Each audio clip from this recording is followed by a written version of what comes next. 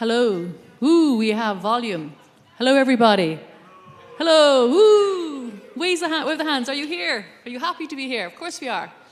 Okay, so welcome. My name is Gillian Gotzel. I'm the founder of blockleaders.io and a journalist with Cointelegraph and the Street Crypto. And I'm also the newly elected congresswoman for Liberland in Europe. Ask me afterwards if you're intrigued. Anyway, I'm delighted to be here because DevCon has just got a cybersecurity overhaul. The DeCC X Shielding Summit held by DCC and Privacy Guardians, and you guys are here to witness it. So thank you so much for coming. This is the first time that the DevCon conference has been joined by the leading confidential computing summit. Two giants have come together to produce this day of talks, panels, workshops, and startup pitches, all focused on the privacy of blockchain. This is an opportunity to step into the future of decentralized technology and be part of a movement that values privacy and innovation at its core. DCC, or Decentralized Confidential Computing, was created at the start of the year by a consortium of privacy-focused companies. 6 major events later, and some 30 companies have joined the DCC Alliance, including Secret Network Foundation, Coty, Arcium, Fala, iExec, and Partasia Blockchain, amongst others. These companies are sometimes competitive, but all adhere to the principle of confidential computing for blockchains. Together they include 5 main privacy technologies, including TEE, MPC, ZK, FHE, and Garble circuits. On the other hand, Shielding Summit, led by Privacy Guardians, has established itself by uniting participants, founders, builders, and policy advocates to advance the future of privacy, data protection, and public goods funding in decentralized systems. Shielding Summit 01 launched during ETHCC 2024 in Brussels to huge success, including the company of Vitalik Buterin.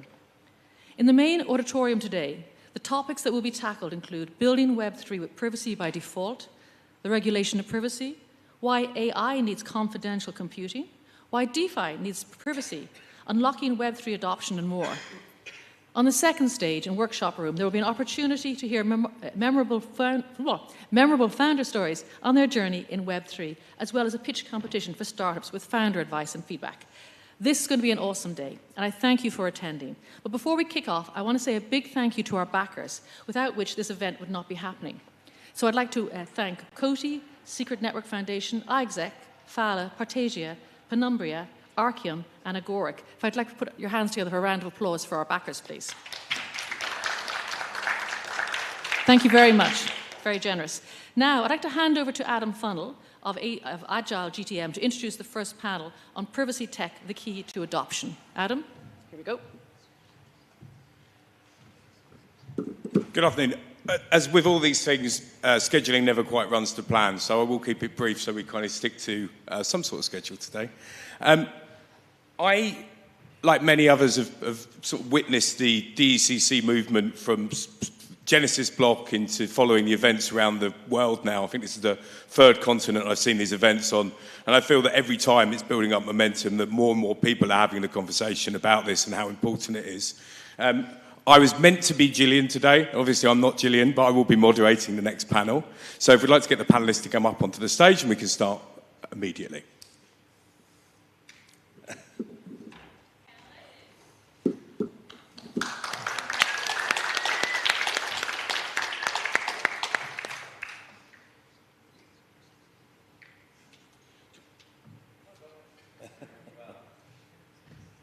And maybe try and sit under your pictures if you can. I did go to one recently and people were under the wrong pictures and it confused a few people, but I don't think it matters too much.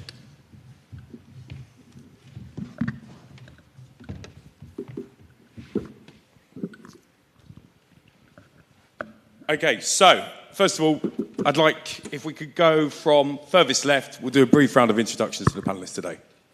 Hello everyone, I'm Payman. I'm from Fairblike and we work on applications that privacy makes them more efficient and you can save money with privacy. Hi, I'm Leona from Intmax. And making our stateless layer of Ethereum, which provides extreme security and privacy at the same time, while we are choosing the trade-off where users have less functionality, but more privacy and security. Hey everybody, and thank you for coming. I'm Shachaf Bar-Geffen, I'm the CEO of Kodi. We're building a privacy-centric Ethereum layer 2 using a novel encryption technique called gobbling circuits that allows us to be very fast and very lightweight in operation. Hey, I'm Henry DeValence from Penumbra. We're building an interchain privacy layer and shielded DEX.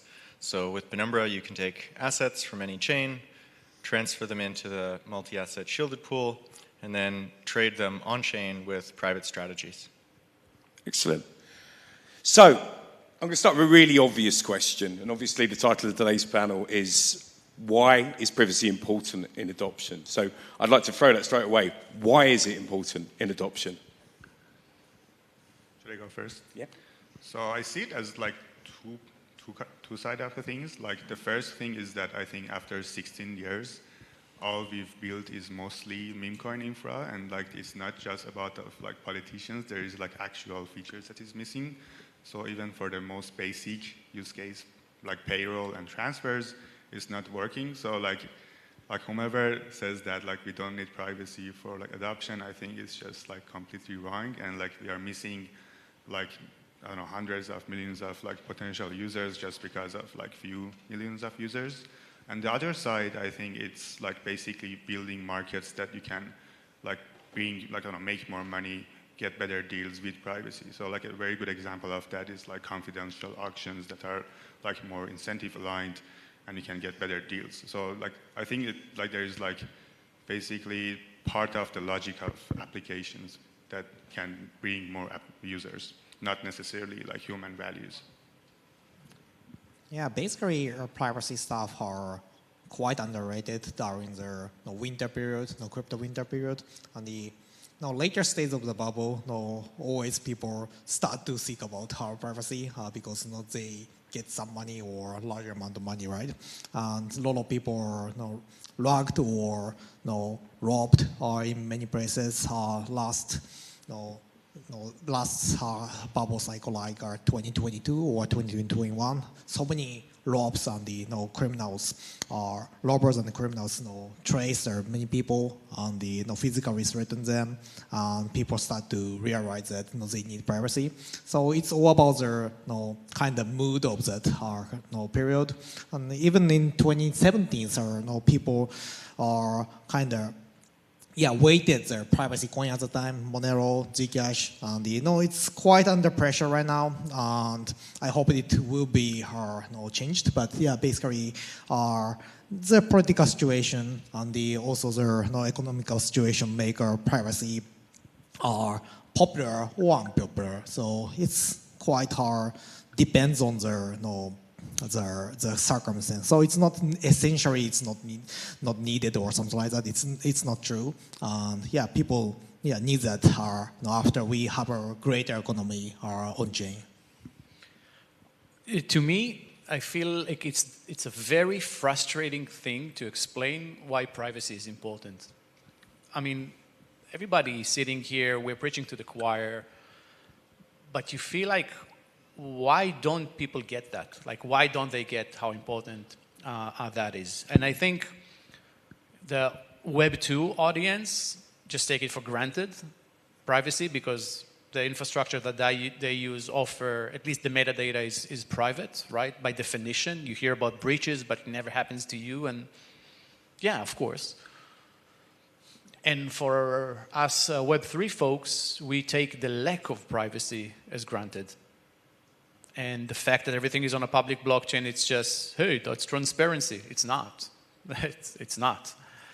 And this is why and we talk about use cases, and right, using confidential computing, you could do blind auctions, you can do Ether wallet can do private transactions, and all that is amazing, right? But it's not. I think privacy is not just about the use cases, it's about freedom.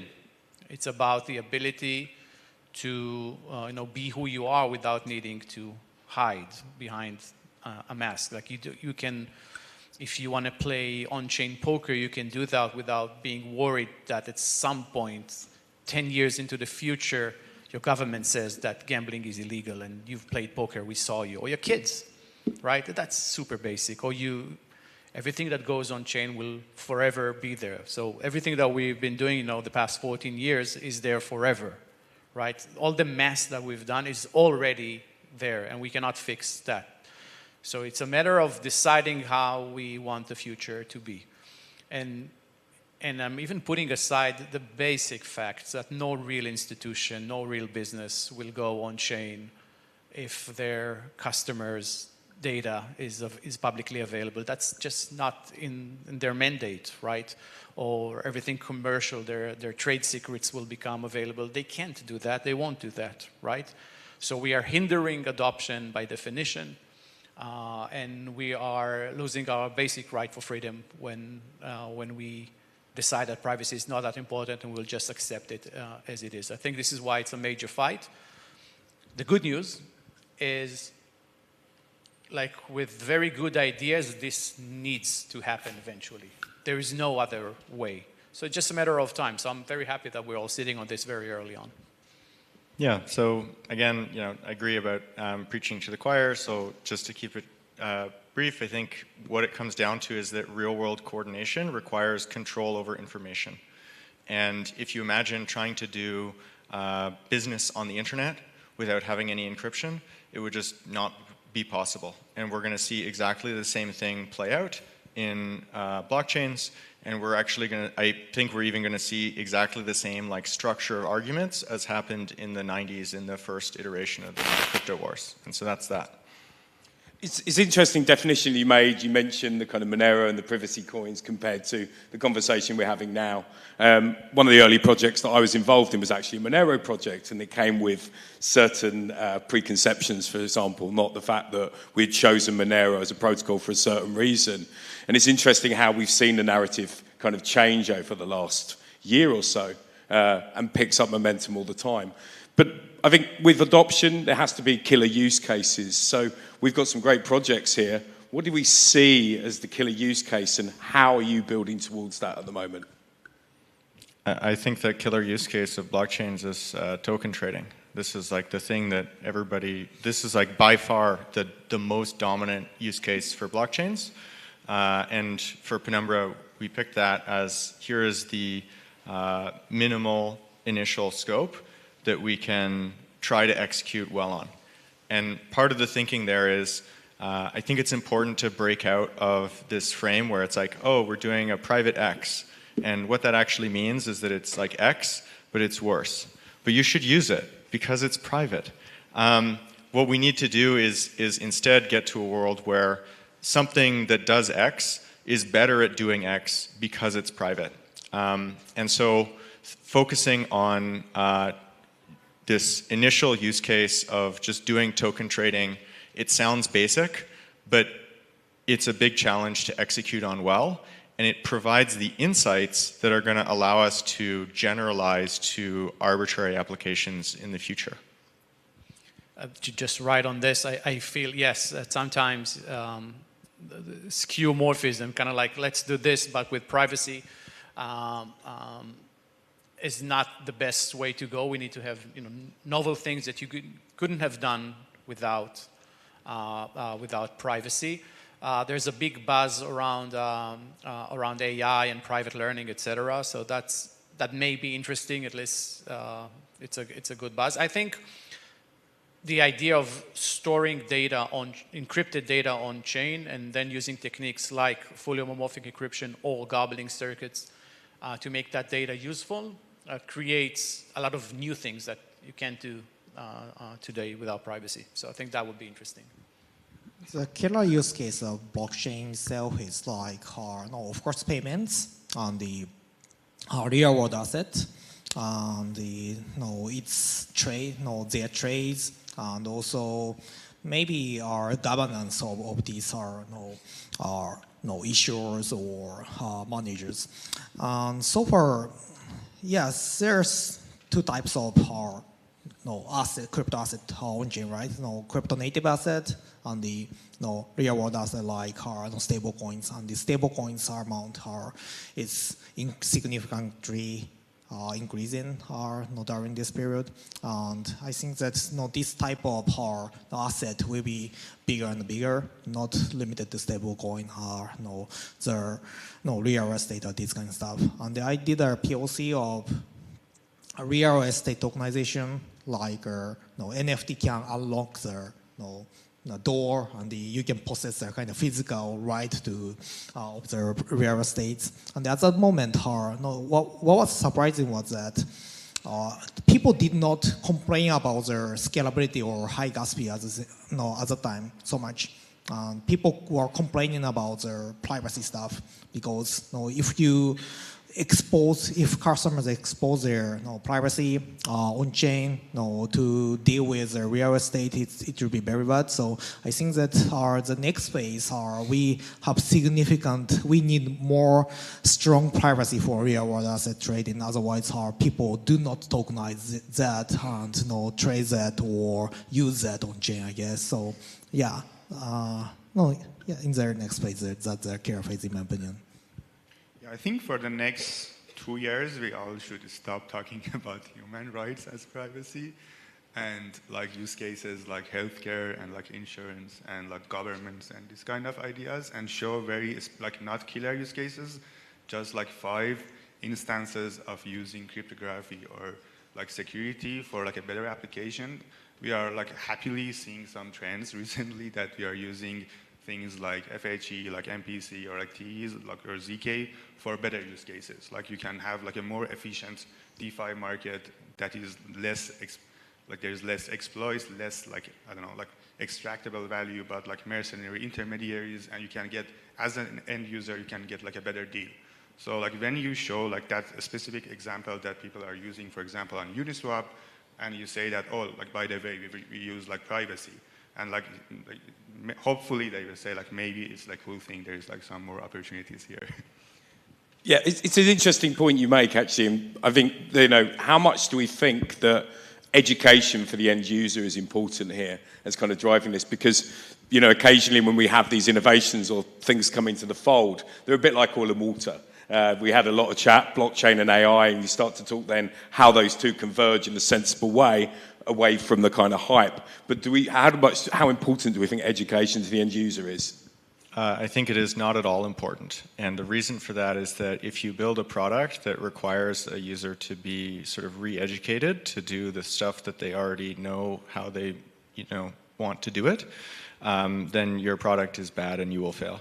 So instead, we should be aiming to do all of the actually quite sophisticated and difficult cryptographic work in order to align the actual cryptographic properties of whatever blockchain protocol product is being presented with the user's expectations, right? If you start using Signal, you don't have to be re-educated about here's all of the weird aspects of the private messenger. They built a new this is not new anymore, but 10 years ago when they launched, the innovation of Signal was we're going to make a new cryptographic messaging protocol that works over asynchronous networks like text messages so that it doesn't just randomly break while you're using it. And that's an example of how they took the time and the effort to align the cryptography with what the user's expectations already were, which is I want to be able to talk to my friend privately. And similarly with blockchain privacy products, the goal should be to build a product that just works as a product. I remember there was a really funny meeting maybe almost a year ago now with some of the Penumbra team where somebody on the front end team was like, oh, but we've done all this stuff and we've just built it, but now it just kind of looks like any other DeFi app. And it's yes, we did it, we won, great. And I think that's a key kind of mindset shift between we're doing ZK, as a kind of cool, demo or prototype, to we're doing all of the work required to make that into a usable product. I remember the moment, on WhatsApp. I don't know how many you use WhatsApp, and there was at some point in time, maybe 2 years ago, there was. The end-to-end messages are now encrypted. And I remember people looking what the fuck? What do you mean now? What happened What was going on before? Where did my message go? And so I think I 100% agree with Henry. People don't like to be lectured. People don't like being told what to do, and what you're doing right now is wrong because you're losing your private. People don't want to hear about that at all. They just want excellent products. And when we're talking about the masses that we want to bring in, very low bandwidth. You just need to provide, the best possible products. My bleak perspective is that, a lot of things are carrot and sticks. I think it will be sticks eventually. Like, I think there's going to be like a massive breach of some sort. Maybe, some organization kind of like start publishing data about transactions and connect it with people, etc. And people will be, like in a Black Mirror episode and be super frightened about everything they've done on a public blockchain so far. And I think that may be the shift towards people actually actively looking for things that are more encrypted. Yeah, I agree with that. People hate lecture and they hate being preached by somebody. And in that sense, I think that it's a drastic idea, but we make the best tracer and they publish that, right? So basically right now, chain analysis and in crystal, they are quite hard on the high price and it's not published, right? So if we publish, somebody's published there, who on-chain tracers and they trace everything and this address is friend or payment and everything is on the blockchain explorer. People start to know that, I need to hide something, right? And so right now the problem is that people are not serious about their on-chain privacy because of their tracers are limited, and the people do not imagine that tracers can be used by malicious people or kind of criminals or side as well. And yeah, I think that tracer side, if we commoditize their tracer side, maybe people will realize their possibility or need of privacy, and I think it's their most kind of effective way of their education. Yeah, my end vision for privacy in Web3 is that ideally it should be effortless and you shouldn't even know that you have privacy, and the protocols that are not private should be publicly shamed, like HTTP. But you shouldn't make, I think a lot of people actually care about privacy. It's country specific, but a lot of people care, but not as much as paying a lot or being having a lot of psychological and technical costs. And privacy is cool for many people. I know a lot of people that don't really care about privacy, but use Signal or Tor to just show to their friends that I'm private. And I think it's a positive thing, anyways, right? But I think education, nobody talks about education. I think education is super important for the very same reason that we had something like crypto zombies, because Solidity was a very vague idea that really nobody knew about that. But because of using gamified experience, interactive education, a lot of Solidity developers actually built really serious products. I think we shouldn't never call it two-party, privacy preserving gamified DeFi when we are talking about poker, and we need to build more poker so other developers can just learn developing more serious applications by these simple examples. Yeah, I think it's an important factor that I was talking to someone about the use of VPNs, for example. And how many of us who want to log into public Wi-Fi just take that as a given, that it's a sensible step to take, a bit like not having your password as password 123.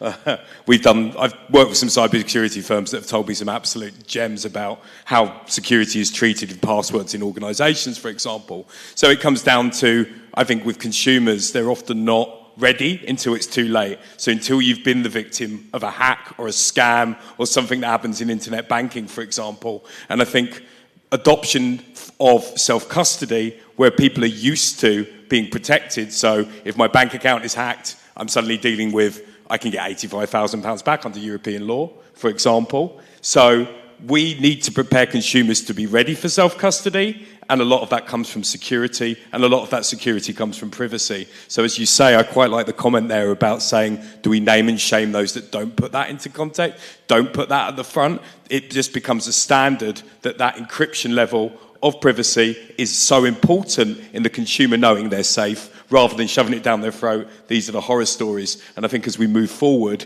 it's all going to play a role. I'm being told we've got a minute left, so I thought I'd hand over to the audience and see if anyone had any questions before we move to closing remarks. Over there. I'll try and come down with them.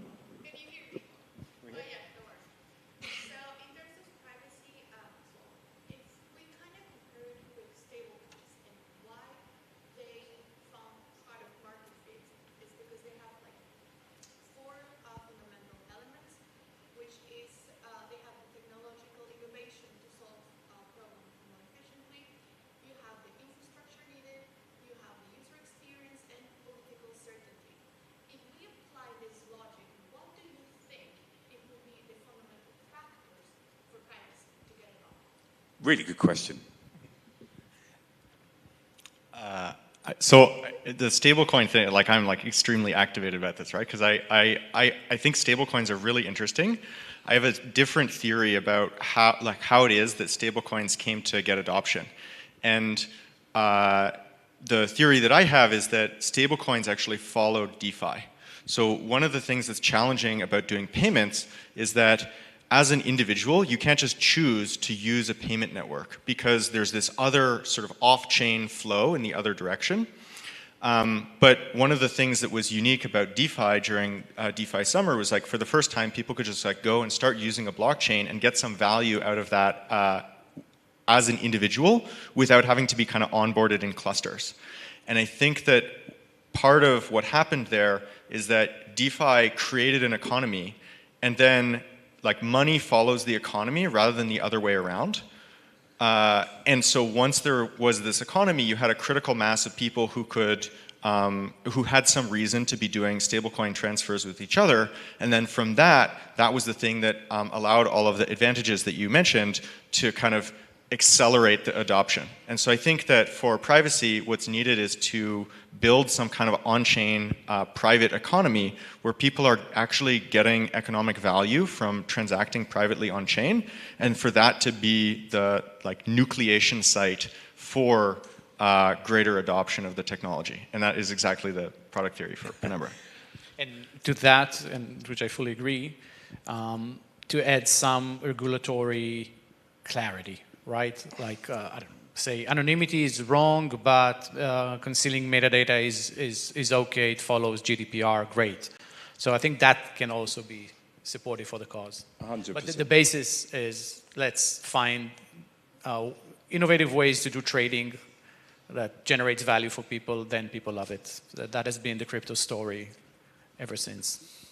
Really, I was going to pass to closing remarks, but I think we couldn't close any better there. So apologies that we couldn't quite get round, but I think we've reached a really good point. Actually, talking of regulation, there's actually a panel on that a bit later, which I think everyone should stick around for. Personally, I've been looking a lot at MiCA, like many of us should be at the moment, and where that leads many things. So I'm looking forward to that. But thank you so much. It's so great to have such a knowledgeable panel and such great audience to ask such good questions.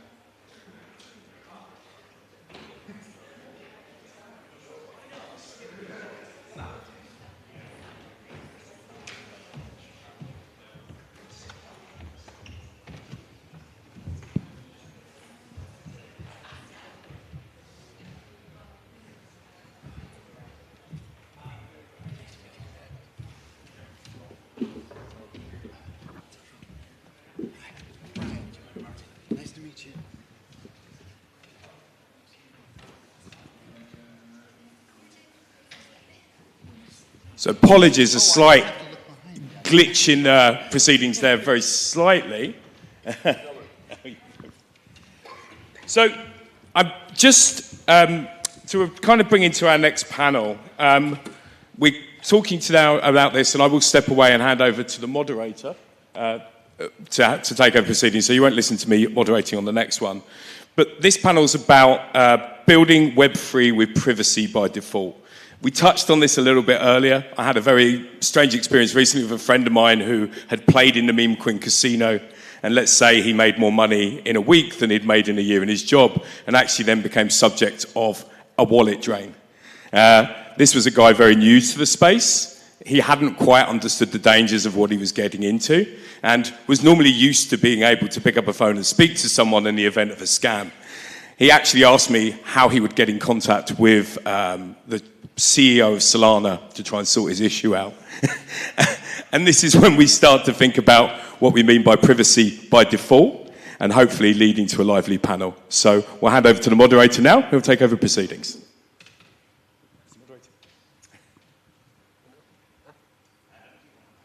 Well, I guess I have to. So, apologies for that. So I will be moderating again, basically neglecting my last comment. So, first of all, we start to the left here, this handsome man that I actually met in Rome a few weeks ago. Maybe if you hand over and we introduce ourselves as a panel. Nice to meet you guys. I'm Martin, DevRel at IXSec. We are providing flexible solution for protecting data, managing it, and monetize it within the Web3 ecosystem. And when I'm talking about solution, it's developers' tools that leverage decentralized confidential computing, more especially TEE. Hi, I'm Brian Norton, CEO of MyEther Wallet. For those who are not familiar, MyEther Wallet was the first wallet interface on the Ethereum blockchain. We launched 2 weeks after Ethereum went to mainnet.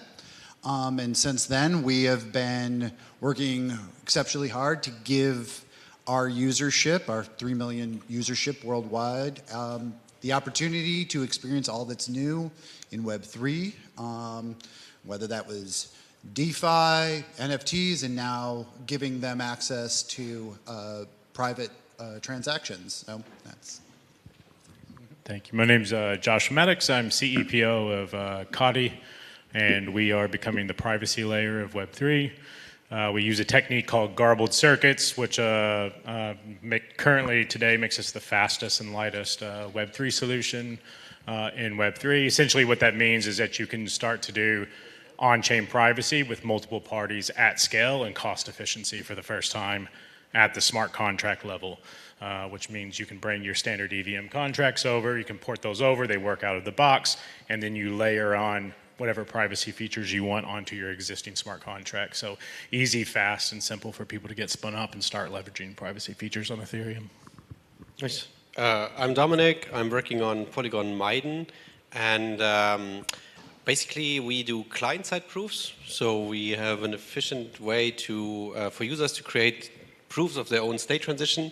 So their state can be local or private, and not only the state, but also the execution, and the blockchain doesn't know shit about anything. You do only a commitment.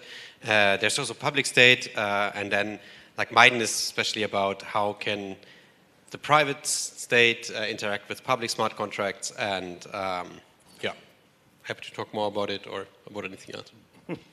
Thank you very much. So, one of the things we're facing at the moment in Bangkok is the traffic and people getting to things on time. So, thank you for bearing with me while I got everything together, but hopefully it'll be very smooth running from here. So, big question. Web3 promotes transparency, yet privacy remains at its core value. How can developers reconcile these seemingly opposing goals in their projects? Like transparency and privacy? Yeah. I think that's a super interesting one because, like, as we know, normally blockchains, they verify, like they have this dogma, don't trust, verify. And blockchains were designed before the advent of CK, meaning that verification always needs transparency. Like I cannot verify someone else's transaction if it's not transparent. So I end up with pseudonymity. But with CK, I have a tool such that I can use this, or I can still stick to don't trust, verify, but now I can verify something with zero knowledge. And this is actually quite cool. So like you don't need to be transparent to be able to verify transactions. You need to have another state model, but this is, yeah. So you can solve this problem and still be trustless. Huh? Yeah, I think for us, we follow the philosophy that it should be put into the user's hands and the developer's hands. So I think for people to be able to adopt privacy, they need to come with the same approach that they do in Web 2. And I, as the user, should have control over my data. And so you can make choices in on what you want to be transparent, what you want to be private, and then it's the job of developers to make sure that those experiences are, easy and fast for those users to be able to make those decisions for themselves. So, a great example would be about 2 years ago, one of my family members got my whole family passed a 23andMe, and I told my family we are not using this.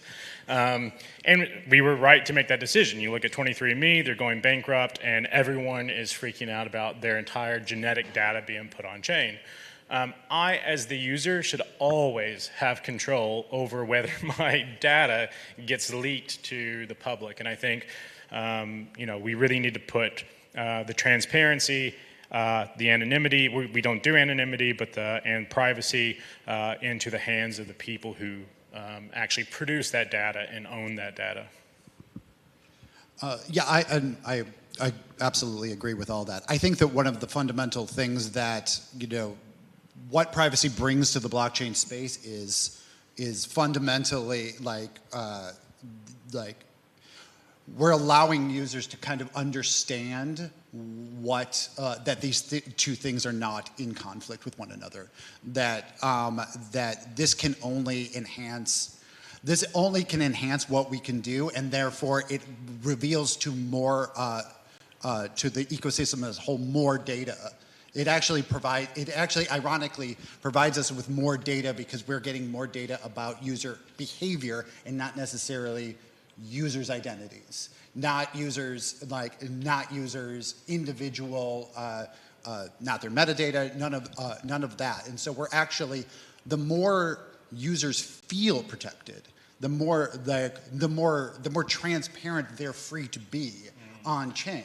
And so, I mean, that's that's what fundamentally excites me as somebody who is servicing retail users. It's that I'm providing them that safety to go like that extra step, explore that extra thing, that new thing, knowing that they're safe. Just to be sure that I get the question, can you repeat slowly? You've got a strong accent. You're not the first person to say that. Yeah, Southeast London. But anyway, I'm a bit posher now, so I live in the countryside, so hopefully it's softened a little bit. But just for you, I will repeat because there's a lot going on. So Web3 promotes transparency, yet privacy remains a core value. How can developers, from the developer side of things, reconcile these seemingly opposing goals in the projects that they're building?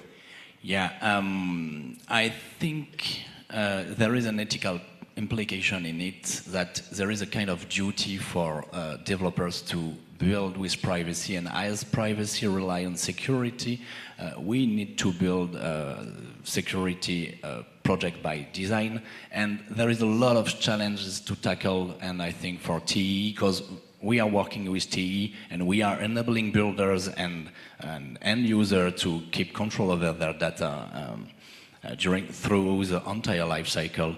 So, and I think it's the same for every technology. There is a lot of challenge. So, yeah, we need to find a kind of middle ground between a right balance between transparency and privacy. And I think it's best through first educate people to really understand what is privacy. Because I think I've got plenty of my friends that always say, I have nothing to hide. And there is a really cool documentary about it. Like, we always have something to hide because there is a bunch of data, and as soon as our data is controlled by someone, they can use it against us. So, yeah. I don't know if it answers the question, right? I think it answers the question fairly well, to be fair. It's an interesting point that you're making. I think as users, people need these seamless experiences. I think, when I first was asked to pay someone in Bitcoin, I paid a graphic designer to do some work for me, and he wanted just to be able to receive Bitcoin because he was curious about it. And this was about 7 years ago. I installed a wallet on his laptop for him, and as an Apple Mac user, he immediately wanted me to delete it and asked me for a bank transfer because he felt that he was going to get some sort of virus on his computer. You see this sort of fast forwarding that we want that Apple Mac type experience, we want that Apple type experience for users. So with that in mind, thinking about the overall experience of sort of back end and front end, how do we envision Web3 evolving to make privacy a seamless but invisible part of the user experience rather than a burden? And we all know what we mean by burden, something that's a pain in the backside, like when you have to connect in a certain way. So what innovations can we see coming that help build that seamless experience? I think initially, while ideally this is going to be just abstracted away from the user, they're not going to see it. But I feel like, particularly for new users coming in, there is a certain degree of education that needs to be communicated to them that this is in fact private. Because it's not only just privacy by default also implies that you have the freedom to disclose. And knowing that they have that, giving users that knowledge that there is that freedom there, but they have to do it. That is proactive on their part. There's also the fact that some people. I know when I first got into the space, my first transactions, and I'm going onto Etherscan the first time, I'm like, oh, well, I can't find it. So I'm assuming nobody else can find it either. I don't know what this means. And then there being just that little shock to the system, like, no, there are people who can. And now that I am one of those people, I know what people that people have reason to be scared of me. And so I do feel like initially pushing forward privacy as a value proposition is going to be really beneficial for the ecosystem before we can actually start pulling it back. And it's interesting you say that as well, because we did use the Apple Mac analogy, and I'm not going to labor it, but if you look at virus protection in Apple compared to PC, we'll have an argument about both sides of that philosophy. But actually, as a PC user, you can decide who you're using, right? You decide that you're happier with Norton than McAfee or whatever, right? So it becomes part of your choice. If I look into this and I have my Android loading screen, it says secured by Knox, right? It gives me that level of protection. And actually, as a consumer, you're free to understand. So there is an element of education. Does anyone else want to add to that question? I think we need to, it would be perfect if we would have a signal-like experience, right? So if people know it is private, but it touches and feels like WhatsApp. But I think there are several problems that we have to overcome for this. And but I think as long as privacy is not as easy to use as a normal thing, or as cheap, then people just won't do it. And the problem is, with transparent blockchains like Ethereum, when we want to add privacy to it on top, then it will always be the more clunky and more expensive solution. We cannot, we need to hide data away or need to hide the transaction graph away afterwards, and this is just way more gas expensive. And so it could be that we need to redesign blockchains in a way, or it could be we find other solutions to that. But I think as long as it's not as easy to use as a normal transaction, then people won't just do it. Yeah, I think we could completely agree with it having to be easy, fast, and cheap. And that's one of the reasons we became an L2 on Ethereum, because you're right, you can't do this on Ethereum. With garbled circuits, because of the speed and the lightness, you can now do this on an L2 at speed and cost efficiency on any device. And I think for people to be able to adopt it, we have to work with the interfaces. So we recently announced a partnership with MyEtherWallet. We spoke with them. We were really excited to partner because MyEtherWallet's point of view was we have to approach the user experience. And until we think about the user experience and how people are going to come through the interfaces in which they sign transactions, in which they onboard into Web3, which is primarily going to be wallet experiences, we're just not going to get anywhere at all. It doesn't matter how fast and cheap it is if people can't easily use it. So I think people like MyEtherWallet, who have, 3 million users, other wallet providers to come on and start paving the way for what the standards are for privacy transactions, putting control in the hands of users. And also, there's a big question over how many transactions are not done because of lack of privacy. So I can't think of there's been a lot of times where I've gone to do a transaction and maybe I'm on the wrong device and I have a wallet that I don't really want people to see my other tokens that are in that wallet. And I'm like, well, okay, I'm not gonna do this transaction. So there's also, I think, like a whole slew of other transactions and onboarding experiences that can happen once the user understands that, oh, I can do this privately, I can do this with the same wallet that I've got other things in, and it has to be done with people like MyEtherWallet. Yeah, and I want to be very clear. We were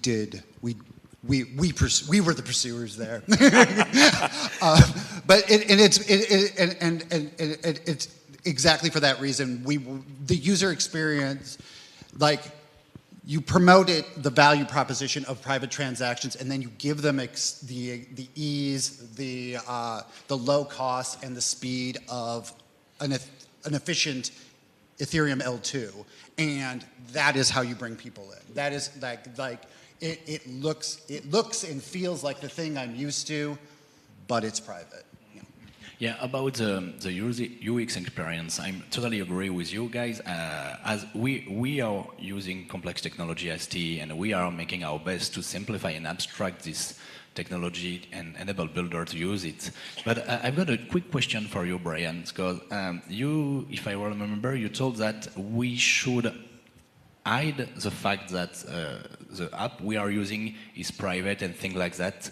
And I don't really get why, because in contrary, I think it can be a marketing, on the marketing point of view, it can be really interesting to show that in the UX, and you are using something that is private and your data will be encrypted end to end, even if, even in the use, we are protecting data in use. So we should not hiding that, and I would like to have your thought about it. I think if I understand the question, it's like why do we want to put that in that out in front of people? Why do we want to make that so overt? And I think it's on the last panel there was some discussion about how we should blame and shame those who are not making protocols private by default. And I think that that's going to be part of it, but the network effects around privacy are going to come from the fact that users are excited about privacy, they're seeing privacy, and now they're coming to expect it. Like, now that they know, now that if the user is aware that this is private and it functions the way they've come to expect, that in a way that they get excited about, and it enables new use cases, then they are going to demand. We up here, us the converted, can blame and shame. I've been blamed and shamed for all sorts of things. I haven't done shit. Yeah, I mean, like shame is effective, but it's not enough. You need that. You need the network effects to like coalesce around privacy, and so that the competition just has to jump on board or they get left behind. And I think that's the primary reason you want to put that in front of the user. Did I do it? Yeah, good point, thanks. I mean, I love it when we start getting into these discussions in panels, and it almost makes your next question irrelevant. I'm not joking there. That's the beauty of when we get smart people together, that we get to the right answers very quickly. I'm interested to sort of think a bit more about, okay, so we're making privacy as default. As we know, there are various approaches to privacy or how this can run. We're going back to this education thing again, and I know we made comments about educating people on consumer apps, but we do need to educate people on consumer choices. So what role do you think that is about embedding this as default? And what work do we need to do to get people to sort of understand the difference between TEs and FHEs, for example? Or do they need to know that, or do they just need to know the benefits? I think educating the user, as the last panel said, is like that needs to be available to the people who want that education, but it's not going to work to educate the user. Like, no one goes onto Web 2 and wants to dive into which RSA key that Google Cloud versus AWS are using. When you go onto your medical app, you don't want, the first 3 or 4 pages, to be like, do you want to use Google Cloud or AWS, and which RSA key would you like to use? Here are the pros. No, I just want to log in, make my doctor's appointment, and trust that that information is safe and that my daughter's medical data isn't going to get leaked online. And so I think you just have to go in, make the user experiences as seamless as possible, and then there needs to be a way for those users to access the information for the maybe like 0.05% who actually want to be educated. I would also say, like, you don't need to educate users. Like, if someone doesn't care, then doesn't care. But like, it's more, you need to convince them by features. Like, for example, private accounts or accounts where the blockchain only knows the commitment of, they are just way harder to hack, right? So at the moment on Ethereum, I can like look basically which account is loaded, and then I don't know, I can try to hack it, or like I can try to hack the bridging account, or like some liquidity pools. But like if you have a private blockchain, meaning that also the accounts are off-chain, then they are super hard to hack. And even if you would know how to hack it, you need the latest state to hack it. So like this is a feature that privacy brings that could convince people who do a liquidity pool, or and it's not only about the privacy, it's just they are more secure. And the same is like privacy just scales better. Like if you have a blockchain that doesn't store the whole state on chain, they don't run into execution and state bloat. So people will see, okay, I use this blockchain and I can get really high throughput. Like because privacy is a cool feature, but just my blockchain scales way better, and then you can build other applications. And this is like, I think, like the benefits, but yeah, education, I think, will not be the thing. I think there's a difference between education and awareness, and we often see banks will lead an advert that says, this is how we keep you safe. These are the steps, or you can get those emails, how to stay safe online. Your bank does that as a bit of a mitigating problem, because actually if you look at a lot of online banking, hacks, etc., it's usually by users leaking data. So they know not to store their passwords somewhere, a bit like we've been educated from day one as kind of leading the charge that you don't leave your private key on a Gmail account, for example, unless you want to do a sort of public hack where you pretend your wallet's been drained for tax reasons. But it becomes down, I think it's differentiating between it, and actually consumers are aware, but also there's a constant reminder from the industry, this is why it exists, and this is what we're doing, and this is how we're improving. Yeah, I think that the extent of education just needs to be like, this is private and this is not, and this is why it's private, and this is why this is beneficial, in this particular scenario, and why this particular use case may not call for privacy, that privacy might not be desirable for whatever reason, but if you're looking for that, that's where it is. Because education, it used to be, in Ethereum, they used to say, oh, education is the best marketing. And I would be like, well, then why do universities have marketing departments? It doesn't sell itself. I just think educating the user, I want people to come on my Ether wallet and know, okay, if I'm going to be transacting here, it's not going to be private. Do I need it to be private? Do I need it to be Ethereum based? Do I want this to settle to Ethereum? So I go to Cody. Do I want just a straight private transaction for whatever reason? EVM doesn't matter. Then I'll choose Fira. I'll choose something. Choose another private blockchain. So they know that what they're choosing is actually going to fulfill their goals on chain, and it's not going to disclose what they don't want disclosed. There we go. Yeah, in my opinion, as a tech privacy provider, we've got two education jobs. We need to educate builders, and they need to have a good understanding of our tech if we want them to trust our technology. Then we need to educate the end user, and end user in my opinion, they don't need to know how our tech is working. Like when you are using internet, you don't need to know how work HTTPS. So first we need to educate builders, and then builders will educate, I hope, end user. Yeah, exactly that. We're running up into time now. I think really good panel. And like I said, I'm always in a great position where we've actually answered some of my advanced questions. We're just going to hand over now to see if any burning questions from the audience. And I'm going to have to keep it super brief on the answers, but yes. Yeah, thank you. I would like to ask you about, the panel discussed a little bit about privacy and transparency. We don't want to lose that. But one thing I think in that angle is that compliance. So what do you think about compliance in that angle? So the three angles that would be create massive if you comply with law.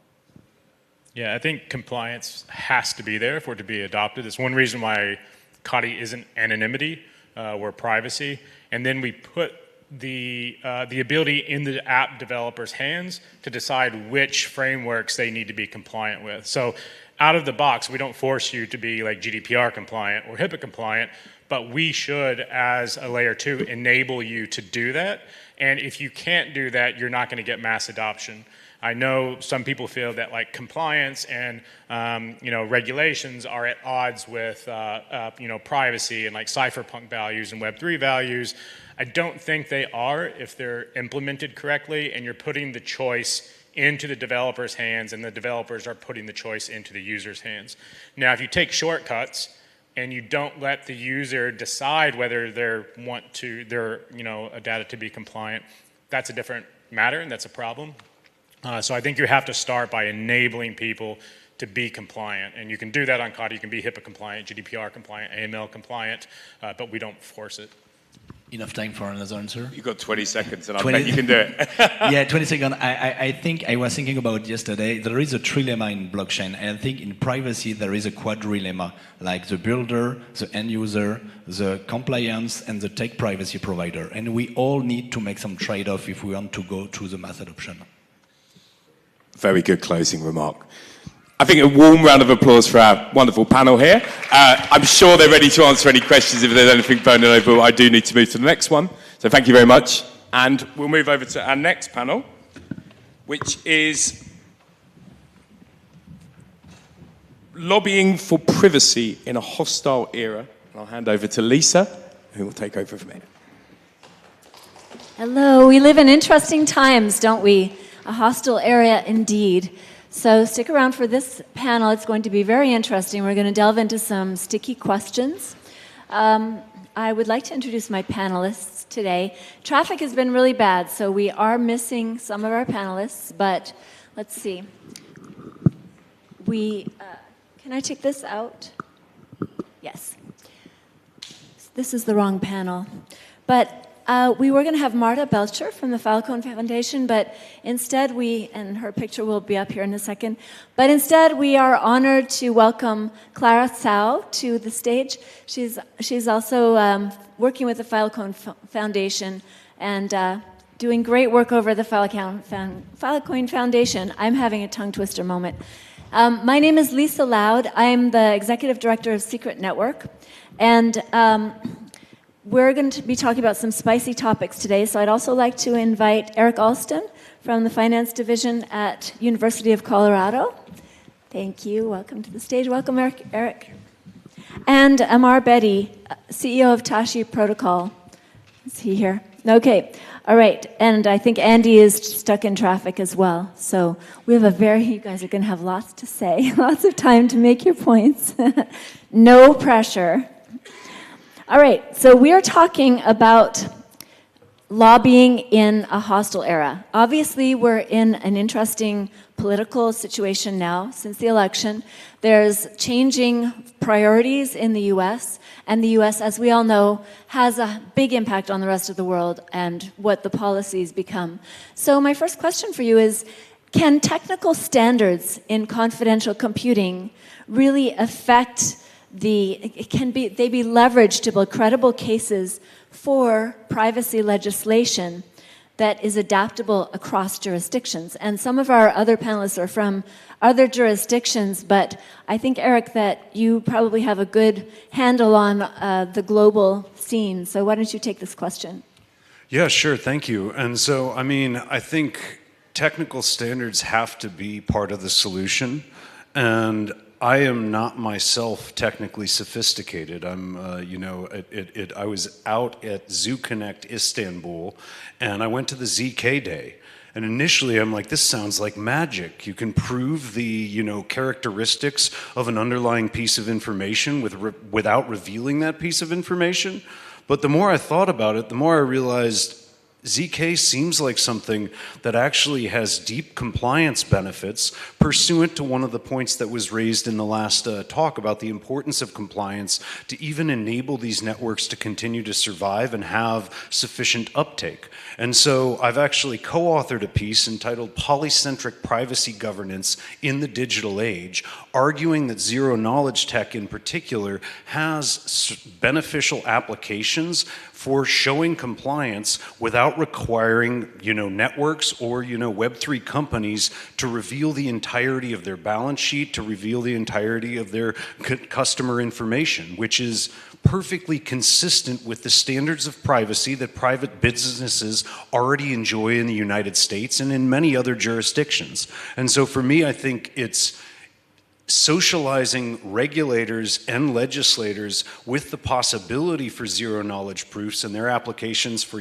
proof of solvency, proof of voting occurring in ways that are actually have integrity within those processes. I think there are huge benefits to zero-knowledge proofs that are just not well known, because as of last November, I was like, wait, this is amazing. And so to me, I'm kind of becoming a zero knowledge and privacy advocate, although to be very clear, I think privacy is incredibly important because of the way in which it actually is a foundation for other rights. The exercise of association and speech for minorities or vulnerable interests, to me, they rely integrally on privacy itself.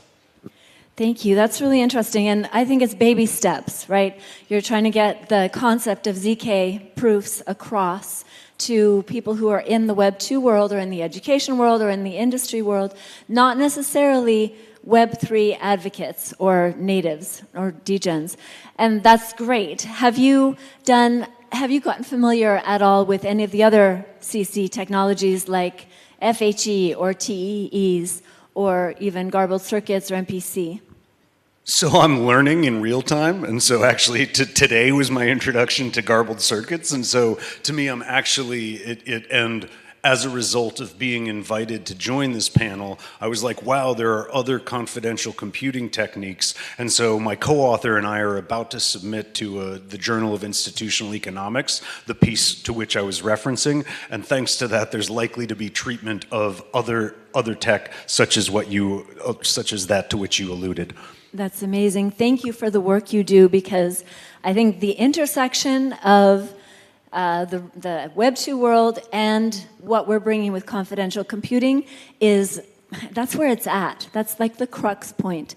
And without people like you who are bringing that from the other side to the Web 3 world, I just don't think it'll happen. So let us know how we can support you. Clara, did you want to take a shot at that question too? Yeah, I actually wanted to build off of what Eric said around different applications in zero-knowledge proofs. So I spent years actually working in U.S. government across Obama and the last Trump administration, actually on the issue of election security. And today we're facing a big challenge in the US and also all around the world where people don't trust the election process. Sometimes that comes with content that they see online. Sometimes it's actually the process of voting and trusting the systems. And when you can use an application like zero knowledge proofs to really prove that someone voted without election officials being able to see the results, there are so many possibilities if we can implement this kind of technology in the right way that have huge implications for furthering democracy. And so I just wanted to add to that because I think a lot of us who are coming in from the US are feeling the election wave and some of the polarization that has continued to evolve over the last few years of sentiment around elections in general. And we're actually, I don't know if you guys know this, but this year is a year where the most people around the world has been voting simultaneously. This year, 49% of the world is voting. So it's not just the Western world. Everyone is engaging in this selection process and figuring out how to do so in a way where the internet is at the tip of their fingertips and they're getting pieces of information from all around, and some might be modified by AI or other means to push a particular narrative. And I think this is when projects like Filecoin, which I work on with Marta and my third co-founder, Megan, we co-run the Filecoin Foundation. We're really looking at how we can think about storage as that layer to authenticate and prove that a piece of content has not been altered over time, and how we can also at the same time preserve the identities of journalists who are submitting vulnerable information for reasons where they really don't want their identity to be known. So groups like Freedom of the Press Foundation, they have a tool called Secure Drop, and we're the largest supporters of Secure Drop and tools like this because we believe that you should be able to securely, with privacy, be able to share key information that the public needs to know. Amazing. Yeah, I heard Marta speak at the Falcon Bangkok event a couple days ago, and she used a term that I'm actually quoting. So she said, as a woman, we've kind of made a Faustian bargain. We have a silver lining. This election result is great for crypto, and sometimes as women, we really question the underlying philosophies that have brought it about, and yet we're enjoying the benefits of it. So I'm keeping that quote. Faustian bargain was a really good one. So let me ask you, in what ways can decentralized privacy tools be designed to both withstand regulatory scrutiny and empower users without compromising core privacy principles? I think this is a three-sided question because you've got the push to maintain compliance, and then you have the other side push to maintain privacy and rights, and then it all comes together in this, but you don't want it to be public. So either of you want to start with that question? Sure. I mean, I think a deep dilemma is what is the right level of privacy, but I think the answer may be easier simply because we lack so much privacy in the digital age that I feel like steps in that direction are an improvement, and let's get a few steps in that direction before we argue over true anonymity, etc. But pursuant to the decentralization point you were making, I think the integrity of a lot of the applications of these technologies is actually deeply enhanced in decentralized contexts. What do I mean by that? I'm about to give a talk down in Australia at RMIT in Melbourne entitled Digital Constitutionalism, Rights Are Only as Good as Their Enforcers. And make no mistake, I myself can't verify truly whether something has run a ZK circuit successfully. I have to take someone's word for it. That means there are deep information asymmetries for the technically unsophisticated like me in terms of accessing these technologies. That gives rise to the emergence of independent audit functions, often in highly specialized organizations that maintain a good reputation for doing so. But the problem is the greater the incentives to defect from a particular rights protection on the part of a private technical provider, that audit is obsolete by the time the auditor is leaving the building. And that issue is increasing in terms of the value of defecting from a promise or a guarantee of rights protection, including privacy in these contexts. And so I view the deployment of these technical solutions on decentralized networks as actually essential, because then those who are performing the specialized auditing functions can have the confidence that the rules aren't changing because, one, these rules are pretty entrenched on blockchain networks, and two, it's pretty darn visible when rule changes occur. And to me, that's actually essential to maintaining the integrity of this critical auditing function for folks like me who are beset by information asymmetries in so many of these technical contexts. Yeah, the asymmetry is not governed by power so much as technical acumen, is kind of what you're saying. Everyone has the ability to see the same information, not everyone has the ability to understand that information. Clara, did you want to address the question as well? Yeah, I wanted to just kind of take away one point for all of you guys here, which is safety and privacy are sometimes on the opposite odds of the spectrum. I used to work on terrorist use of social media, where there was a lot of challenges with how to protect people, but also a lot of governments who don't care about protecting privacy will have a backdoor. And I think this is where there's a lot of opportunity when we think about decentralized AI agents that a lot of people, even this week, are thinking about, where you can preserve identity, preserve where data is coming from, but also help key individuals get information without necessarily revealing who the user is. But I think this is important, because if you look at the history of US legislation, I also spent years working on content moderation and trust and safety. A lot of these are really big challenges where you see a lot of legislation that's meant to protect kids. We see a lot of kids' online safety acts. Even this year, there's a lot of regulation that no one in Congress can agree on. And the biggest challenge is a lot of these things that are meant to protect kids end up leading to a lot of their personal privacy being significantly violated.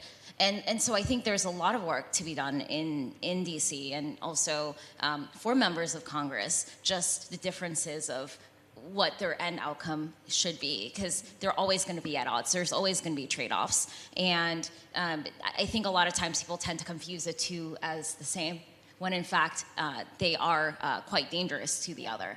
I've also spent a lot of time working with different trust and safety teams at large companies, and there are so much legislation that end up benefiting no one, right? They end up creating compliance measures where people working at companies end up spending a lot of time just trying to comply with the policy and any piece of legislation, and they can't protect the users, they can't also protect privacy of users. So I think this is when we think about ways that we can help as a community, one of the niches that we support out of Filecoin Foundation for the Decentralized Web, our nonprofit arm, are programs like Tech Congress, where we try to bring the top blockchain experts or technologists into government to do a term of service, and for them to also sit at the forefront of how to also write the best policy while helping people who are not as deep in the weeds on these issues really understand the nuances. And I was very similarly spending time for almost 4 years in US government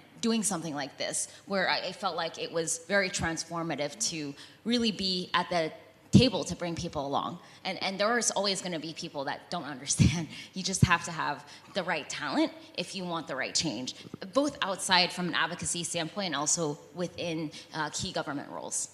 Amazing. And Lisa, since we don't have very many panelists, would you like to make a comment on this? Why, yes, thank you, Lisa, I would. I have had the privilege of meeting with Commissioner Hester Peirce several times over the last year, in this year actually, and she told me some things that really surprised me. I was talking to her as, a representative of the SEC, but she was coming to these crypto conferences, so I was like, wow, you're cool. And you're meeting with me, this is really cool.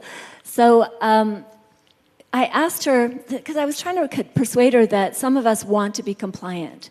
And she said to me, you guys are trying to bend over backwards. She said, why are you trying to build in backdoors to everything when that can so easily be used by corrupted governments?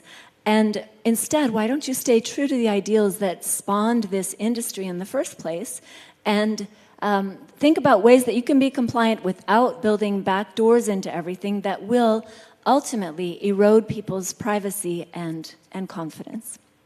So that's my answer. Can I add something real quick on that? Yes. And so I've actually also had the privilege of meeting Commissioner Peirce at a crypto event in London, and I think she's excellent on these issues, but I also think that I completely agree, bending over to show compliance, at some level, it's at odds with the core principles on which kind of any civil society is founded. What do I mean by that? Innocent until proven guilty.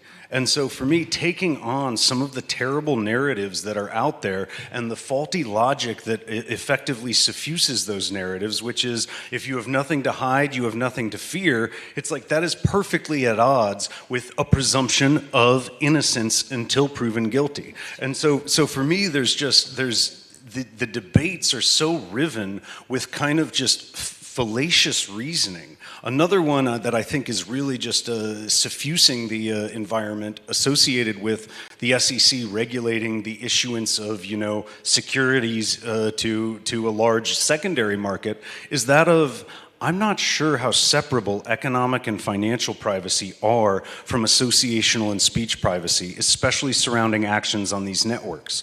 And so my co-author on the piece I referenced earlier, she and I sent shielded payments back and forth to one another on ZK Bob, which is just a shielded payment network on Ethereum. And they were USDC, under $200, because we didn't have that much to burn, but it was actually queued to a manual key that we'd sent one another on Proton Mail.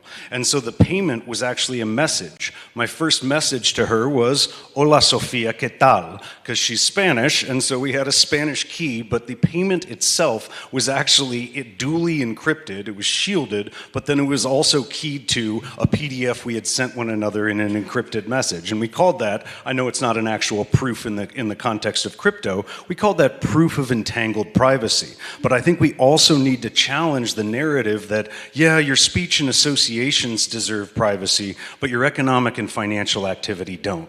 Because to me, I'm not sure how separable those things are in practice in this sort of brave new frontier we're all excited about.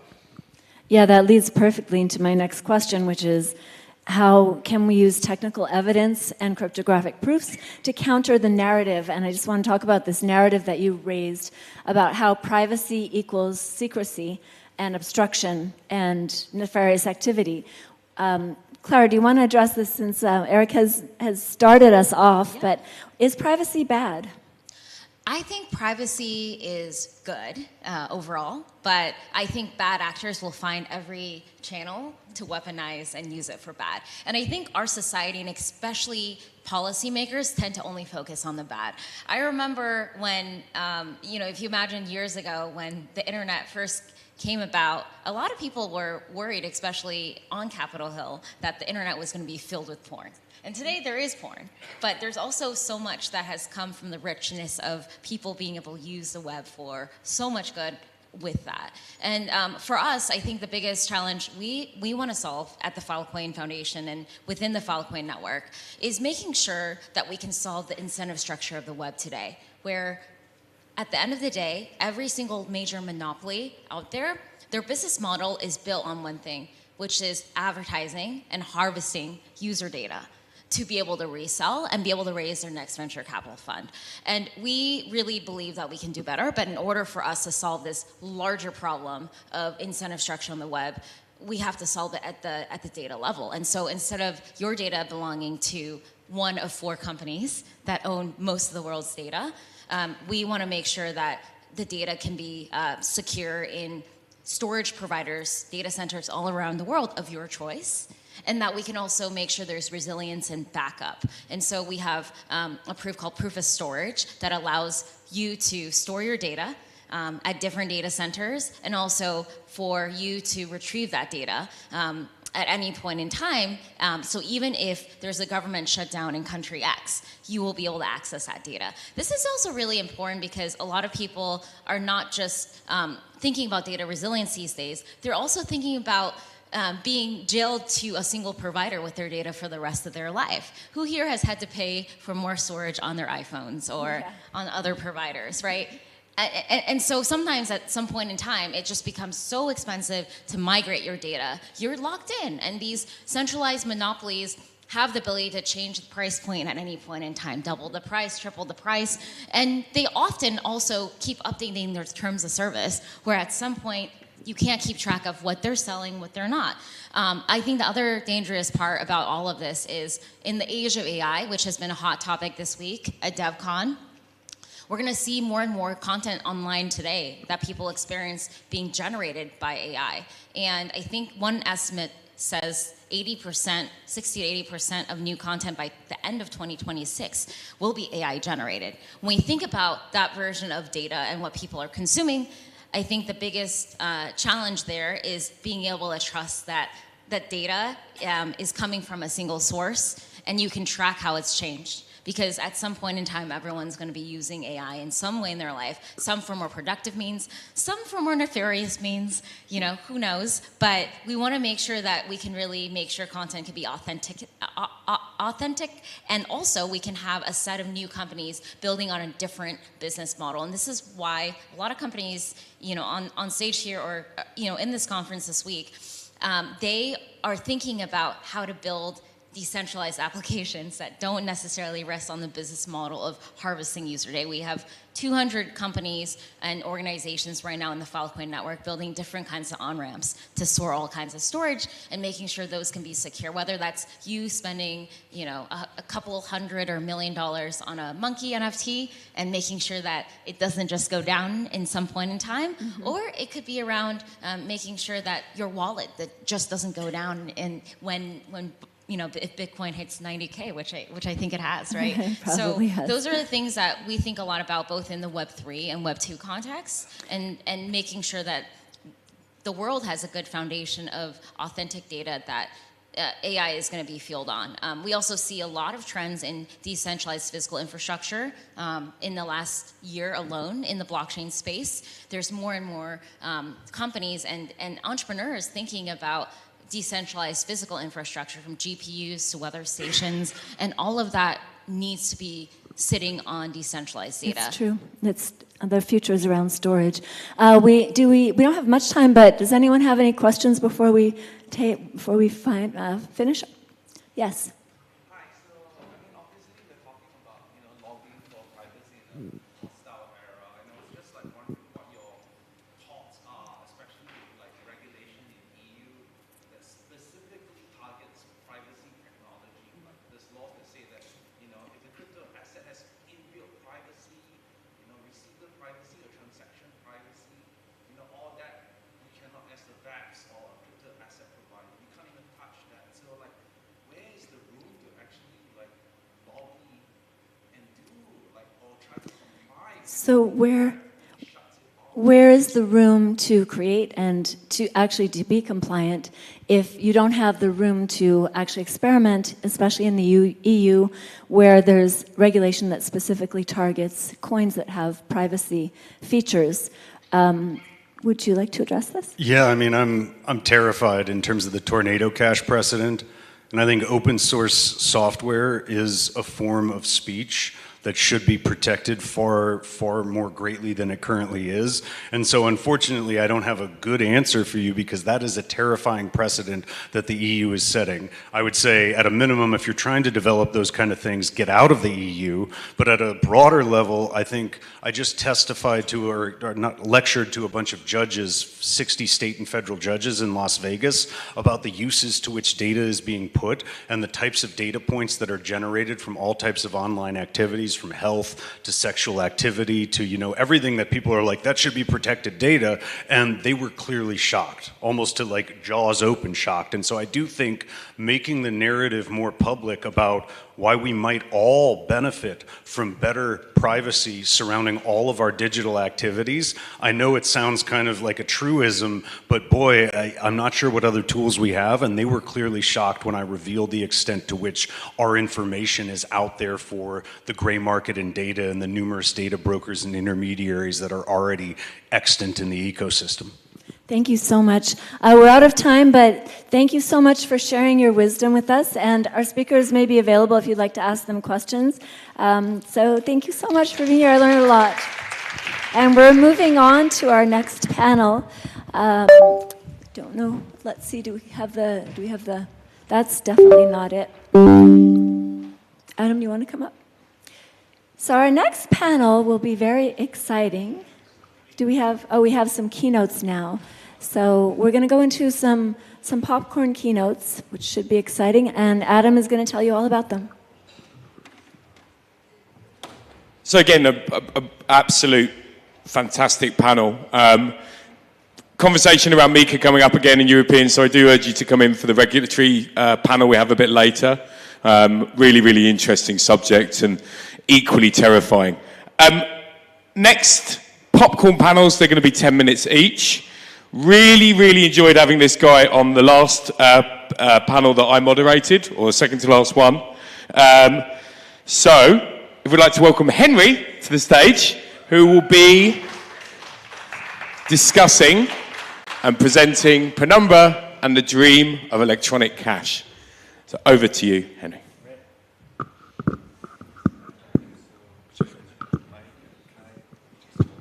can hold it if you want. Okay. And then this is the clicker. Cool. Awesome. Well, I'm going to get started without further ado because I thought that it was supposed to be 15, so I'll just go quickly through the slides. I'm going to be talking about Penumbra and the dream of electronic cash. So to start off, I actually want to talk about something that might appear unrelated, right? So here's a coin. This is a silver penny from the time of Edward III. And this was defined legally to be 18 grams of silver at 37/40ths fine. So that means that at most 3 out of 40% some impurity in the metal. And when you look at this object, right, this is a 14th century coin, there's kind of two interesting different interpretations that you could have of this object. So if you have 240 of these, that's 1 pound. It'll make the explanation slightly easier. So one interpretation of this is that there's kind of this inside option for operating sort of inside the system. Legally, if you have 240 of these coins, you have 1 pound. And also, at the same time, it's a metal coin. And so there's this sort of outside option to take the money outside of the system, and you have a certain weight of pure silver, which is about 260 grams for people who are not familiar with ancient measures. And if you have this coin, right, like which of these interpretations is correct? Over history, some people say, well, it's actually the true value of a coin is in the metal. Other times, people will say, well, the value of money is created, imposed by the legal system. And neither of these perspectives are actually right. All of the times that people have tried to have truly, purely metallic systems, they just collapse because eventually they fall apart without intervention. On the other hand, when the political power is able to sort of sovereignly define the value of money, this also often causes problems. And so it's actually the relation between these two things that at the time was mediating between the power of the king and the power of the barons, right? The barons can have their coins, use them, but they could also melt them down for silver and go to war with the king. There's a kind of interesting analogy here, slightly imperfect with the way that stablecoins work on chain, but I'll let people kind of mull about that. The point here is that even 700 years later, cash is still a balance on political power. It's a way to say there's going to be some kind of central authority over money, but the contours and the specific reach of that authority is going to be limited for practical constraints. So the problem, though, is that a free and open digital society that's existing online needs to have some kind of electronic cash. And so far in the transition into a digital society, we've lost this, which is a pretty significant issue. So when I say electronic cash, what do I mean by that? There's 4 basic attributes. One is bearerness, right? So someone who holds the cash owns it. The second is integrity. So you need to not be able for someone to forge items of value. In the past, this would be that forging the metallic coins is difficult. You also need fungibility. So all of the cash has to be equal to all of the other cash so that people can use it as their medium of exchange. And fungibility also requires privacy, right? Because if you don't have privacy in your use of cash, then all of a sudden you lose the fungibility of the token. If somebody says, oh, well, actually this has this complete chain of history, all of a sudden it's not actually fungible. And you see this with Bitcoin where if you have cleanly mined, recently mined Bitcoins, those actually command a price premium over older Bitcoins because they're less likely to be frozen or targeted by some kind of Chainalysis type thing. So there's been about 40 years worth of cypherpunk dreams towards building some kind of electronic analog of cash. So going all the way back to 1985, we have David Chaum's original eCash proposal. This is a totally summarized presentation, but just some highlights. We have PGP in the early 90s trying to make the first consumer encryption software. We have Hashcash, which was the invention of proof of work. There's also, less commonly known, there was a system called Mojo Nation in the early 2000s that tried to build an entire digital economy, and it was just like 20 years ahead. That actually, Mojo Nation, funnily enough, turned into Tahoe Lease Authority, which turned into Zcash. In 2008, we had Bitcoin, Monero, Zcash. There's all these efforts at building digital cash. And self-centeredly, I'm going to put Penumbra at the end of this arrow because that's where we are today. So what is Penumbra? Penumbra is a private proof-of-stake L1. So it's a blockchain, it has proof of stake, and all of the actions on the chain are fully private.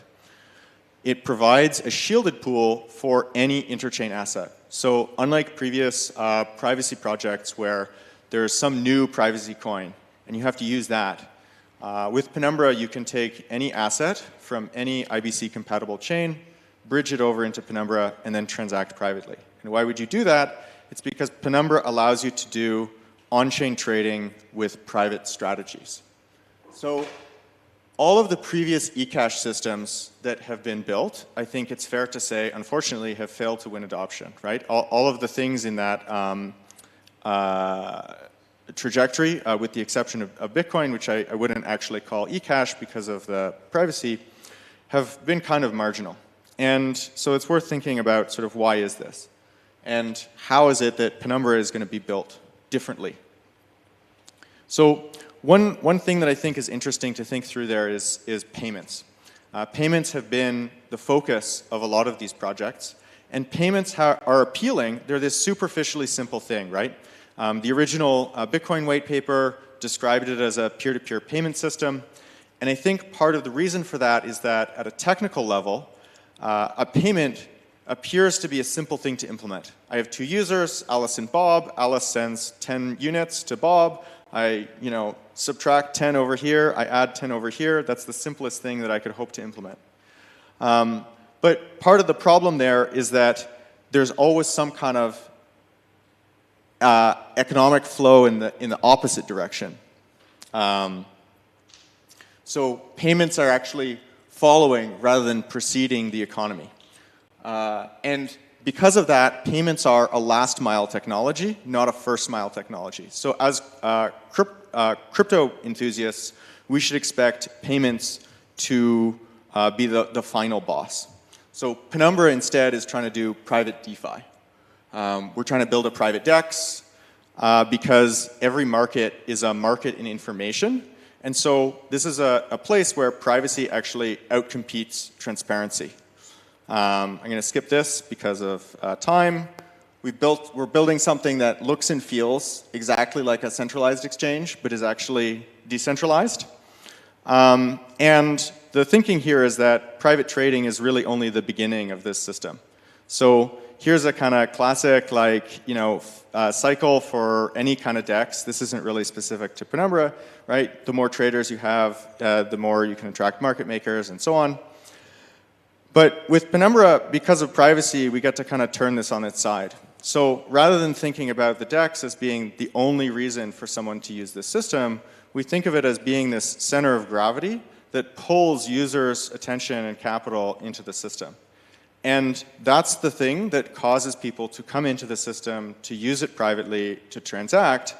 And it points towards a possible endgame of Penumbra as a universal privacy layer, where once you've built this critical mass of users who are performing economic activity on chain, you can then have them use Penumbra as kind of a shielded home base. They go out to some other chain, do some interaction, and then finish. So that's the talk. Thanks for listening, and hope you all have a great rest of your conference.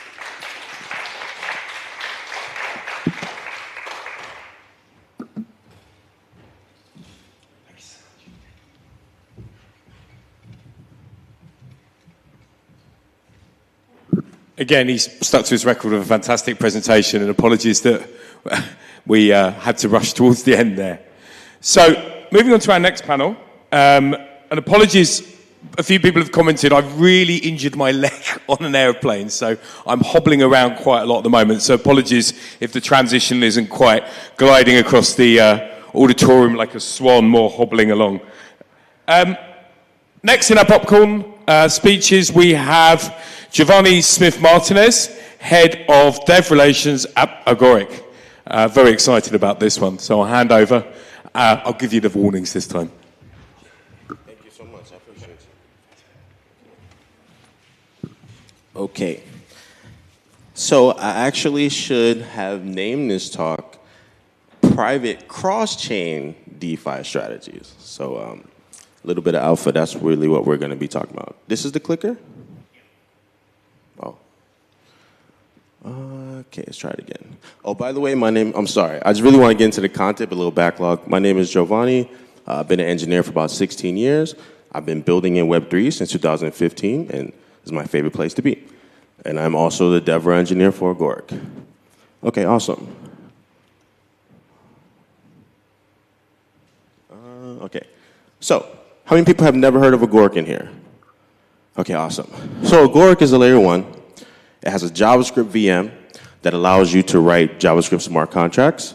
But also, if you notice, one problem area that we're really tackling head on is this chain abstraction problem area. You guys know what that is, I'm assuming. Okay, so think of us as an orchestration layer. Let's start there. We're trying to make a standard for chain abstraction.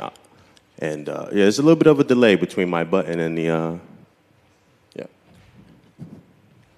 But anyways, okay, so what else can I say here? So think about this. You can use these really interesting abstractions because you're writing JavaScript smart contracts that let you do some really super powerful things that you could not previously do anywhere. Thank you so much.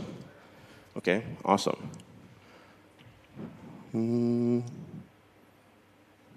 Oh, green button, got it. That was my fault the whole time, wow. Okay, so anyways, so here's how we kind of pull this off. So with JavaScript, you have these async primitives, and here, what we're saying is that we have this notion of contracts that allow you to perform multi-block execution. And we'll talk about why that's key. Well, if you think about it, typically in Web3, when you have a set of logic or an execution on a chain, it happens and it starts and it finishes in one block. We'll talk about why that's important. We also have this notion of on-chain timers. We'll talk about why that's important. And you could think of our contracts as reactive contracts that are evolving to different states. So let's talk about the use case really quick. So you're, let's say, an MEV searcher. And what you want to do is you want to have these two sets of contracts. One is your orchestration contract on Agoric, and the other one is a CosmWasm contract written in Rust on Secret Network. So what you want to do is you keep the strategy, the code, the logic of your contract in this CosmWasm contract. And I love CosmWasm. And then here what you want to do, if you want to do a fully confidential trade, you use ShadeSwap. And in here, if you want to just do a cross-chain trade on other chains, you use something like Agoric. In this PLC that we're doing, we're using Osmosis. Make sense? Okay, you can interrupt me at any point in time.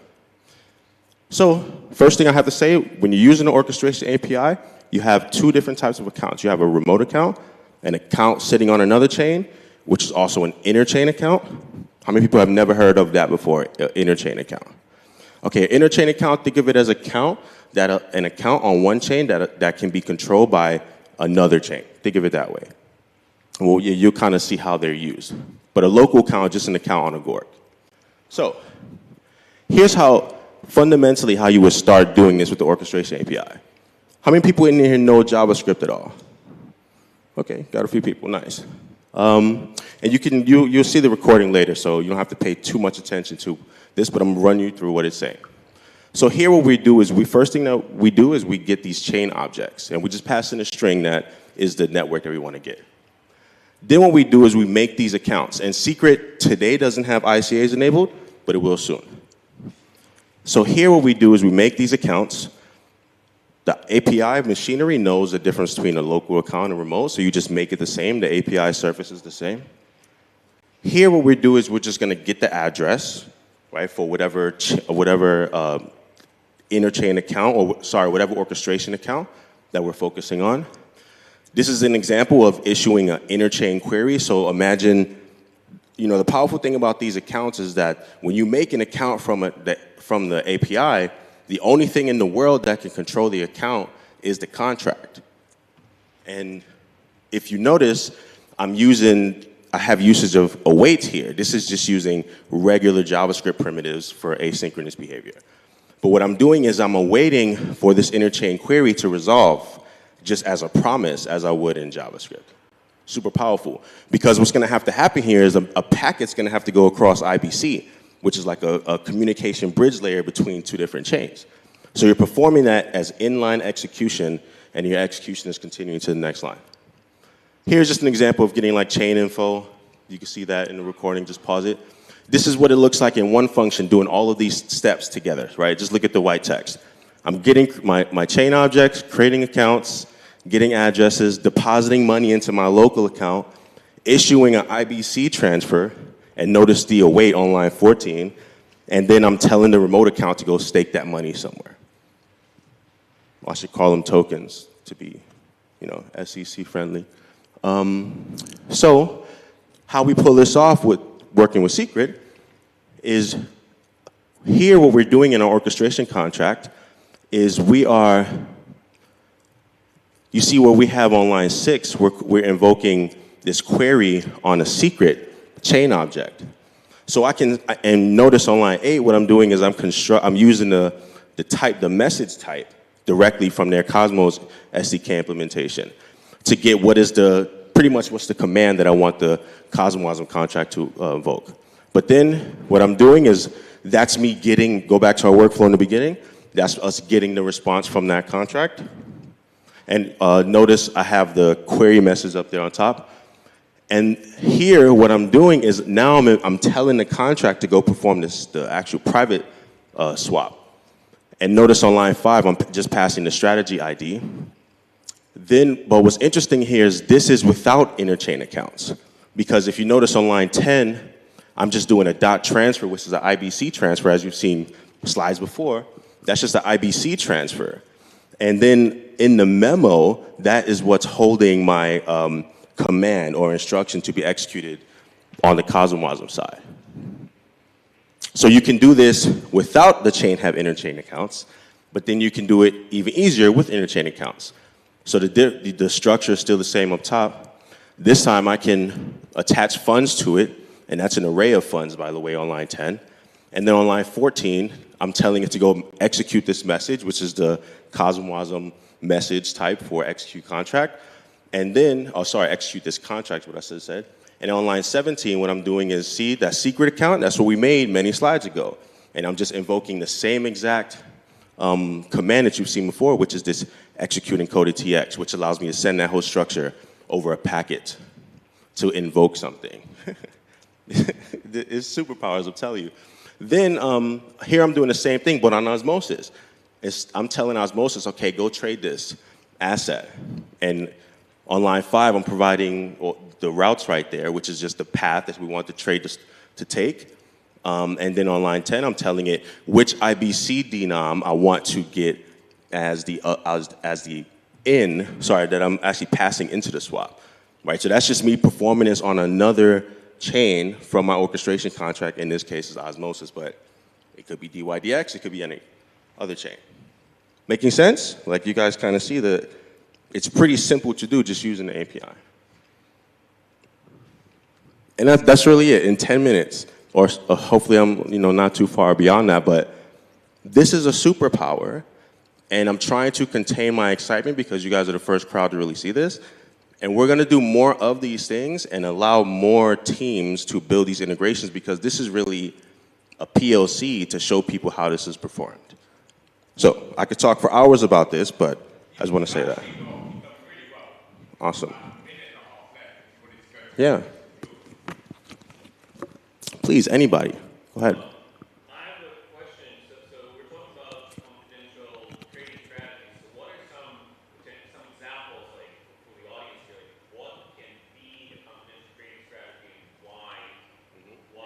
Why is it beneficial to have it confidential? Yeah, good question. So one main thing is, let's say if you want to just do a POC, you could do something like dollar cost averaging. And this would just be a simple instruction in the contract, and we're really trying to keep it abstract here, because the point is that on secret, you have the confidentiality of the artifact itself on chain with the trusted execution environments. But then, if you're using shade swap, that's allowing you for a confidential trade. But what's interesting is you could take it a step further to do more private things that are rabbit holes by themselves. But the strategy could really be anything. It could be, you know, Turing completeness is a very powerful thing, right? So yeah, it really could be anything. And then I got to find it. Yeah. Anyone, nobody can see my strategy. Mm-hmm.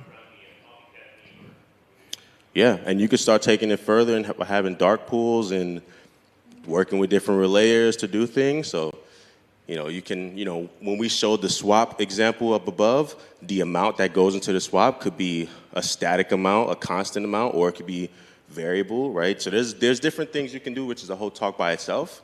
But yeah, any follow-on to that, or anybody else have any other question? Okay. Was this helpful, by the way? I just want to... Okay, awesome. Thank you so much.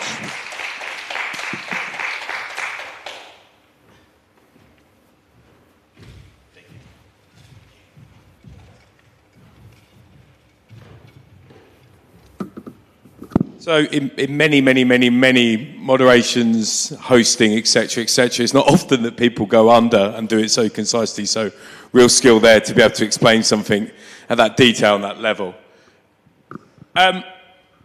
Really interesting popcorn session coming up now. And I think the title says it all, really. The seamless transition from Web 3 to Web 2 with TEE. So we'll bring up Dr. Zhu, who will come up and speak to us now.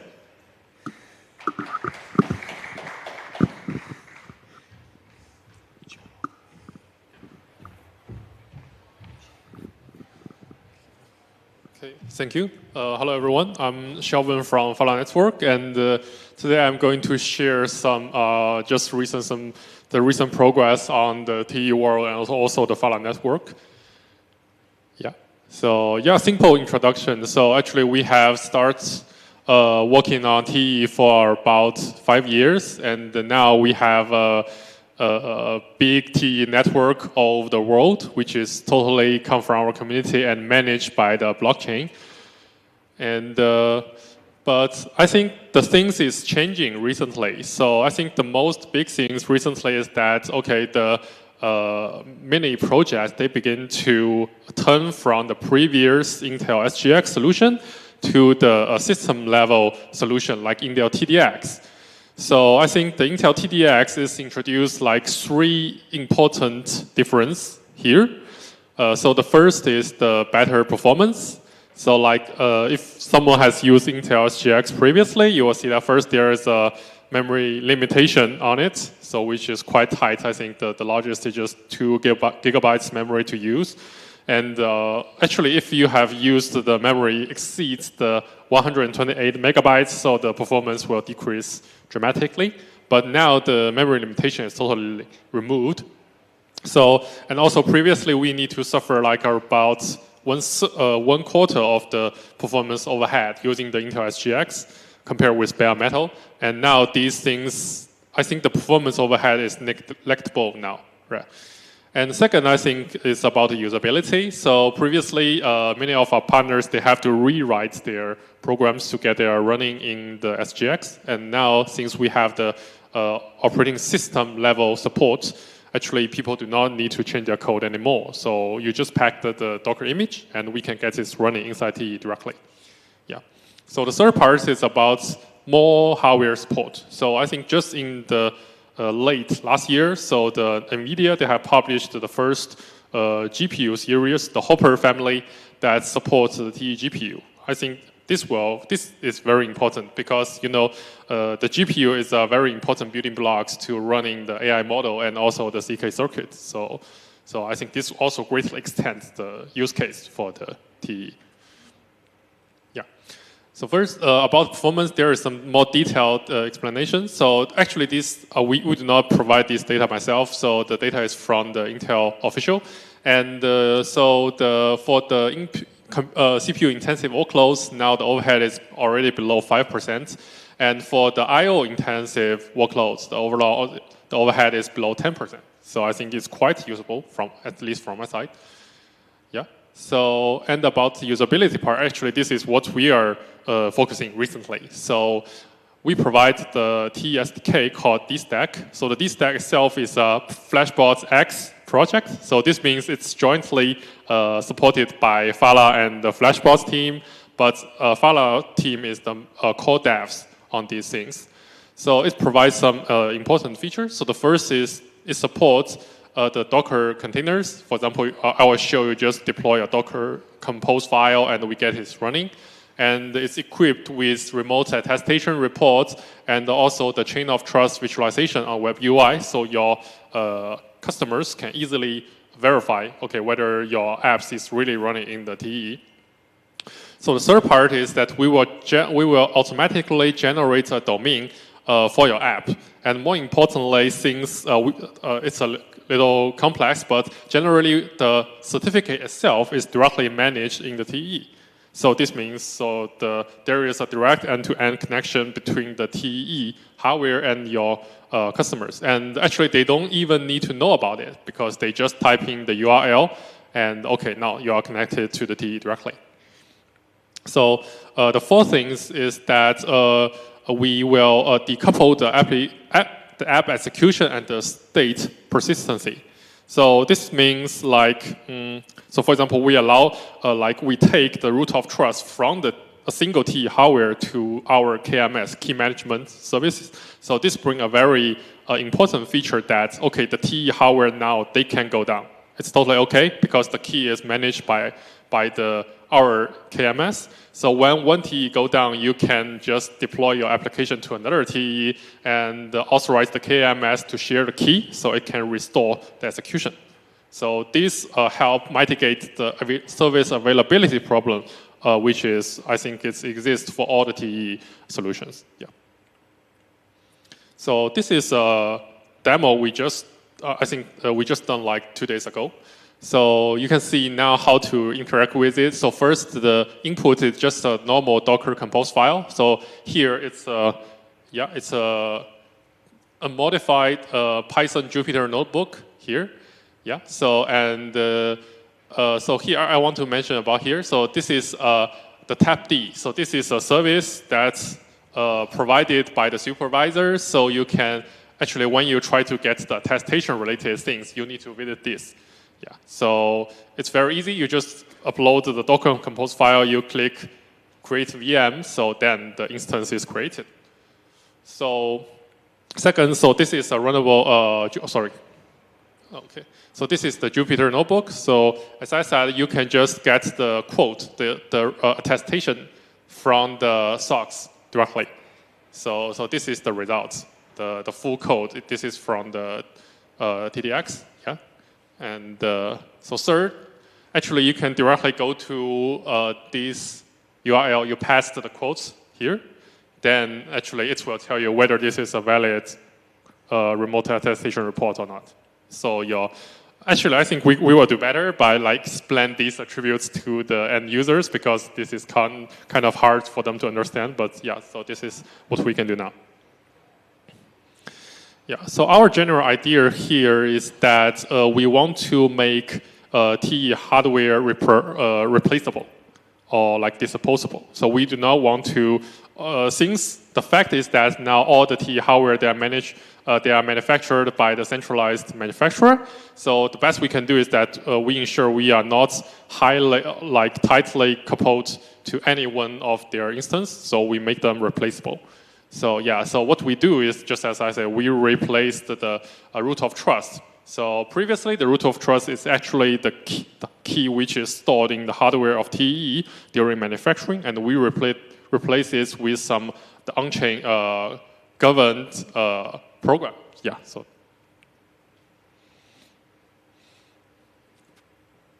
So this is how it's generally work. So you can see, so this is the KMS, which is backed by the MPC algorithm, actually, but it's totally governed by the on-chain smart contract. So they specify like what kind of KMS program is valid.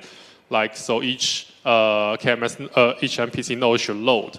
And after that, so this keys is directly distributed to certain TEE hardware instance for execution. So this make this part, the underlying part, replaceable. Yeah.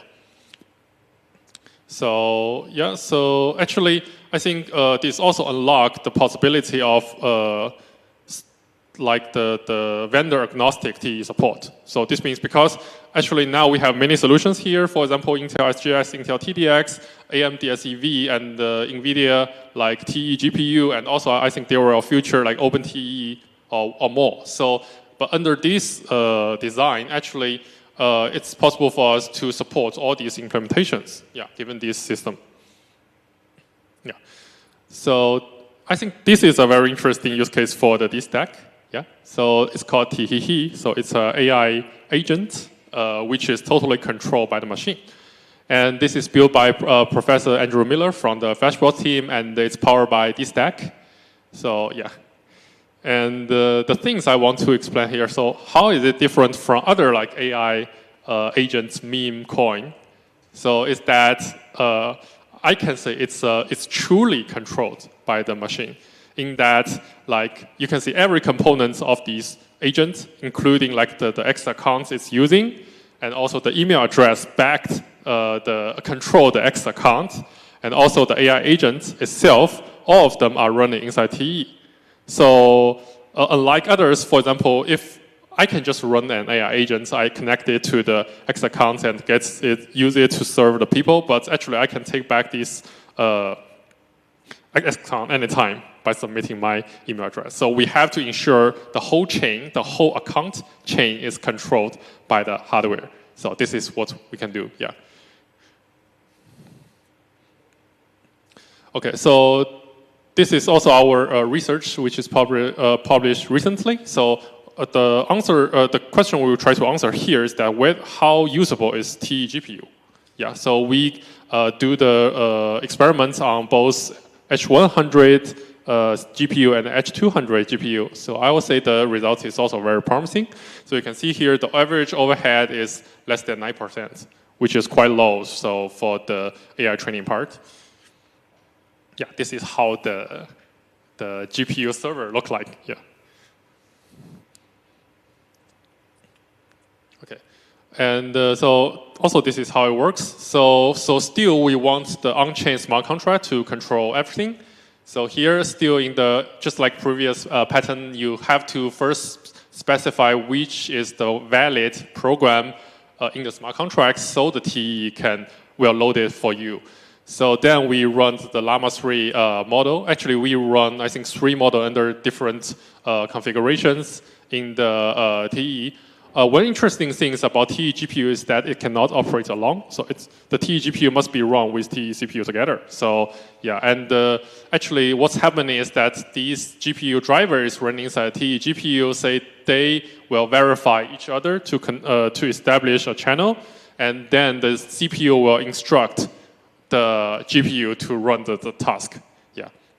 So this is there is something wrong here. It's H200. So H200 has about like 50% more memory compared with H100. Yeah, and also higher bandwidth. Yeah. Okay, I think that's all from me. So.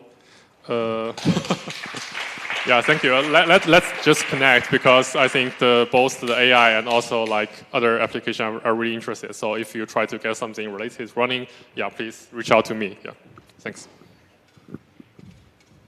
Thank you. Always a pleasure to hear somebody that intelligent talking about things so brilliantly. So really enjoyable talk. Next, we have a very nice title that I think summarizes a lot of what we're talking today, Privacy at Stake, or Privacy at Stake, with Adrian Youngman, the CEO of Partisia Blockchain Foundation.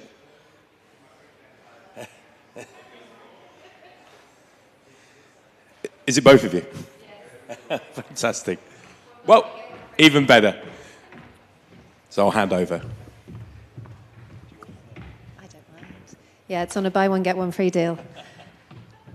Hi, everyone. Thank you for joining us today. My name is Adrienne. I'm the CEO at Partisia Blockchain. We are doing for data what Bitcoin did for money. What do I mean by that? Well, before Bitcoin and the emergence of everything else that came afterwards, you either had to trust your financial assets to banks and institutions or hide your cash under your mattress. Before Partisia and other privacy-preserving technologies, you have had to give your data to everybody you want to interact with, or, as my friends used to accuse me, go back to the Stone Age and stop interacting online. With Partisia, you're able to self-custody data. So as a user, it effectively never leaves your device or domain in a readable format, and yet you can have rich interactions with it. We do that through a technology called multi-party computation, or MPC. And in effect, what that means is that your data is encrypted. It never leaves your device or domain, and yet people can interact. So how does that compare to something like a ZK proof, for example? So in ZK proofs, you have two entities, a verifier and approver, and you can run a simple query that will give you a binary response, a yes or a no, a true or a false, a 1 or a 0. That has unlocked a huge number of use cases. It can be very effective. If I want to verify that you hold a specific credential, or I want to verify that you're over 18, I can get a nice response from one data set. With multi-party computation, you're able to run a rich query against multiple data sets and get a rich response. So to stay in that identity space with something like multi-party computation, you could interact with my financial data without seeing it, and yet be able to calculate a granular credit score. I could upload my KYC documents, create a kind of a encrypted vault, and products that want to work with me and KYC me could run a specific query against that data and again receive a response. So they're different technologies that answer slightly different use cases, all in the same kind of space. Multi-party computation is on the more complex end of that spectrum, as you can probably imagine. We are abstracting away that complexity so that people can use MPC as a service. And we are able to do that because we have people in our team that have been doing this for a very long time. So one of the project's founders, a gentleman called Ivan Damgard, wrote the first ever paper on multi-party computation back in 1988. He also co-invented the Merkle-Damgard hash function, which has been seminal to the emergence of cryptography and Bitcoin and apparently the internet. As well as all of those wonderful academics, we have a team that has been applying them to solve commercial problems for the last 16 years for people like the Danish government, Bosch, the Red Cross. And that has given us a lot of knowledge, not only on the theoretical side, but on the practical applications, which has gone into a public blockchain that I should mention is a layer 1. It is very fast, so we have sub-second finality. It's also, and the devs will maybe roll their eyes, theoretically infinitely scalable. So we operate on a true sharding basis, which gives us the ability to scale. And yeah, that is important because we're trying to create technology that enables builders to solve massive real-world problems. So at that intersect of real-world and blockchain, where compliance may be an issue, where you might need to be able to verify certain things in order to interact with regulated products, where you might need to meet things like anti-money laundering legislation or know your customer legislation.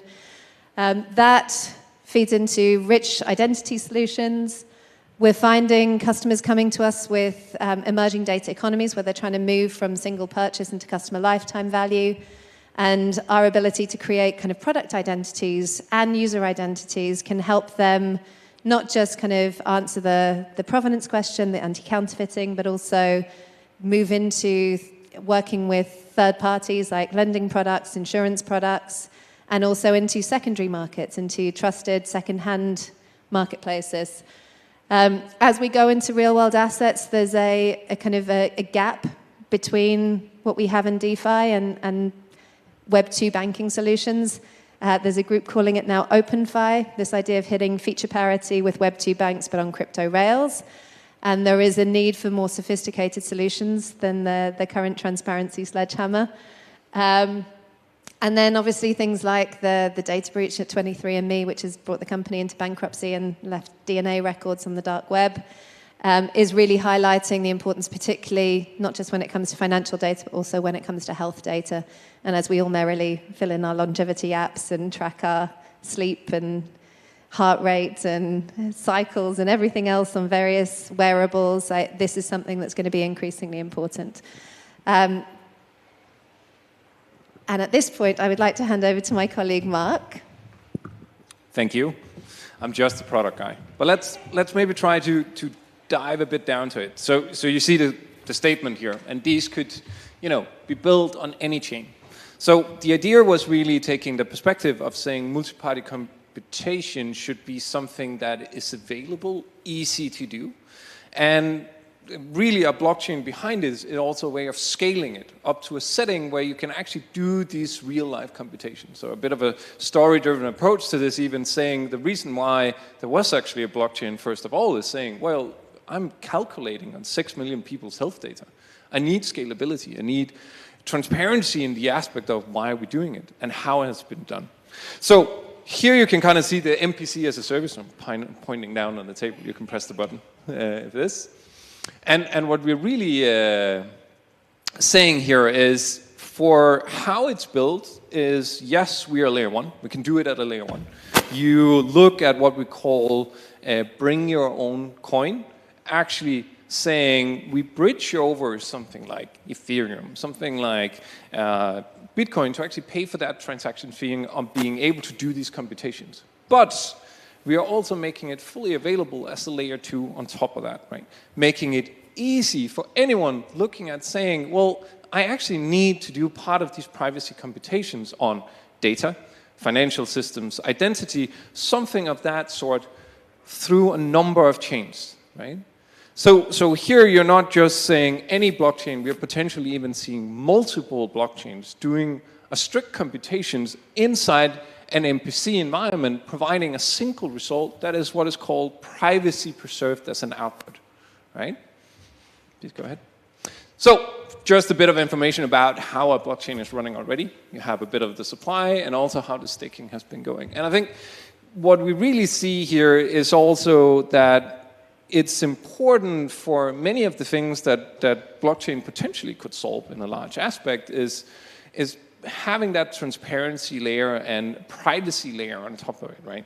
So actually having a token, we have a token that runs, but we're also looking at it from perspective of it should be easily available to do these computations by having this bring your own coin. So, story again, always story. But as you can see, back in 2022, and actually even before that, if it's really for real, the private chain already kind of existed back in 2010 as part of our white paper, part of that computation. And that enablement also gave us the capability of understanding how can we best possible make this available with that decentralization we would like to have as part of privacy. So we've been running, well, as you can see, full mainnet live in June 2024, and that also came out of the perspective of part of the customer as a private Patricia institution was saying, well, we are very much interested in doing part of our computation in a private setting. Imagine the case of I want to represent behavior of an environment of people owning a car, but I want to represent the car as a public mean of a digital token, as an NFT, for instance. And I want to add value to that token based on that behavior that is used on driving that specific car, right? And here you get into this public-private offering where you get large institutions actually working with it. On the middle ground, coming into this now, it's saying, well, if we then look into the perspective where we're going, we see cases like Japan now saying, well, we are actually in an environment where I need to prove identity of myself in a setting where I need to consider that I'm maybe, let's call it, in a distrusted environment. My identity needs to be provable that I am me, I have information about me and data about me, that I'm presenting in a controlled fashion where I'm in control, as Adrian was saying, of my specific information, right? And using that into also representing something like a real-world asset, like a station, even a car, something else in between, and combining those two for creating real provability on-chain, right? Taking that into that perspective. But I think where this gets really, really interesting and where we see a lot of work going into this is large institutional players that want to have blockchain as part of those natural offerings, right? Whether it's gaming, whether it's TradeFi, OpenFi, whether it's classical banking even, looking into AML structures, you need that bridging going in. And here we're providing that hybrid, that potential measurement of having multiple chains, single chain, identity, and real privacy and transparency on top of that, right? So I think naturally, we end up in the statement, as Adrian has nicely said up front, that we can do privacy and transparency, like Bitcoin did, for money, right? Thank you.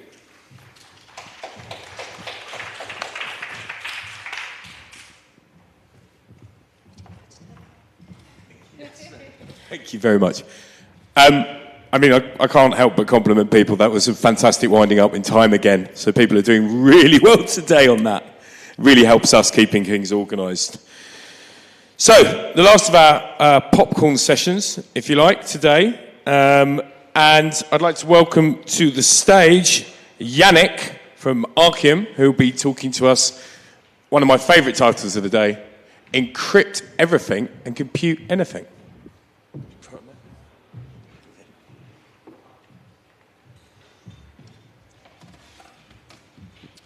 All right, yeah. Hi, everyone. I'm Yannick, co-founder and CEO at Archium. And with Archium, what we are trying to achieve, to establish, is for everything to be encrypted and anything to be computed on top of that encrypted state. And so what we are building is the global supercomputer for a hyper-encrypted internet. And the hyper-encrypted internet is an internet in which there's confidentiality for any app on top of any network with any kind of computation.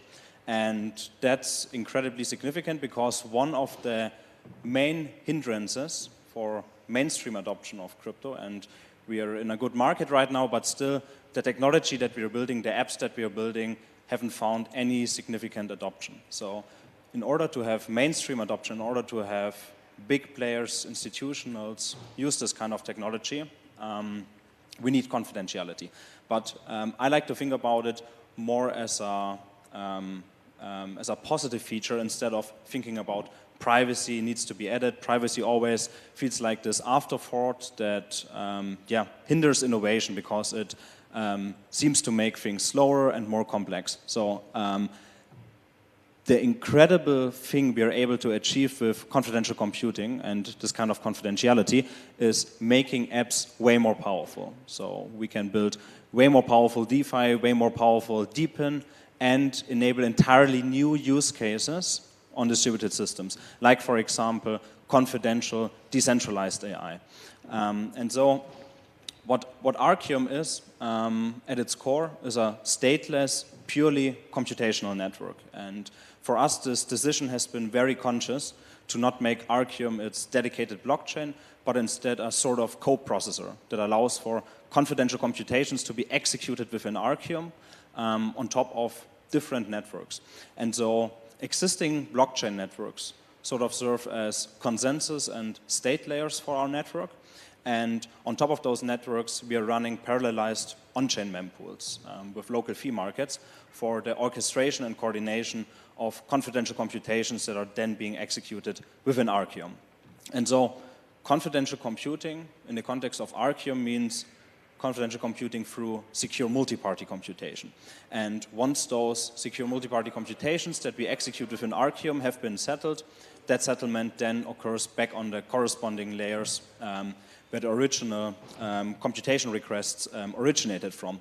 And on top of that, we've introduced a new kind of censorship resistance for those confidential computations in order to allow them to fulfill what these kind of decentralized applications require, especially in terms of DeFi. And so what we're doing with Archium is Archium takes encrypted state, transforms that encrypted state, runs multi-party computations, and then settles back encrypted or plain text values to the corresponding blockchain networks. And the secret sauce behind all of that is MPC, and our MPC protocol, Cerberus, operates in the pre-processing model, which for execution is the most efficient kind of MPC. And we are using MPC in the pre-processing model together with somewhat homomorphic encryption, allowing for way faster execution than the usual go-to cryptographic solution, which would be fully homomorphic encryption. And we operate in this setting with a trust assumption. We want to have confidentiality, but since we're using MPC, we need to have some sort of trust assumption. And in our case, we had this conscious decision to opt into the smallest possible trust assumption we can have in a distributed system, which is the so-called dishonest majority trust assumption, only requiring one single honest participant being part of our multi-party computation to behave honestly, to behave according to protocol. And that's a very significant paradigm shift from what we're usually seeing with blockchain networks, right? With normal blockchain networks, we are always operating in the honest majority setting. With practical Byzantine fault tolerance, we expect 2/3 of participants to behave according to protocol, but that's not something that we would want when we are handling sensitive data, when we are handling execution that should happen in a fully confidential way. And that's why we have this 1 out of n trust assumption, this trust assumption that only requires one single honest participant in an arbitrarily large set of nodes that run such a computation. And we've overcome some of the practical limitations of these kinds of MPC approaches, which is censorship, by introducing an identifiable abort protocol into Archium and combining that with a staking and slashing mechanism, adding accountability to the nodes that are tasked with running those confidential computations. And on top of that, we are introducing oblivious sorting and oblivious data structures that allows us to process larger amounts of data than otherwise would be possible. And so what we've done is we've designed our execution engine, which is ArcSOS, our distributed confidential operating system, on top of which users can create virtual isolated environments, MXEs, MPC execution environments, and we've designed a custom compiler, Arcus, that allows any program a developer has already built to be compiled into a format that our network understands and can process in a confidential way. And with Arcus, we allow for confidential smart contracts and confidential machine learning with our Python variant.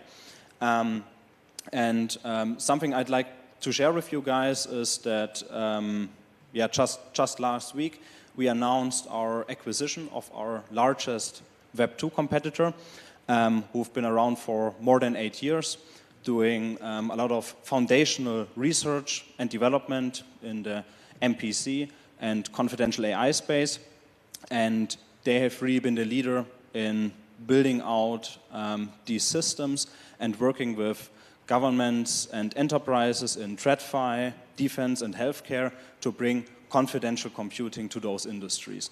And we've integrated that technology into Arcium, combined that with our existing protocols, open sourcing the patents, allowing for this kind of confidential computing to now be accessible in this new approach to confidential computing. This approach of confidential computing of not having any kind of single trusted actor involved, removing all trust, instead building a foundational networking layer for the internet to operate over. And so what we are able to do with confidential AI and more precisely confidential machine learning now is confidential training and inference, federated learning.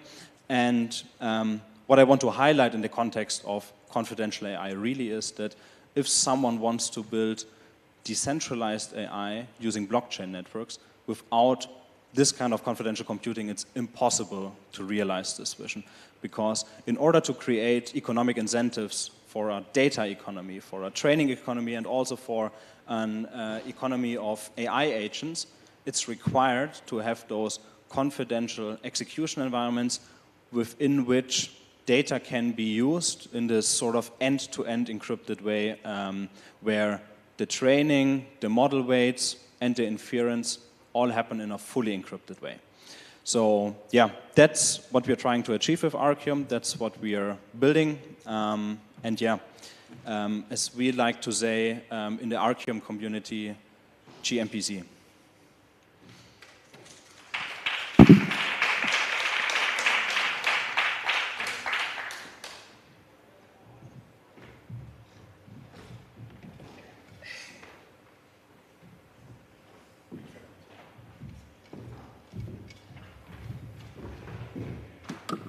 So, yeah, another founder doing brilliantly at keeping to time. We've really caught up with ourselves despite a few challenges with traffic, people arriving late, etc., and we're almost back on schedule again. So, kudos to everyone involved in that. Hopefully, no one feels too rushed. Now, the big talk today around privacy, around lots of debates talking on regulation, security, etc., etc. But to the next talk, and at the end of our popcorn panels here, we're going to move into another panel. This one is actually titled Decentralized Confidential Computing. So we'd like to bring the panel up onto stage. And today we are being moderated. And we have, I think, 2 panelists available. Or is there any more available? So just making sure everyone's here and up on stage. And I'll hand over to your wonderful moderator. Sorry, Bruce, I was going to do a very brief introduction, just making sure everyone's sitting on stage. And it looks like we have a full house. So, Bruce, over to you. Hey, everybody. We do have a full panelist, and today is going to be a little bit of a surprise because for some of them, this is my first time meeting them as well. So my name is Bruce An. I'm the Chief of Staff at Partisia Blockchain Foundation. We have our technology is in multi-party computation. So you guys decided to sit at the order of... No, okay, perfect. Yeah. So we have on our panel, Brecky? Yes. Brecky from PSC. I think you're doing research. On MPC. Okay. And then we have Anthony Simonetti representing, well, actually we have Ben. Ben, who is the CTO of Midnight. I think a lot of you guys have heard Midnight before. And then we have Daniel Lumi. Daniel, could you give me a little bit more about yourself? Yes, I was, wow, that's loud. Previously the senior product manager of ZK Stack for ZK Sync, and I just left a month ago. So. ZK Sync, I think a lot of you guys know that name as well. And then we have Anthony Simonetti, who is a research, head of research. Yeah, at iExec, representing TEE. Yes. So I think the one of the big narrative about DEC, or decentralized confidential computing, is that there's actually a lot of technologies being represented by this movement. So I think the first question that I wanted to ask you guys is, why are you all so passionate about this technology? Brecky, maybe we can start with you. Sure. So regarding,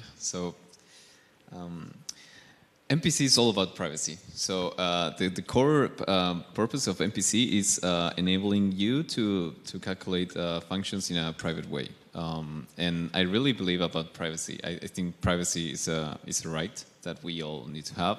But I also am on the side that privacy enables us to have the kinds of society that we have and could even like improve them in some way.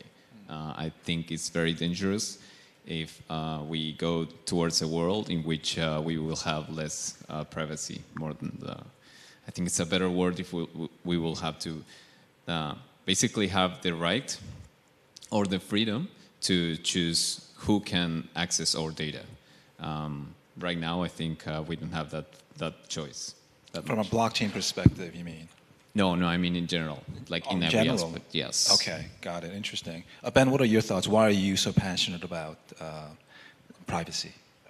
So I'm passionate about the technology, just based on the background, and then the technology that we provide gives you some freedoms, freedoms of association, commerce, and expression. So things that enable privacy, things that enable you to have the interactions that you have day to day, outside of the site of being totally transparent to anybody else that wants to observe. So those types of technologies enable lots of different types of business models, but also enable interactions that you do in your kind of in real life capability. And we just need to bring those to Web3 to enable that interaction to occur out over the web. So it's really about interaction with people and people needing privacy as part of their day-to-day life. Absolutely, yeah. Okay, yeah. Yeah. I would say for that too, of like, obviously all of us care about privacy as a human right? But privacy has also become a taboo, which is interesting considering like literally none of our technology would work without privacy. Like privacy is a normal thing in human life that we expect. It's not something that we just do crime with, right? Like you wouldn't want a video camera in your bathroom, right? Like the internet, literally, you could not make purchases on Amazon if we didn't have end-to-end encryption.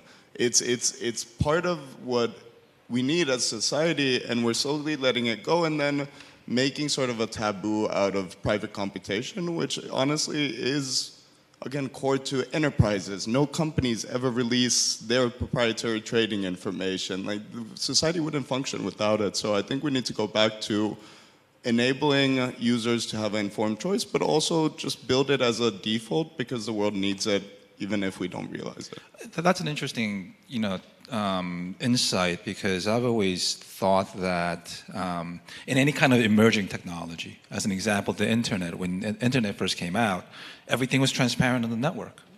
And then, we needed privacy. Encryption was illegal. Exactly. Yeah, we needed to have that privacy included. So maybe it's a part of maturing the blockchain technology, perhaps. Anthony, what are your thoughts? I really love that question, and I'm not only passionate about privacy, I'm also passionate about confidential computing, and the reason is very, very simple. I think we all grew in a world where there was no privacy, or where your privacy was dependent on the will of a third party to implement or to give you control. And it's only very recently that these technologies have emerged that let you actually implement privacy and confidentiality. The fact that I'm passionate about it is because it's just happening now. There is a switch that is happening. And I think in a couple of years, we already have some pretty nice, decent tools. I would bet that in a couple of years, probably less than 10 years, all of these FHE, MPC, ZK protocols will be not only mature, but also mainstream, convenient, fast, and we will be able to implement the privacy that we were dreaming of when we were, maybe not 5, but when you started sharing things on Facebook and be like, wait, what's happening to my data? Like, what's happening to my pictures? You're a very passionate 5-year-old. I think I was busy a with other nerd, things okay? at 5. I just was a nerd, but I always been worried. It never stopped me from sharing, like Facebook posts or pictures or anything. But there's always like, what's happening to it? When is it gonna, slap me back in the face? And so, yeah, the fact that this is becoming possible is really, really fascinating, and being a part of it is really, really great. I think that kind of goes back to like everybody has a different set of risk profiles, right? Some people may be okay in revealing certain things. Some people may be very uncomfortable in revealing other things. And everybody has different types of risk profiles. So how do we enable these types of different risk profiles and be customizable for everybody? And so maybe we'll go back to you, Anthony. So this is the DEC Alliance, which is really focused on promoting confidential computing and the necessity of it in the Web3 world. But there's so many different technologies that's being represented here. TEE, MPC, zero-knowledge proof, and then you also have things like differential privacy, and you have fully homomorphic encryption. There's all of these different technologies. So just as a side item to everybody, these questions are unknown to them. They're not prepared. So whatever they answer now is gonna be from the heart. So I'm gonna ask them some uncomfortable questions. Let's go. Okay, let's go. So can you tell me, you're representing TEE. What are the pros and cons of TEE? So first, I would like to acknowledge that this was intentional. I thought you forgot to send the talking points, but okay. It was intentional. It's very funny because so I studied at iExec in 2019, and that's where I think we started building with T's in 2018. And so when I joined the company, I did a lot of research, review, state of the art, and the first thing that was there were two things that were very obvious with T's. One is the dependence on a manufacturer. So it's hardware-based. It's hardware-based. Okay. So there's the manufacturer. There's also the cloud provider. Someone at a very large manufacturer told me that some very large cloud provider in the US leaves backdoors for the NSA. I don't mean to sound like a crazy a crazy guy, but we know it's happening, right? So there is this, and the other thing is usability. Which one? Which cloud provider? I'll tell you outside, but you can guess. And the other thing is usability, which is very important for us at iExec, because our model is really you come with your program, your Docker container, and you run it in a TE. So back then, my first thought was, it's simple, right? If you cannot trust a TE, just use several. So we started doing MPC on top of SGX, and so you split your secrets in a way using, for example, Shamir secret sharing. You split the secrets in a way so that they never end up on the same chip. So the assumption was exploits on SGX are very hard to do. Exploits on SGX in different SGX is the chipset that is running. Perfect. Intel chips. Coordinating an attack on several of these chips at the same time is extremely difficult. And of course, the next step is, okay, what if I use chips from different providers? So right now there is NVIDIA, Intel, and a little bit of ARM, but not so much. If I need to find a zero-day exploit from 3 chips from 3 different manufacturers and coordinate an attack, that seems very, very complicated. And so that was my assumption maybe 3-4 years ago. And I attended the PET Summit, for Privacy Enhancing Technology Summit, several times. And I noticed that the last time I've been there was a new keyword that appeared, and that's called hybrid PET. And the end game is everyone in the PET industry is admitting that their solution, be it ZK, MPC, FHE, or TE, everyone admits that their own garden is not enough to solve entire use cases. So FHE is slow, so you want to accelerate it. TE is vulnerable to hardware attacks, so you want to put MPC on top, and so on. You're taking away my thunder, just an FYI. But I'm gonna get back to that point in a second. So Daniel, ZK, what are the pros and cons of ZK? So I think first of all, it's important to separate out the uses of ZK, right? First of all, like for ZK Sync, we used ZK for the succinctness property. So essentially being able to verify correct execution somewhere else without rerunning that execution, right? That's what makes an L2 secure for ZK L2. Then there's the actual zero knowledge property of zero knowledge proofs, which we did not use, right? So ZKs are complex mathematics, right? Like Actually, they've been worked on since like the 60s, 70s, but the first use of non-interactive generalized ZK was implemented by Eli Ben-Sasson in 2016. So it's new cryptography, right? Cryptography always has this property of like the safety in cryptography is basically a function of time x money. Like how long has it been implemented for and how much can you get from it? Luckily, there's very good bug bounties in ZK. You get a lot of money if you hack it quickly. So the money part is high, but the time hasn't been long. So at least well, this applies also for privacy applications. Like you should probably use, if it's mission critical, if it's secure, you should probably use something like a TEE to have a second factor authentication to make sure that it's safe. And then you can freeze the protocol. And then for other privacy applications, like maybe if you figure out an exploit and a proof system, then you can actually like provide a proof for something that didn't happen, right? So those are the sort of like the most negative parts of ZK. It also makes it hard to have like account model, but ZK honestly is like something like collaborative snarks is probably gonna take off much faster than something like FHE, because FHE is really computationally expensive, right? And you cannot prove that on a ZK circuit, so it cannot be an L2. You need TEs to create a private keys or decryption key.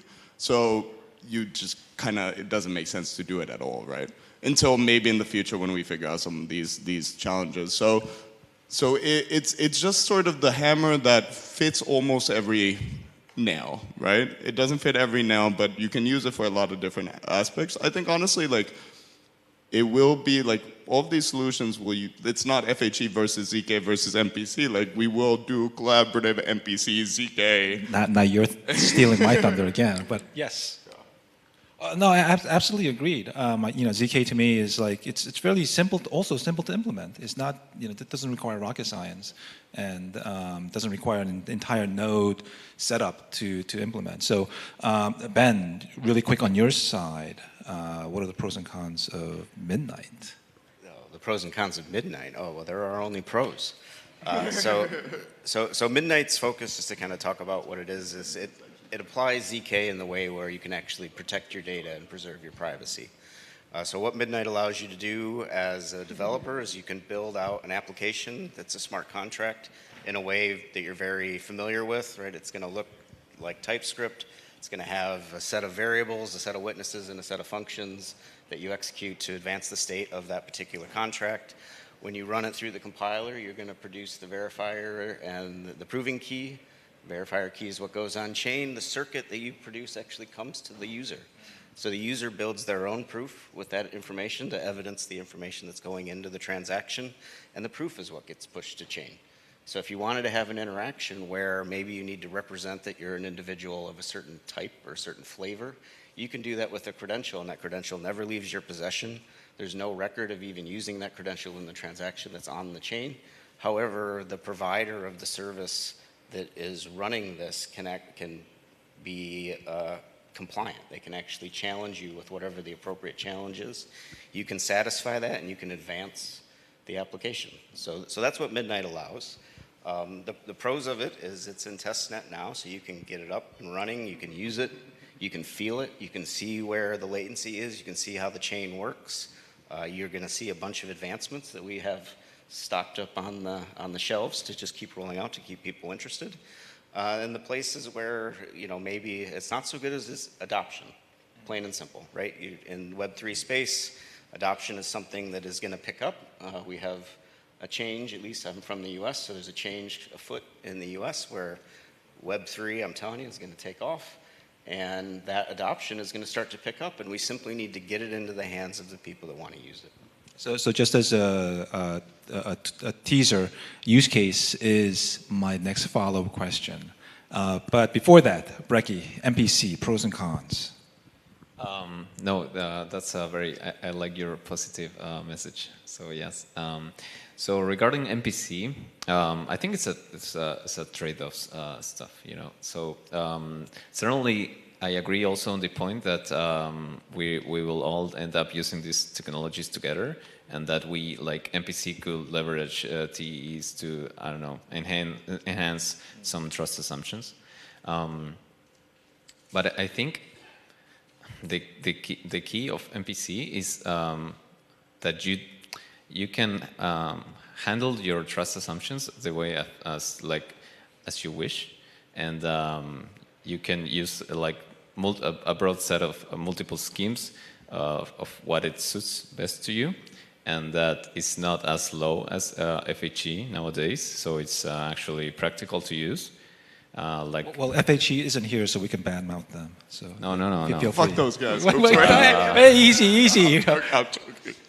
Oh, sorry, Becky, go ahead. No, that's fine. Yeah, I won't bet FHE guys. Yeah. So, for instance, like you can build a Constark's technology using an MPC. So it's like I guess it's one more tool that we can use to enable privacy, and I think that it's pretty cool that we're not tied to any blockchain specific environment, and this can be applied all over the place. Yeah, thanks for that. I think one of the message that I'm kind of getting back is that there's a use case for every single one of our technology. There's always a particular use case that I think fits for a particular entity, perhaps, and that we're actually collaborating quite a bit with each other to provide to take advantage of the pros, but also to help fill the gaps that maybe each of our technology has. So my follow-up question really is about use case, and the question is, well, why should anybody care? Privacy is such a boring topic. Why should people care about this? And so maybe, Brecky, I can start with you to talk a little bit about use cases, real-world use cases where MPC is either being used or that you're working on. Could you tell the audience why they should care about this? Yeah, no, okay. This is something I've been thinking a lot recently, and I can't say why people should care. I think that should come from people. I mean, I don't have an answer. Clearly, there's a lot of people working on this specific topic. Why should people care? It's the same as if you think about blockchain. Why should people care about blockchain? Some live in very established countries in which the banking system is okay, so they don't really care about blockchain. Yeah, why should people care about privacy? I think it's just people is not aware of how much data they're actually giving to these tech monopolies, and MPC can be a really useful tool so that you can interact with these big companies without them actually knowing your specific data. So they can still monetize data in a way that they cannot track specific, private data, private information. MPC can really enable these different levels of how much data you want to give, let's say. So one of the narratives, I'm going to try to plug in Partija blockchain just a little bit. One of the narrative that we say is that Bitcoin enabled self-custody of your assets. It enables self-custody of your own assets. And I think these privacy enhancement technology is enabling the self-custody of your data now. We're evolving not just from self-custodying your assets, but now being able to control your own data as well. And so I think you're kind of hitting on that mark. I agree 100%, yes. Ben, why should people care, and what are you building that's cool? Well, I would like to follow up on your question there about privacy. So I think in general, people do care about privacy. However, they're willing to give it up for something that's free or something that's convenient. And so one way to think about it is if you're walking down the road and there's money laying on the ground, how much does it have to be for you to pick it up? There's some value that's, once it's laying there, you're just going to leave it and you're going to walk by. However, if there's enough, then you're willing to pick it up and put it in your pocket and take it with you. What we've been provided is we've been provided a bunch of systems that are very convenient and very free and enable you to do this interaction, which I've enjoyed, for my lifetime. But you're compromised, right? You're giving that information to the individual or the organization that's providing it to you. And what people are learning is that, well, why is the information about me, which they value, right? They are picking this up off the street and putting it in their pocket. Why can't that be returned to me? And so that's in a way, exactly what Midnight enables. Midnight enables you to keep your information protected on your own machine, never leaves your machine, and there is no record or information that goes on the chain. So it's not encrypted and put on the chain.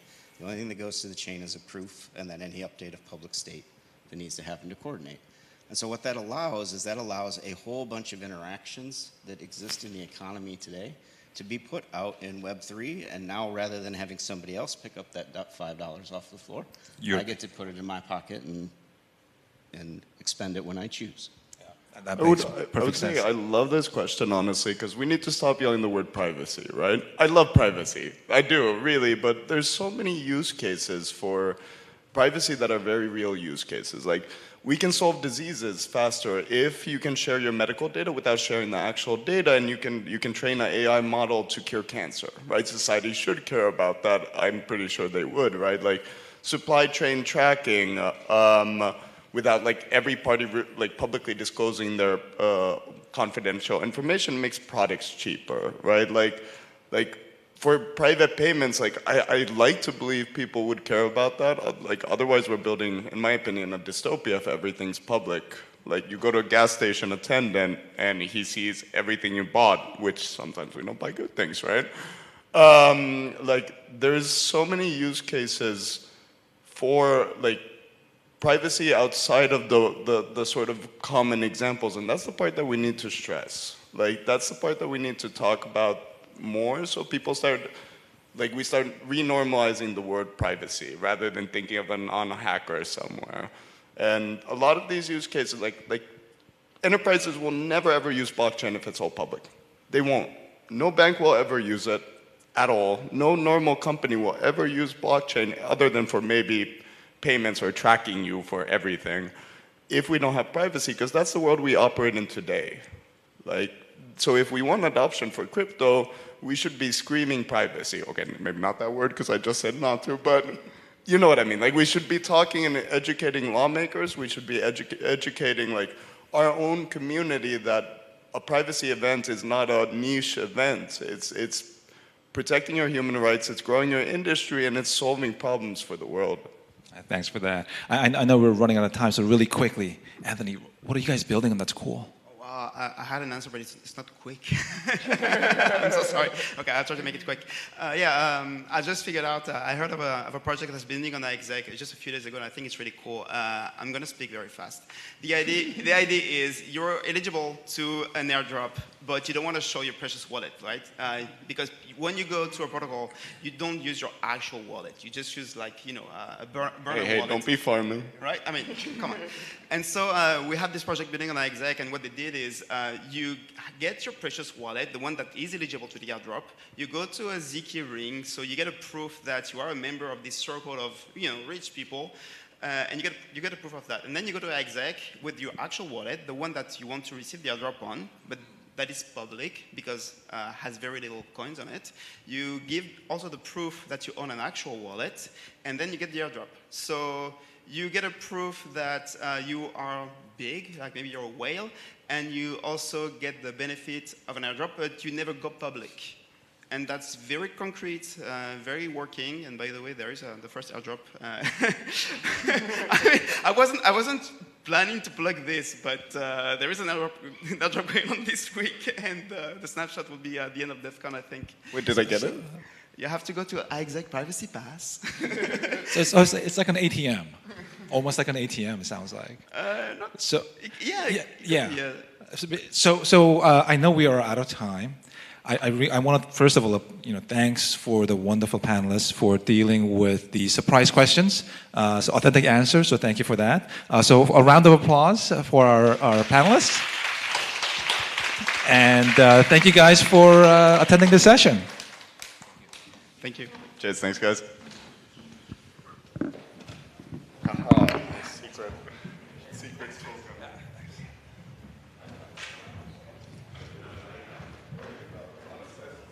So, another lively panel. In this context, I think I did tempt fate a little by saying everyone was sticking to time, but we're only slightly over. We spoke on a panel earlier about the killer use cases or the use cases for privacy that captured imagination.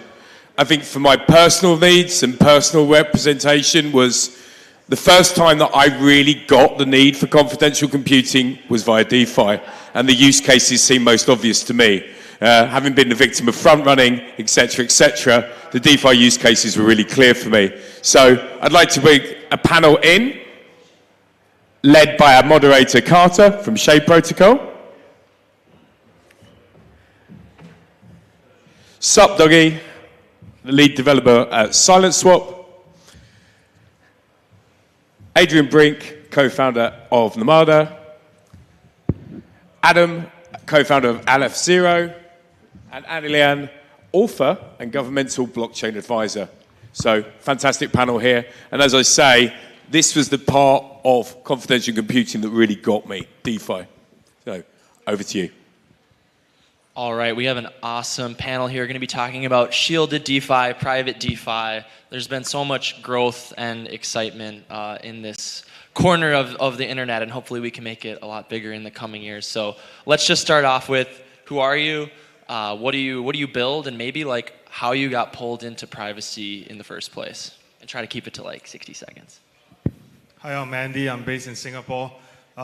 Usually I just say that I'm a book author, but I actually run a couple of funds. So more recently, I've also worked with a layer one. It's called Meme Core. I'm actually managing their fund, and we are just trying to create more fun stuff, with Meme and using layer one as a way to reach out to more people. How I get into privacy is I realized that privacy is really something that is really important. I used to invest in medical, and then I look at how different data are being breached, are being used, without too much of a permission. So the first thing that I did back in 2017 is to also create a medical record, on blockchain. So that's where I first started. Thanks. Awesome. I'm Adam from Aleph Zero. We are building a privacy hub, which we will sell in the same, give to users in the form of private wallet with interchain user experience. And I'm doing privacy because right now personally, I'm using centralized exchanges to shield my funds, and I think it's stupid. So we need better solutions. That was a record fast intro. I love it. 30 seconds. I took it seriously. How about you, Supdoggy? Yeah, hey, I'm Supdoggy. I am the founder of the Starshell wallet on Secret Network. We do a lot of core utilities for the network, so we've published a few snips. Also today I'm representing the lead development of SilentSwap, which is an upcoming privacy swap service that uses Secret Network as its privacy layer. Awesome, and I'm Carter from Shade Protocol. We're building a private DeFi suite on top of Secret Network. So to really kick this panel off, privacy and the concept of shielding assets in DeFi, it's been around for a long time, So why hasn't the adoption come yet? What in our industry, with all the apps and protocols that have been launched, why have we not seen more traction in this vertical? Because right now it has terrible user experience, because the proof generation times are over 10 seconds for most of the products, because users need to learn new things. They get scared because they are taught that, well, there are these magical additional secrets called nullifiers, or however the different protocols are calling them, and you also need to remember them, not only the seed, and if you lose any of that, you may lose your funds, and generally this is a complex situation, and well, I don't know. I mean, we're not having a good products there. So, why don't we have an adoption? Because we don't have products. That's, I guess, my answer. I disagree. I think the biggest problem is regulation, obviously. So, speaking of ZK and nullifiers, the most successful platform to date, I believe, was Tornado Cash. That was classified as a mixer and banned in many countries around the world. Also, Monero is delisted from many centralized exchanges because it's not compliant with these regulations. So, make no mistake, it hasn't reached mass adoption because regulators are creating policy to prohibit it because privacy is a threat to governments, basically. I do 100% agree. So I give advice to different governments. So I think number one, the regulations are not there. If the regulations are there, it's clearer. I think the adoption would be a lot faster. Putting the regulations aside, I think right now what is also lacking is the things that can get the users excited, right? So if you can make money, then privacy will come after, right? But if you can't even make money, then privacy would not be the main selling point. So my quick answer is this. So it's an uphill battle to be building with privacy. You have UX issues, you have legislative issues. It's difficult to maybe create yield and excitement in the industry. And I'll toss in a fourth one, which is like liquidity, right? Like you might be interested in jumping into privacy, and then you go and try to make a swap or try to participate, and it's like, I don't want to pay 15, 20% slippage just for a little bit of privacy. So that's honestly why I love privacy builders, is because the cards have been stacked against us for years, and yet we believe that this fundamental property of privacy is powerful and long-term is a really good moat for these products, and that's what we should be building with. So, we've kind of outlined some of the problems. How do you think what is it going to look like to overcome that? And in your products that you use tied to privacy or that you're building, how are you addressing some of those problems that we just mentioned? Yeah, so definitely privacy services have a liquidity challenge. There's typically higher slippage because all of the liquidity is on public blockchains. So one way to overcome this is to get clever with the way that you are bootstrapping liquidity and find clever ways to borrow liquidity from those public blockchains, but transact or swap privately. That's actually exactly what SilentSwap currently does. I'll pass it on to these guys. Sorry. This is surprising too. So yeah, I was saying about the UX, so like that's because that's precisely the angle we're targeting. So like we're trying to build a wallet that looks like a regular wallet, so that you don't immediately even maybe notice that this is a private wallet, because we believe that like this is the way it should be shown to users. I mean, yes, I do agree that the Tornado Cash had some users, although these users of Tornado Cash, they have been using the version which was absolutely not a wallet. It was just a mixer. You have been able to mix only the specific amounts. So that was the product for I would say, a pretty narrow use case. What I think we need are the products for much more general use cases, which can replace the ways that people are doing things right now. And I don't think it's reasonable to hope for people replacing the usage of MetaMask with the usage of a private wallet that will need additional knowledge, know-how, or anything. Like actually, even MetaMask requires too much knowledge to be used. Like this is oftentimes pointed out as one of the big factor for why crypto is not getting more adoption. So like putting even more obstacles is absolutely not the way forward here. I'll jump in really quick and say, I think it's fun to watch people put together UI UXs for privacy builders, because we have to be kind of obsessed with it because we know that it's a weakness. And so I actually think that a lot of the UX work and UI work is actually like really good with privacy. Like there's actually good progress on that front because we're forced to be more obsessive about trying to solve it as a problem. Oftentimes it's the case that the user is exposed to a lot of different choices. Like, do you want this thing to be linkable with the other, or do you want to generate yet another fresh intermediary address or something like that? So I do believe that the builders of privacy protocols need to take the responsibility on themselves to give a reasonable default choice for everything, because otherwise, like, yeah, some people want to use all these options and want to see them, but the vast majority, or at least we want to reach the majority which will not understand anything from it. I just find that it's quite strange though. It's 2025, and then if there's UI, UX problem, then they shouldn't even start the project, to be very honest, based on my opinion. Because as an investor, I really look at things that are really basic.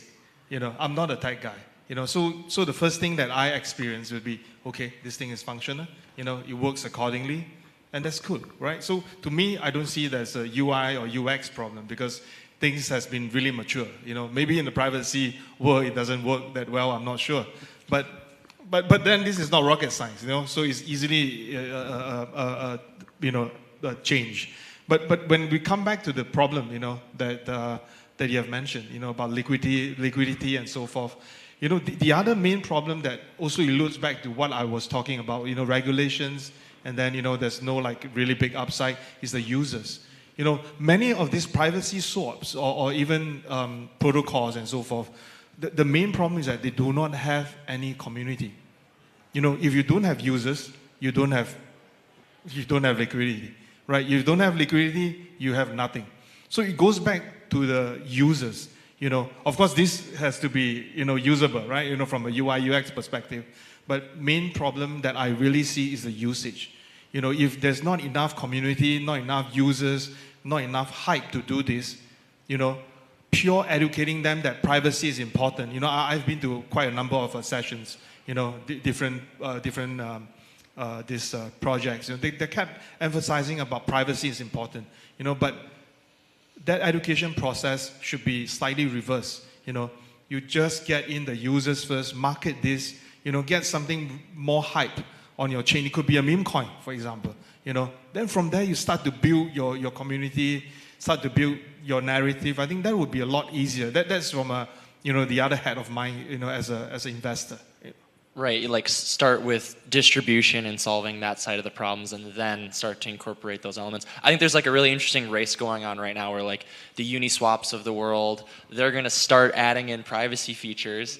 And so there's the people that started privacy first and the people that started totally transparent. And over time, both sides are going to acknowledge that it's a valuable attribute to have, but who gets there first where you solve both go-to-market, liquidity, and privacy? That's going to be interesting to see which one wins out. In fact, that race is kind of obvious. If they start to implement that privacy layer, a lot of the other projects, could be really losing out from there. So you really need to get more implementation. Like the previous panelists, they talk about medical. He talks about supply chain, for example. Just get some of these things going, At least maybe you can't grab the retail market. You could at least get the enterprise market in some ways, Just a few cents worth, sorry. So to kind of pivot into specifically with DeFi, what do you guys believe is going to be the killer use case that onboards the first 100,000 users, right? Because it feels like in crypto we have these little breakthrough moments like Polymarket, for instance. That's a use case that popped off and millions of people are checking it out and using it. Uniswap initially is one of the first decentralized exchanges. Stable coins are also massively adopted. So what is our private DeFi product that you think is going to stand out and truly shock people in a way that they're sprinting to come use the product? Do we even have a DeFi privacy primitive that is that differentiated that would do that? Or is this just all slight addition instead of something exponential? Does the question make sense, or should I try again? Every one of us are looking at different directions. It's please don't look at me. Let me just jump in. I think it's not so different in terms of making a breakthrough. Whether you're a privacy swap or not so privacy swap. I think it's about bringing out the narrative, and reach out to the right people. Right now, I think if you can build something that is like the prediction market, that is really private and fair, right? At the same time, you can build this maybe on Telegram to make this really go viral. I think that would be a good choice because it's not so much of privacy first. Privacy is a must. Right, but if you need that killer app to reach out to more people, prediction market, privacy, I think it's cool. And if you are going to build this on this Telegram, it's very cool, right? You could even do things that are very simple, right? Is BTC going up or down, right? So I invested in one project which is called COPX, C-O-P-X. So they are dealing with financial AI systems, right? So they also came out with a game, to just predict BTC up or down.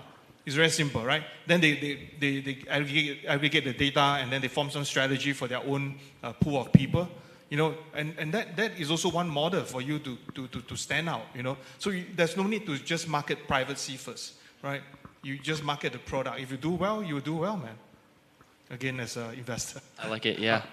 How about you guys? Yeah, I think he's right that, maybe there isn't perhaps a killer use case lurking beneath the marble block. because for there to be one, it would have to be really that like the privacy is like a core component of that use case, something that you couldn't possibly do without, you know, having privacy as part of it. And I'm not sure there are many DeFi use cases that anyone's really aware of that would strongly benefit from this, that, you know, isn't already explored in some way. Outside of DeFi, I do think there are absolutely killer apps, but that's a little off topic. So I think there are two potential benefits that protocol can get from privacy. One is of an economic part. This is where the privacy becomes part of the core logic of the protocol. So this is, for example, what Penumbra is doing with their DEX, let's say, with their exchange, where the orders are privately aggregated, and generally it's supposed to help with the price impact because it counters front running in a way. It's called a frequent batch auction. Like prediction market is also like some case where the privacy is at core. And the other benefit is that you may just have all the interaction with a given protocol anonymous. So the funny thing, which is maybe not obvious for everyone, is that to make anonymous interaction with the protocol, you don't actually need to change that particular protocol. It's enough that the users which are interacting with it are using the privacy pool. So like whether it's Railgun or some other pool. So like instead of changing every protocol that already exists into the private version of itself, it's enough that everyone will use the privacy pool as the main wallet, or like generally the privacy enhanced wallet. So that's why I think the wallets will be the first products that will reach such a big adoption, unless someone thinks about some absolutely brilliant example with the core logic that enhances the protocol. Right now, I don't think I've seen such a thing. And I do see that the currently available wallets are definitely lacking on this. I mean, they did not pass this threshold where they are as useful as normal wallets. So yeah, for me, that would be this. And I think the wallets can achieve much more than people would give them the credits for. Interesting, solid answers all around. So maybe no distinct like one-off thing that moves the Overton window, but like lots of additive stuff. So maybe talking about transparent DeFi, what do you guys think is the most damaging negative externality of totally transparent DeFi? Like, because we've maybe talked about some of the unique properties it can give and some of the positives, but what negative externality do you think users actually care about the most within the world of DeFi? Because there's lots of them. I mean, probably not everyone is aware of it, but front running and its consequences. The fact that, like in every system where the DeFi is absolutely transparent, like whenever someone is attempting to do a bigger trade, and there is a swarm of people which are attempting to front run this person, and hence, well, first thing that this person is getting the worst price, the other thing that there is a lot of this dust transactions which fail on the blockchain because there are these races to get first in the line. So like essentially all the transactions are becoming more expensive because of that. And of course we do have solutions for that on Ethereum, but what happens is that like we need to deploy this enormous ecosystems with this MEV protection solutions and so on and so on. It's all getting so terribly complex because of this this issue. And everyone that says they have a solution, it's like there's some sort of collusion that can happen somewhere down the supply chain of MEV. It's like something breaks without having default privacy on the base layer one. Yeah, it's all just a bunch of mental gymnastics to try to make it better, I feel like. The solution is to sell the power to front-run people, right? Like the solution is to create a thieves guild, like where they can buy the ticket. Democratize the market to solve a problem that shouldn't be there in the first place. So legalize front-running and generally exploiting users. That's the current solution. What's up, Doggy? Andy, any of you guys want to? One thing I will say about the front-running one is protocols can also get front-run. So if you have a big treasury that's growing as a protocol in DeFi and you want to go do something on chain, you're like a passive actor, right? So when you go and try to take an action, you can get front-run. So I think there's like a lot of protocol value accrual mechanisms that have been completely untouched and are completely unfeasible within transparent DeFi. So I actually think once privacy becomes more mainstream, it's actually going to help with value accrual potentially as well. So Yeah. Okay, we have like a final 3-4 minutes left here, so we'll jump forward into kind of our closing with predictions. What do you think the next 2 years looks like for private DeFi? What would your predictions on TVL and adoption, and maybe what you're most excited for in the world of private DeFi? And we'll round things out there. Well, I think that there clearly is a demand for this, and that we're starting to see a lot of, maybe not a lot, but the initial movement of some of, some of the big movers in the space to really start to explore private DeFi. So I think in the next, you guys said 2 to 3 years? Yeah, I mean, we'll start to see adoption in the next 2 to 3 years. Not critical mass, but the beginning of like real TVL for sure. So early adopter stage still. Yeah. I think the proof generation time for the majority of use cases will stop being the topic of the conversation, because it's going to be low enough to be actually useful, and people will notice another obstacles other than proof generation time when it comes to usability of stuff. Yeah, and besides that, I totally agree. Like, some of the major protocols will onboard their private counterparts, so we're gonna see the first billions in TVL in private protocols probably. Although I would rather bet on the public. I would bet on it happening rather on the public networks as protocols on the smart contract level. I think the key thing is to create the demand. Right, when we talk about tokens, we talk about market making and so forth. We should do this by creating a demand, within this privacy circle. If you don't market make per se, create a demand, no one is going to really talk about it. And I think in future, we don't talk about future too long, to be honest, because right now it's kind of the beginning of a bull run, right? If within this bull run, all this privacy, DeFi, all these different protocol are not going to make it. It's not going to make it because of a few things. One is we did mention that some of the public blockchain, they are going to come out with a privacy feature. Some of these big swaps are also coming out with this privacy feature. So instead of them creating that demand, the real true blue privacy guys should go there and, hey, can we integrate? Can we do something together? That kind of partnership will scale up a lot faster. Hence, the TVL will increase. So that's my 1 cent worth, man. It'll be interesting to see what happens in the free market of entrepreneurship. Will these layer ones focus on being infrastructure providers for those large-scale public DeFi goods, or will the private DeFi builders beat those people to market? That's going to be a fascinating question in the next year or two. I agree, but again, it's all about the money. Yep. Right. So if there's money to be made, people will shift. So again, it's building up the so-called killer app, or at least get someone to put up the flag real high, say, hey, we are the best. Try us. Then things will just move on from there. To the better, I think. So I feel like the summary of this panel was private DeFi good. Can we find the demand? And can we do it before someone else integrates privacy with large-scale distribution? So anyways, round of applause for our panelists here. Thank you guys for participating. It was awesome.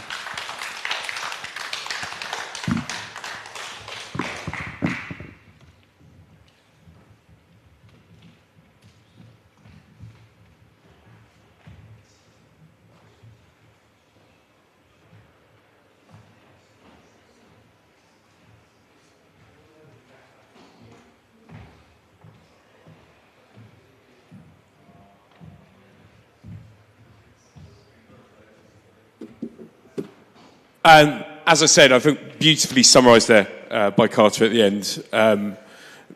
As I've said at the beginning, finding that kind of problem that I'd faced of front running really led me to kind of private DeFi. We have got our next panel coming up. We are just gathering together the last people, but we are now bang on time again. So thank you to all the founders that have been so succinct and actually listened to the cues, which is really, really good. The next one is, I'm going to wait till the room fills a bit more before I actually ask my question, because there was a kind of interactive part to this. But the actual title of the next the next panel is very, very interesting to me. And actually, maybe some of the people in the room, or as they're filing in, I do have a question that I'm sure somebody, or actually many people in this room might know the answer to. I don't know whether it's a slide, but the title of the panel is Limitations of Modeling of ZK in Real-World Contexts. Can anyone age, and I have a prize for this, can anyone here, and I'm sure it's going to be first person to the post, because I'm sure many people know this, but can anyone quote the academic paper where ZK proofs were first introduced? Can anyone quote? Wow, that's great. So we're all going to learn something today. So actually, zero knowledge proofs were first introduced. Or actually, let's make it easier. What year, or to the nearest 5 years, did the academic paper first talk about ZK proofs? Okay, well, you win a prize. Come and see me at the end. I have some secret swag to give to you. 1985. So when I was 6 years old, which I age myself very much, I am an older degen, or an OG, as some white people might call it. So fast forward 40 years, and this segues beautifully into the panel we're having today. Fast forward 40 years, we're going to discuss today what are the limitations and modeling of ZK. We've got an incredible panel today, so if we'd like to bring the moderator up first of all, who will then go on to introduce the panel. And this is Enrico, cryptography engineer at PSE. And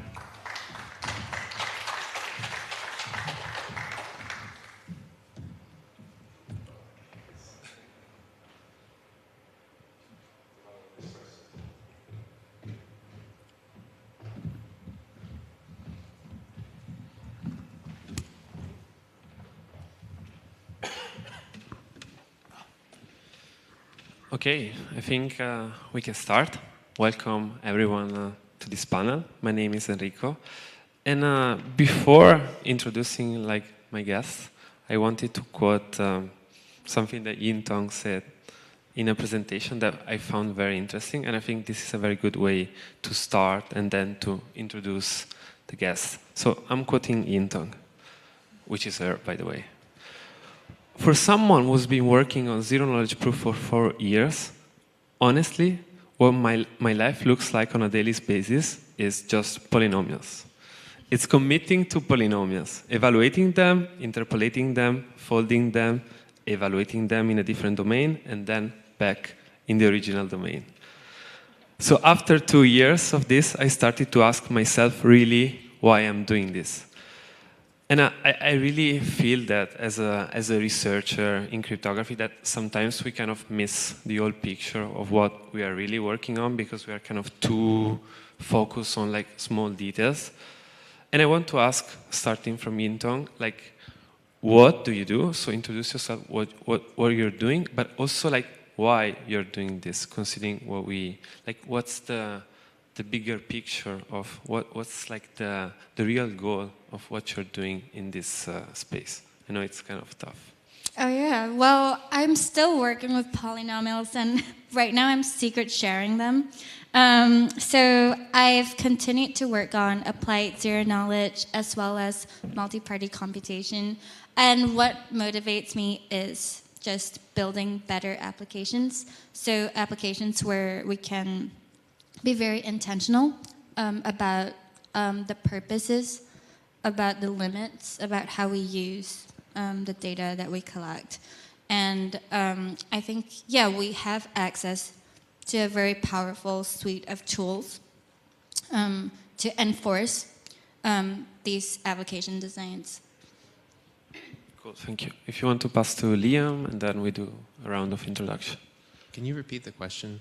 So basically, what do you do, but also why you're doing this? Why do you feel this is important?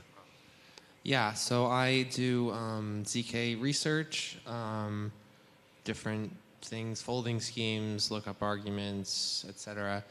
I work at Alpen Labs and also with some other projects, Aztec, and yeah, why? I think sort of two things. I find the work fulfilling, and I like the math, but also like I'd like to see it used for things like bringing privacy to people. And I think that the spirit of your quote is good. That it's easy to lose sight of the bigger picture. Yeah. So. Thank you. Yeah, Hi, yeah. I work on ZK identity stuff, and especially love like iterating and pushing and like planting these seeds of in the real world use cases. And I guess like why I do this, I just came from this session at DevCon, and we were like discussing like this trust building stuff, and I kind of like understood that I'm like this. I have this civilian trauma from my past and where I grew up, and I kind of like don't trust the systems, especially like government and kind of bureaucracies, and I view it as a kind of a shortcuts and this path to freedom and independence on an individual level, and that really drives my passion. Right. I'm Evan. I co-founded a protocol called Mina, where we're working a lot on zero-knowledge proofs, particularly, most recently, getting them to be in a place where they're programmable by developers so they can build applications with them, kind of in a general purpose way, similar to what you can do with EVM, but instead like for directly building with zero-knowledge proofs for privacy. Been doing that for a while. I originally was doing stuff in like briefly in the polynomial land, but have been in the applied world now for a little bit. I think as to like why, I think like what originally attracted me to cryptocurrency was this idea that we could build these systems that had better trust properties than trusting like a centralized institution that, you know, oftentimes we see has lots of problems, but we could potentially build with software institutions that we know are going to follow the rules they're going to follow and that we can trust better. And like it's felt like zero-knowledge proofs are just a very useful technology towards building that, both so you can like have large amounts of compute that can be trusted all the way out to like the end user devices, as well as so users can like share their private data with these systems in a way that doesn't compromise that data, so they can have much richer interactions because they can finally share this data with these systems without necessarily exposing it. Yeah. Okay, I think so. A word that came up many times in your introduction is like trust and like the need to remove this trust into like system and centralized entities that they work today. So I want to start from the last one, because I think probably you are the closest one to like the application user in the panel. And yeah, I wanted to understand like from your experience at Mina Protocol, like who are your users, both on like the developer side and the final user side, and like what do they want? Like what is something that really you feel that is taking over? That is because like in this context of like trust in digital computation, like where do you think like the real need is? Yeah, I mean, I think there's like a number of different kind of types of users that we see. The first is just like developers that are excited about building with the technology, maybe because like they like the idea of having these trustless applications. So they're not quite end users, but they're building for users. We work with people like that a lot that are trying to build some application that has different trust properties. I think going down the stack, it's kind of like there's really kind of two types of use cases. One is people that are trying to like mitigate risks, like existing risks in the system. Like they want to be able to do things like voting, for example, in like a private way. And they don't like how the existing options, and they want there to be other ones. I think the other one we often see is actually, it's kind of interesting on like the corporate enterprise side, like companies that want to unlock more data that they can't necessarily at least easily do so right now, because it's you know, there's regulations and other issues that prevent like the easy sharing in like a safe way. So we kind of see they're different. We kind of see these two like unlocking more data to be used, as well as like mitigating existing kind of risks. Yeah. Right. So you say regulation. Like I want to follow up on that with Intong. So I know Intong used to work at Zcash at a very, very early time of Zcash. And like for me personally, Zcash was like the coolest thing after Bitcoin probably, and still is the coolest thing in my opinion. So like regulation probably played an important role in kind of hindering the adoption of Zcash. But yeah, I wanted to ask you, like, it seems that we keep trying to build like new application of ZK, of privacy, stacking up all this kind of crazy technology, but probably the most important application of ZK, which was private money, we kind of feel like we already solved that, but kind of no one is using it, right? So yeah, I wanted to ask you, why is that? Because it feels to me that we already moved over Zcash, but still it's not used. So why is that? Yeah. Well, first of all, I think Evan's point about regulation is like a great framing. It's coming from like the corporate perspective where you actually don't want the liability of like handling people's data. You want to use it, but you don't want to see it. You don't want to know about it, but you want all the business insights from it. So that's like one way in which regulation pushes companies to adopt privacy solutions. I think that's a super like underrated framing and very compelling. So yeah, but on the flip side, from the consumer side, private money, yeah, as you said, is like the most basic use case. We think we solved, like technologically we've solved it. But yeah, basically you run into issues around KYC. You run into issues around on-ramp and off-ramp. And what these amount to is basically issues of usability. If users just cannot pay their rent, pay for their food in using this currency, they're not going to use it. So I think like my experience at Zcash, I've seen basically lots of very, very good outreach efforts, sort of initiatives to communicate with regulators, to educate policymakers. And I think recently they had this like privacy summit in DC, actually. So yeah, I think regulations can, like, on the one hand, push adoption, on the other hand, have a chilling effect. Yeah, so yeah, it's definitely a work in progress. But I do think, like, from what I saw at Zcash, there's reason to be optimistic about like communicating with policymakers and regulators. Thanks. I think this is also a great follow-up for Lasha, which with this identity protocol Rarimo is now. So you have to explain it to us, like how did your activation in Georgia work, and did you interact it with institution? Was it easy? Was it tough? Do they understand what you're even doing? Yeah, so basically my experience is that, like, I worked around the government and officials from both sides. So very first, my blockchain experience was like working with the government of Ukraine 2015. Like, we didn't have much, but the idea of like, could we use the certain puzzle pieces back then, looking from this retrospective, to run some anti-corruption, more like transparency type of policy things.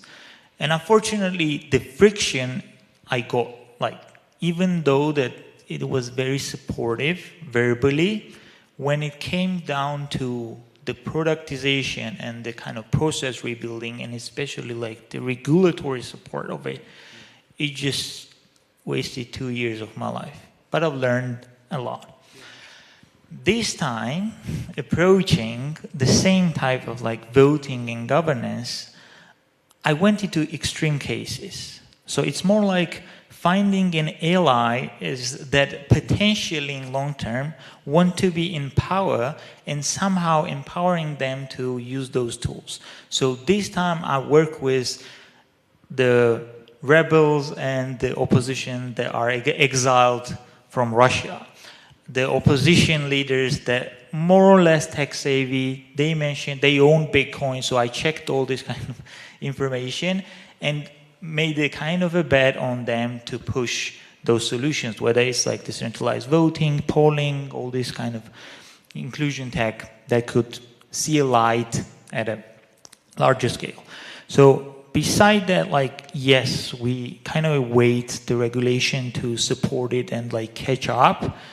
I think like the most of the time it's just a trap, and it's more like something on paper in front of the cameras than the real execution that really gets done. So I'm, beside doing all that, I'm the least optimist of that it might tilt in our favor.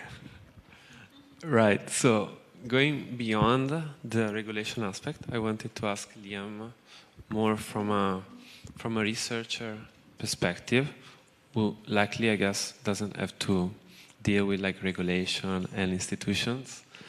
Like, how do you see the research space evolving? Like, we can all see from the outside that like the improvement that that are coming from the ZK acceleration are incredible. And yeah, I'm trying to understand if you see that we are kind of hitting some sort of plateau in there, like there's still room to improve. Does it even make sense to improve? There's something that we cannot do today with ZK that we could probably do if there was another, I don't know, huge step in the improvements. I just wanted to hear your feeling from a researcher in this topic.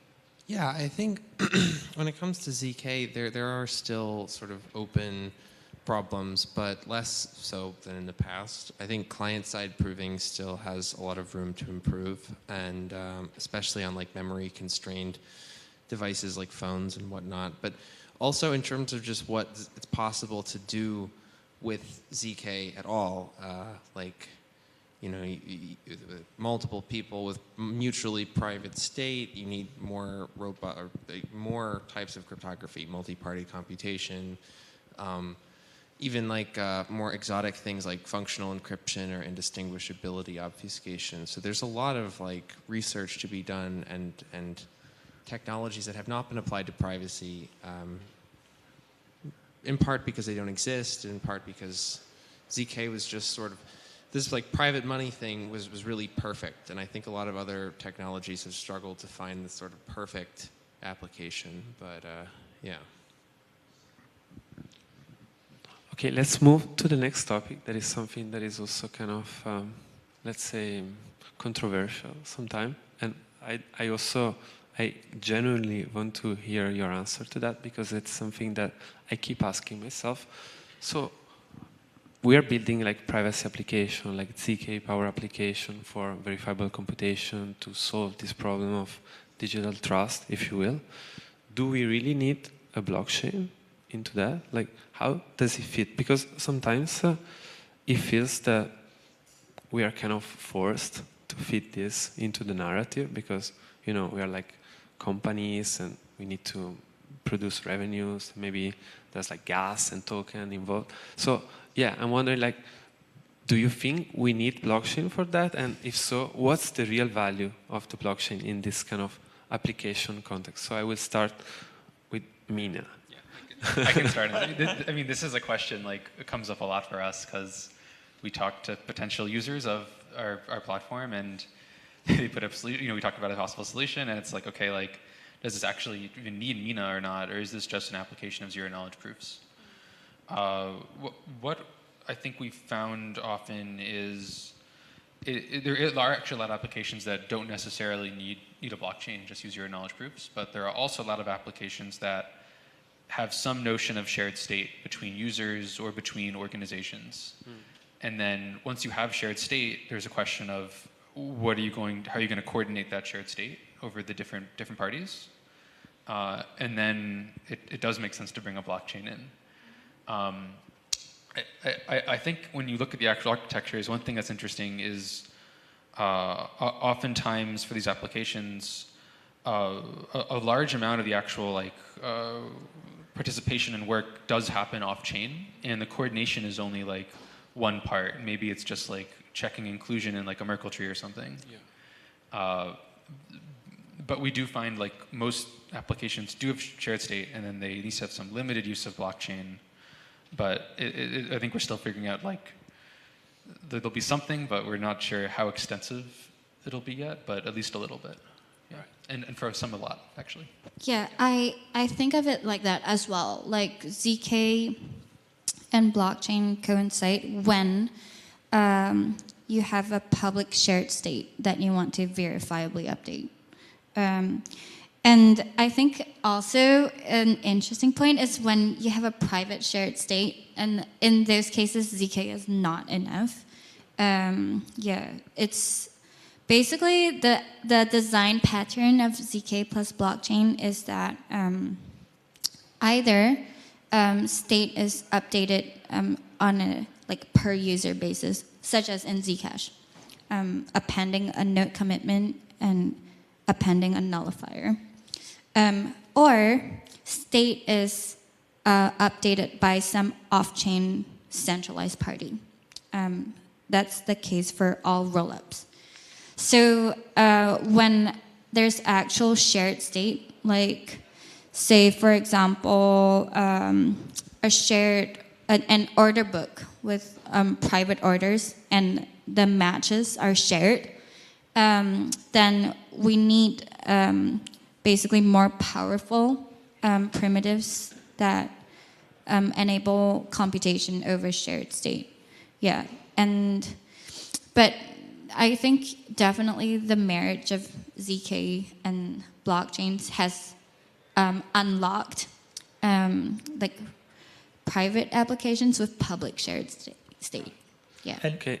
Yes. And actually, on that note, what I would say is that when we started off very public change, right? ZK is actually enabled to bring more stuff within these chains, and it kind of accelerated this cooperation between within the identity space at least, right? So we started off with just a single state of a credential that could be verifiable by multi-parties and sharing this thing. But as we kind of move further and then employ ZKs, we can build the nullifier registries, we can build all these amazing things, even the issuer. I have an issue with issuers within this kind of frameworks, especially with the passports. I'm like, why do we need the dependency on external hardware when we can have blockchain as the kind of a self-issuing aspect, especially with the document that have a signature in it, right? So, and over time, the improvement of ZKs, I think, within the identity space, allows us to bring more and more stuff inside the chains, and that's going to accelerate across the other verticals as well. Okay, I would say you kind of partially convinced me. I understand the concept that we need this state to exist on a blockchain, but I also think that there are many applications that are not very time sensitive, probably, in which probably we can also keep this state somewhere on a server. You don't really need this also timestamping property that a blockchain might have. But I think I'm really curious to ask something, Liam, because I saw that you were involved in this Bitcoin VM, which is something that seems that no one really speak about in our context, but it's kind of crazy that we were allowed to do that. So please explain us what are this effort with the Bitcoin VM and what it unlocks. You're talking about BitVM? Yeah. Yes. Oh, sorry. Well, BitVM. Yeah. It's I guess in short, right? We're probably all familiar with Ethereum. You can verify smart contracts on Ethereum. Bitcoin also has smart contracts, but they're very limited. So you can't verify snarks on Bitcoin directly. So BitVM is this basically new kind of optimistic type approach to verifying snarks on Bitcoin, which allows you to construct lots of things that you would be familiar with from Ethereum and other projects on Bitcoin. And is it actually real? Like, can we do this today, or is like something It's futuristic? it's possible, unlike some other things with Bitcoin, but it's still in active development. Yeah, check Is out. it real? He asked. What does it mean for something to be real? So let's say I want to build like Rarimo on Bitcoin. Is it possible to do that? I think right now, probably not, but hopefully soon. And what's the missing part? Oh. No. So that's yeah. There is another approach to verifying snarks on Bitcoin based on something called opcat, which is not possible right now, requires a soft fork. BitVM does not require a soft fork, but is still being implemented. So, yeah. Okay, cool. I think that's a good conclusion, and I encourage you to study more on this BitVM because I think it's super cool, and also all the other great stuff that the panelists are doing. Thank you.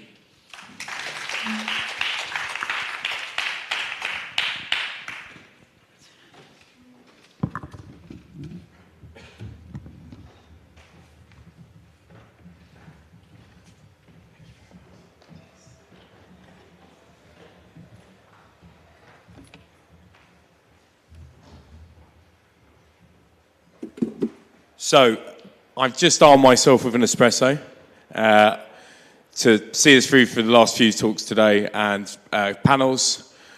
We're going to just wait for Lisa Loud to come back in. Anyone that hasn't heard Lisa talk before or hasn't seen her talk today, she's a very engaging speaker with often a few jokes along the way. I've told her that maybe if this crypto thing doesn't work out for her, she should go into stand-up comedy. So I'll just wait for the last speakers to leave and then we'll wait for Lisa to come back. But I think really engaging talks today. Certainly, I was saying to Lisa privately earlier, you know, when I went to this first DCC event, you know, were the first conversations and presentations compared to today, it's kind of streets ahead for, you know, the level of conversation, the understanding, and I think that's starting to show where we're going with all of this. So it's work is progressing, and actually still hearing people having conversations out there when I just went to get a coffee, and how that expands beyond just the panels today. I think we're in a really good place, and it can only get stronger. And Lisa's back in the room. So I was just explaining, Lisa, that maybe if this crypto thing doesn't work out for you, we've always said that stand-up comedy might be a good thing, and I always look forward to hearing you speak. I knew you would. So I'll hand over to Lisa Loud. And Alex Adelson.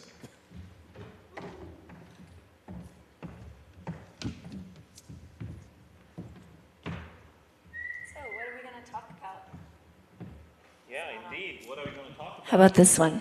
I have a louder voice than you, so I can talk over you. Hello. There you go. I thought we were going to talk about AI a little bit, so let's go. All right, let's talk about AI. What is going on with AI? What's the big thing that's coming that we should all be scared of? AI is broken. We're looking at either we're going to nirvana with AI or we're going to annihilation, total annihilation. It's not one or it's not like in between. We have no in between. Either AI makes all of our lives better or it leads us to extinction. It's a very powerful technology. So we just want to say that it's centralized right now. It's one of the most centralizing forces that has ever been created. And centralized AI is broken. So why is it broken, Alex? Well, actually, if you think of it, it's really scary. We have 3, 4, maybe 5 centralized AI players who are collecting a huge amount of data and who are conversing with millions and millions of people every day, seeing all of their thoughts, all of their desires, all of their wishes, so collecting tons and tons of information. They can also censor certain people, and they can also censor their own models. So it's a scary monopoly that could eventually take over and manipulate us. So why don't we just decentralize it? Won't that solve it? Well, that sounds great. That sounds great, but it turns out that decentralized AI is even more broken because with decentralized AI, the large language models are running on some decentralized servers, and we don't even know who is running those servers. And those people who are running the servers actually get access to all the information.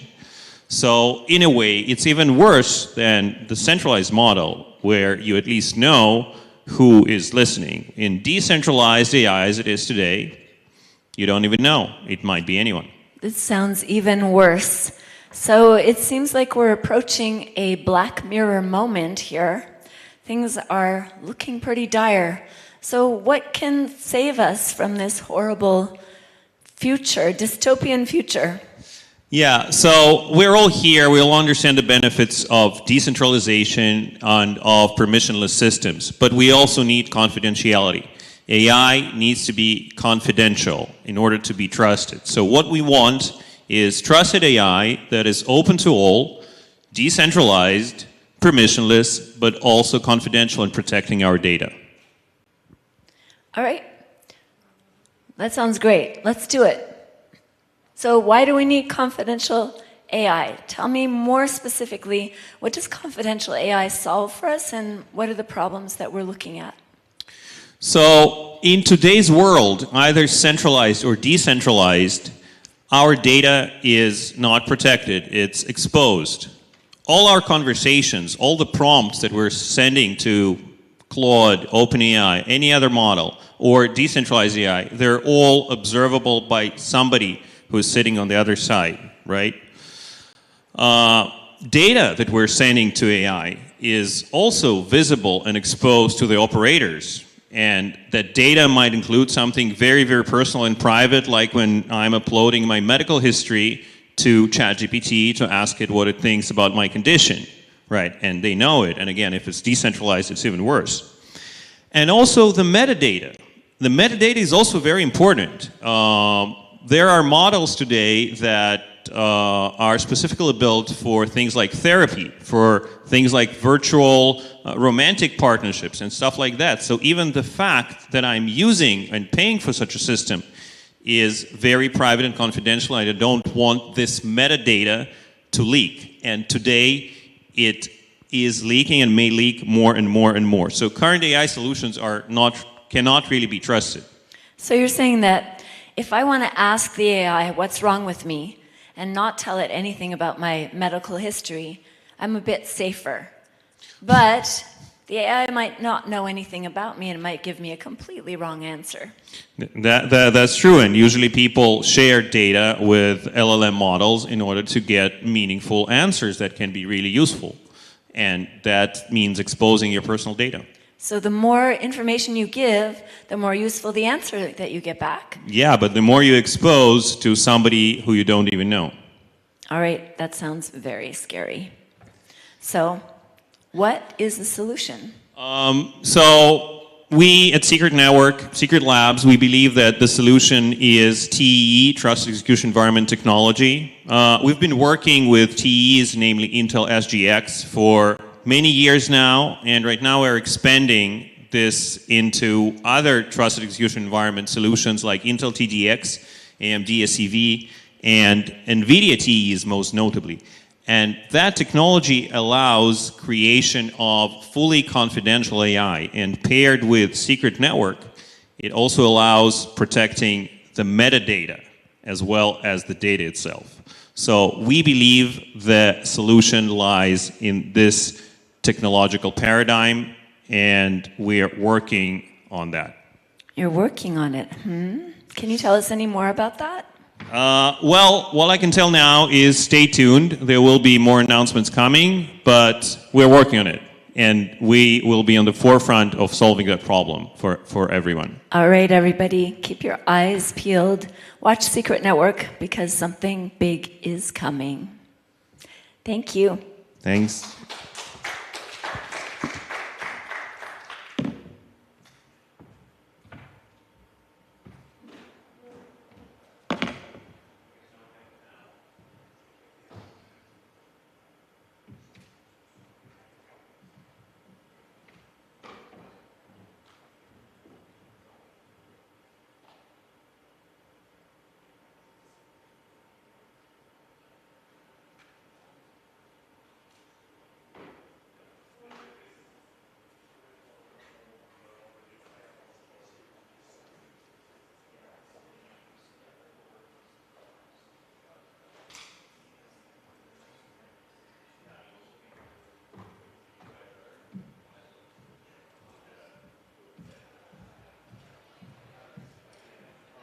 So actually now will be our final actual panel for the day before some keynotes.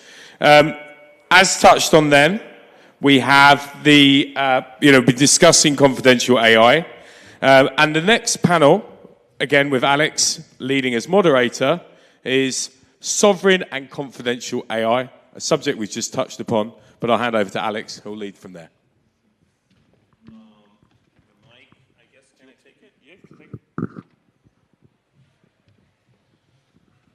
All right. Hey, guys. Well, we know each other, but maybe a quick intro for the audience and for the camera. So just a little bit about you guys and what you're doing in the world of AI. Hello, everyone. I'm Shelvin from Fala Network, and I'm the lead researcher. So I'm the author of our white paper, and also now I'm responsible for the whole system design. Yeah. Thank you. Maybe you can push the button there. Yeah, hi, I'm Yannick, co-founder and CEO at Arcium. Arcium is a confidential computing network, secure multi-party computation based. And I mostly focus on high-level architecture decisions. I leave the detail work to our PhDs and professors. So what are you guys working on specifically in the AI space? How do you apply your tech to that particular vertical?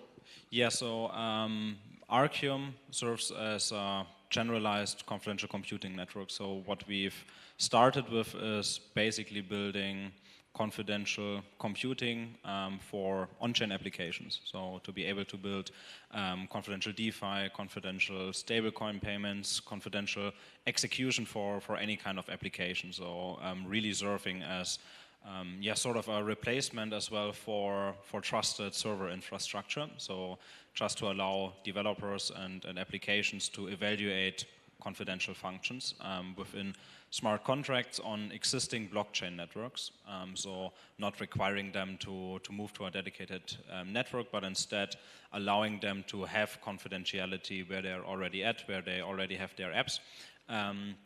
In regards to confidential AI, how we mainly got started in confidential AI, I would say, is by us acquiring our largest Web2 competitor, who've been around for roughly 8 years and have done a lot of in the confidential AI and federated learning space, but in the traditional space. So they've done a lot of contracts with defense, with healthcare, with TradFi, doing learning and inference in a confidential way, multi-party computation based as well. And so we've acquired them and merged those worlds together, open sourcing their patents and everything to build this open foundational layer on top of which all kinds of cryptographic confidential computing can be done. Okay, that's pretty cool. I like what you did with the patents. It's a bold move. All right. So Shelvin, what, like in a couple of words, what's your part in the AI space? Which is it's an important part. Yeah, I think we just share the same insights in this. So we all, at the early years, we are working on SGX, and now we are embracing the latest TE technology of TDX and also the TE GPU. So we have conducted some experiments to ensure like the GPU, TE GPU is ready to use. So we run the performance benchmark, we run some open source models, and also those, for example, like the Llama, and also the other models on the TE GPU to see how will this look like. So I think first the performance is totally okay, so it can achieve like 90% of the performance just vs the bare metal hardware. So I think there is totally no problem to try to get the AI model running inside of it. So, and I think the next direction for our part is we will focus on the use case of AI agents. For example, this including, for example, run the AI training and AI inference process inside the GPU, and also to try to enable like the autonomous AI agent. So, which is the AI that's really controlled by the machine instead of anyone. So to ensure the data privacy, to ensure, okay, any like rules you set in the AI agent is enforced with hardware that cannot be easily changed. So, yeah. Okay, super interesting. So the title of this panel is Sovereign and Confidential AI. So what's your take? Like, what does it mean, sovereign and confidential? So what is like the meaning you put into those words? And I'll give my version as well after that. Yeah, so I feel like confidential AI on its own has multiple aspects to it. The way I like to think about it is being able, in the ideal case, if it makes sense from a product standpoint, I guess, to use this kind of infrastructure to build sort of end-to-end encrypted AI. So to be able to have training in a completely confidential way, have fully encrypted model weights, and then run inference inside of those model weights, also in a confidential way. So to have any access point to sensitive data be fully encrypted, fully confidential. I think that's what, in the ideal case, could be achieved with confidential AI. Sovereign AI really, I think, goes into the direction of AI agents as well. So to be able to have an AI agent that actually autonomously executes, an AI agent that has a verifiable output production, and this verifiable output production originates from confidential execution. So I feel like that's part of the sovereignty. I think what's an important aspect and often overlooked in that regard as well, I feel like, is that there's a bigger picture to all of that, which I feel like would be responsible AI as well. So I think privacy is one dimension for responsible AI. Explainable AI, I think, is another dimension that also needs to be a part of it, especially once confidentiality is introduced. Explainability can suffer from that. So we've just recently published a paper on explainable privacy-preserving AI, where we can basically have those encrypted evaluations while still being able to produce SHAP values, for example, to gain insights into what caused specific predictions to occur. Okay, but isn't there like a slight contradiction between all the model training and weights being fully confidential and users' trust in this model? Like, yeah, so I feel like if we're looking at really this end-to-end encrypted system, which is still a vision for the future, I feel like, but I think you can have trust because it becomes this closed feedback loop of higher quality data being used to produce the models, because you can have confidential data sets, isolated confidential data sets as training source, and on top of that you can have verifiability. So it's not you pinging some proprietary model, you you don't know the source from, but it's actually you have the entire source. It might be confidential, but you at least from an algorithmic standpoint, you know what happened and what you're running predictions in. Okay, great. Sheldon, your take. So I think for the confidential AI, so yes, definitely the data privacy is very important for the users. I will use 2 points to support that. So the first is about the data you can use to train the model, just as you have said. So like actually, for example, the training of OpenAI, it has already exhausted like all the public data available on the internet. So this means if we want to actually I would say like the amount of data is the key aspect of the quality of your model. So this means if we want like better data in the future, better model in the future, this means we will definitely need more data to train it. So how to persuade users, okay, your valuable data can be used to train this model without the worry about the data leakage or be the data used in some unexpected way. So this is what TE can be used to ensure both the confidential and also to enforce, okay, the data is correctly used. And on the other hand, I talked to some users and they really have some worries. So for example, let's take Apple as an example. So one of the moves that Apple are doing recently is that first they are updating their memory for all the Mac. You can see now the latest Mac products, they are equipped with at least like 16 gigabytes of memory. Why they are doing so? This is because the solution from Apple is that they will separate the model into the client and the server side.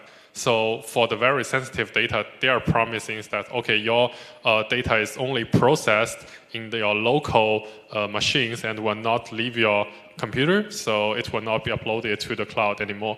So, but actually, if we can persuade that, okay, all the data are like processed in the TEE, actually such, I think the concern from users can be greatly addressed.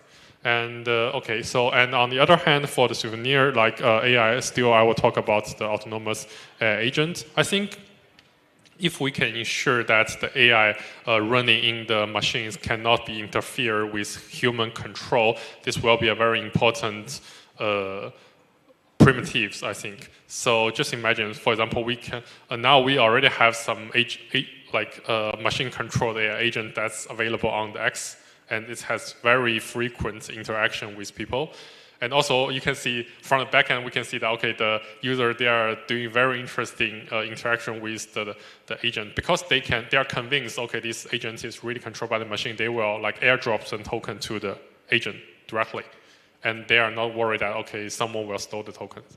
And similar things can be applied to the other Web2 services. For example, we can have AI agents that to the TikTok, yeah, but it's really controlled by the Web3 world. So I think this is a very interesting idea I have heard recently, is that AI agents in the TE can be used as a bridge that between the Web3 smart contract and the Web2 services in this way, yeah. Yeah, but what I really feel like is a crucial aspect here is that those systems really need, from a user standpoint, I feel like for achieving sovereignty and confidentiality, remove the trust. I feel like that's one of the big issues we see from end users and from businesses. I feel like ChatGPT and really opened their eyes for retail users of making AI tangible, and many businesses are not able to use these kind of tools, which are still immature tools, but for many use cases already powerful enough, but many businesses can't use those tools due to privacy concerns, due to not being able to send their prompts to some company sitting somewhere in the world and collecting all of that data. So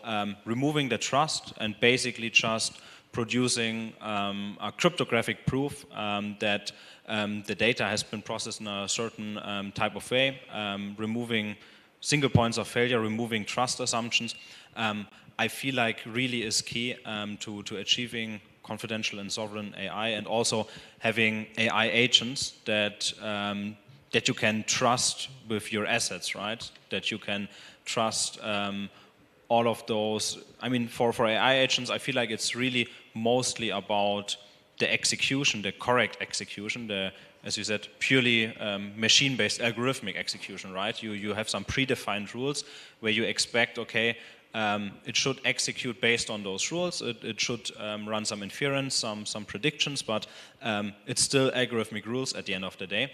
And so you want verifiability for that. You don't want to have to trust that you give your assets to those models, which is an interesting aspect, because otherwise confidential computing would just be used for privacy, right? Protecting the data. And here it's about protecting asset ownership again. Yeah, that's interesting. I think that the issue of metadata is also quite important to protect, like the fact that somebody is accessing certain model. This should also be, people should also be able to protect that, because if I'm accessing some sensitive kind of models, like a medical model trained for a specific disease, or therapy, or romantic relationships model, it's probably something that I don't want other people to know at all. The next question that I had, like, how natural is the connection between AI and blockchain? Like, is it a real connection, or is it something that we're just putting together because both are cool? I feel like in the case of the kind of technology that we're using, it's sort of this natural fit, right? Because with secure multi-party computation, you want to run on a distributed set of nodes. So you have this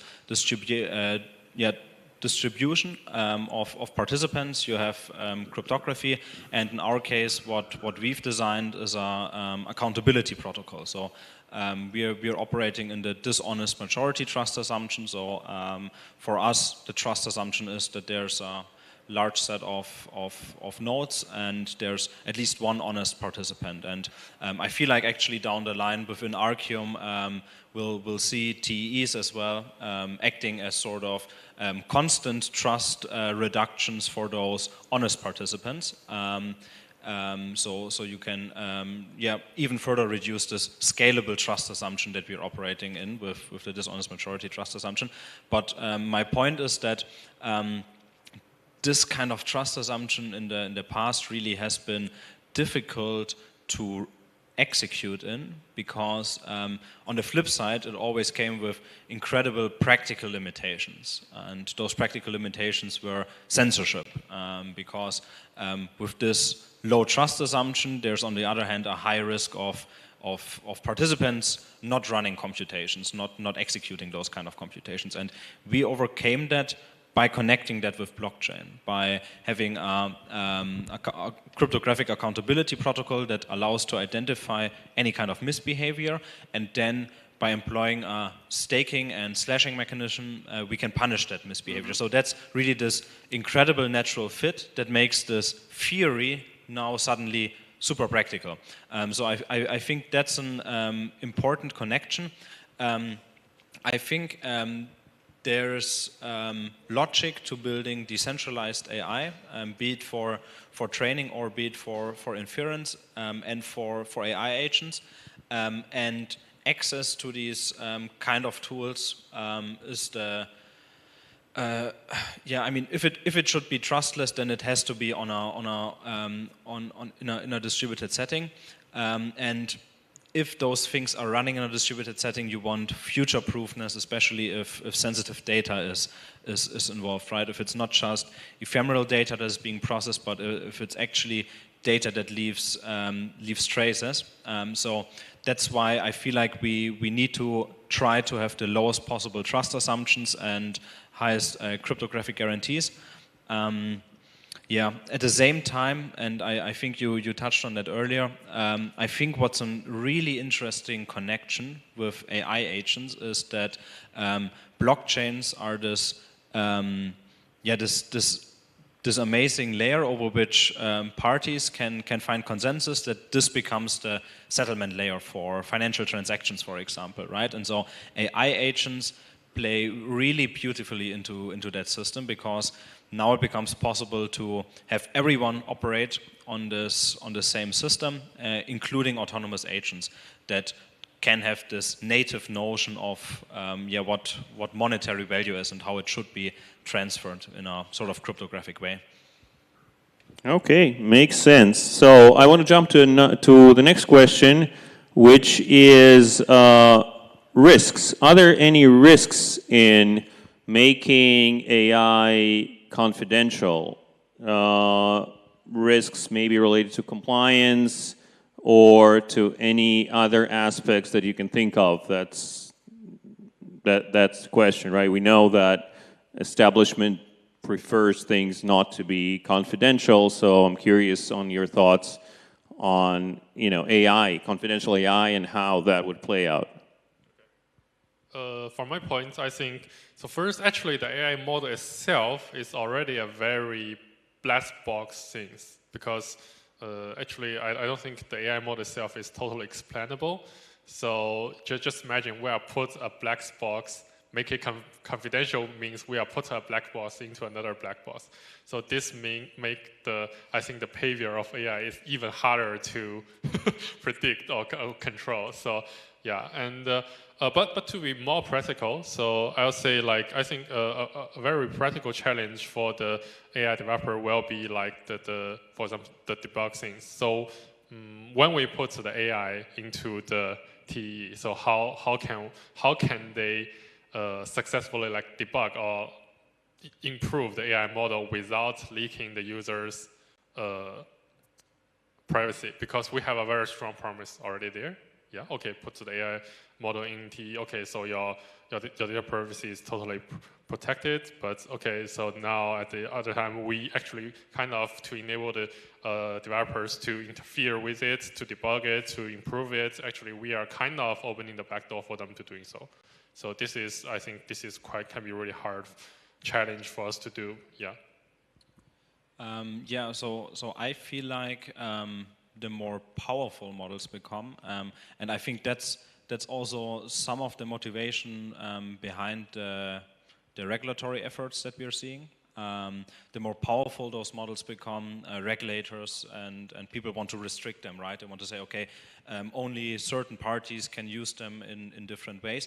And I actually feel like we can do that without regulation by having decentralization and confidential computing, because if we have those agents and models be encrypted and not accessible to anyone, but have access control rules with smart contracts, for example, it now becomes possible to use those models in a secure way. So I feel like these systems can actually lead to truly secure AI, because it's now not required to trust anyone anymore, to trust any parties. Instead, there's this sort of open access, but it still follows certain rules. So I feel like that's a powerful aspect that will help also arguing for decentralized AI. So do you mean like access control, like only certain users can access certain models? Is that? I mean, that could be an aspect for it, but yeah, it's I feel like similar to how you could perform AML checks, right, in a confidential way for certain actions, right? So you can have models and models before those models checking the prompts and stuff like that. So I feel like you can just build this sort of access control that with algorithmic rules enforces only certain access to those models, which otherwise wouldn't be possible.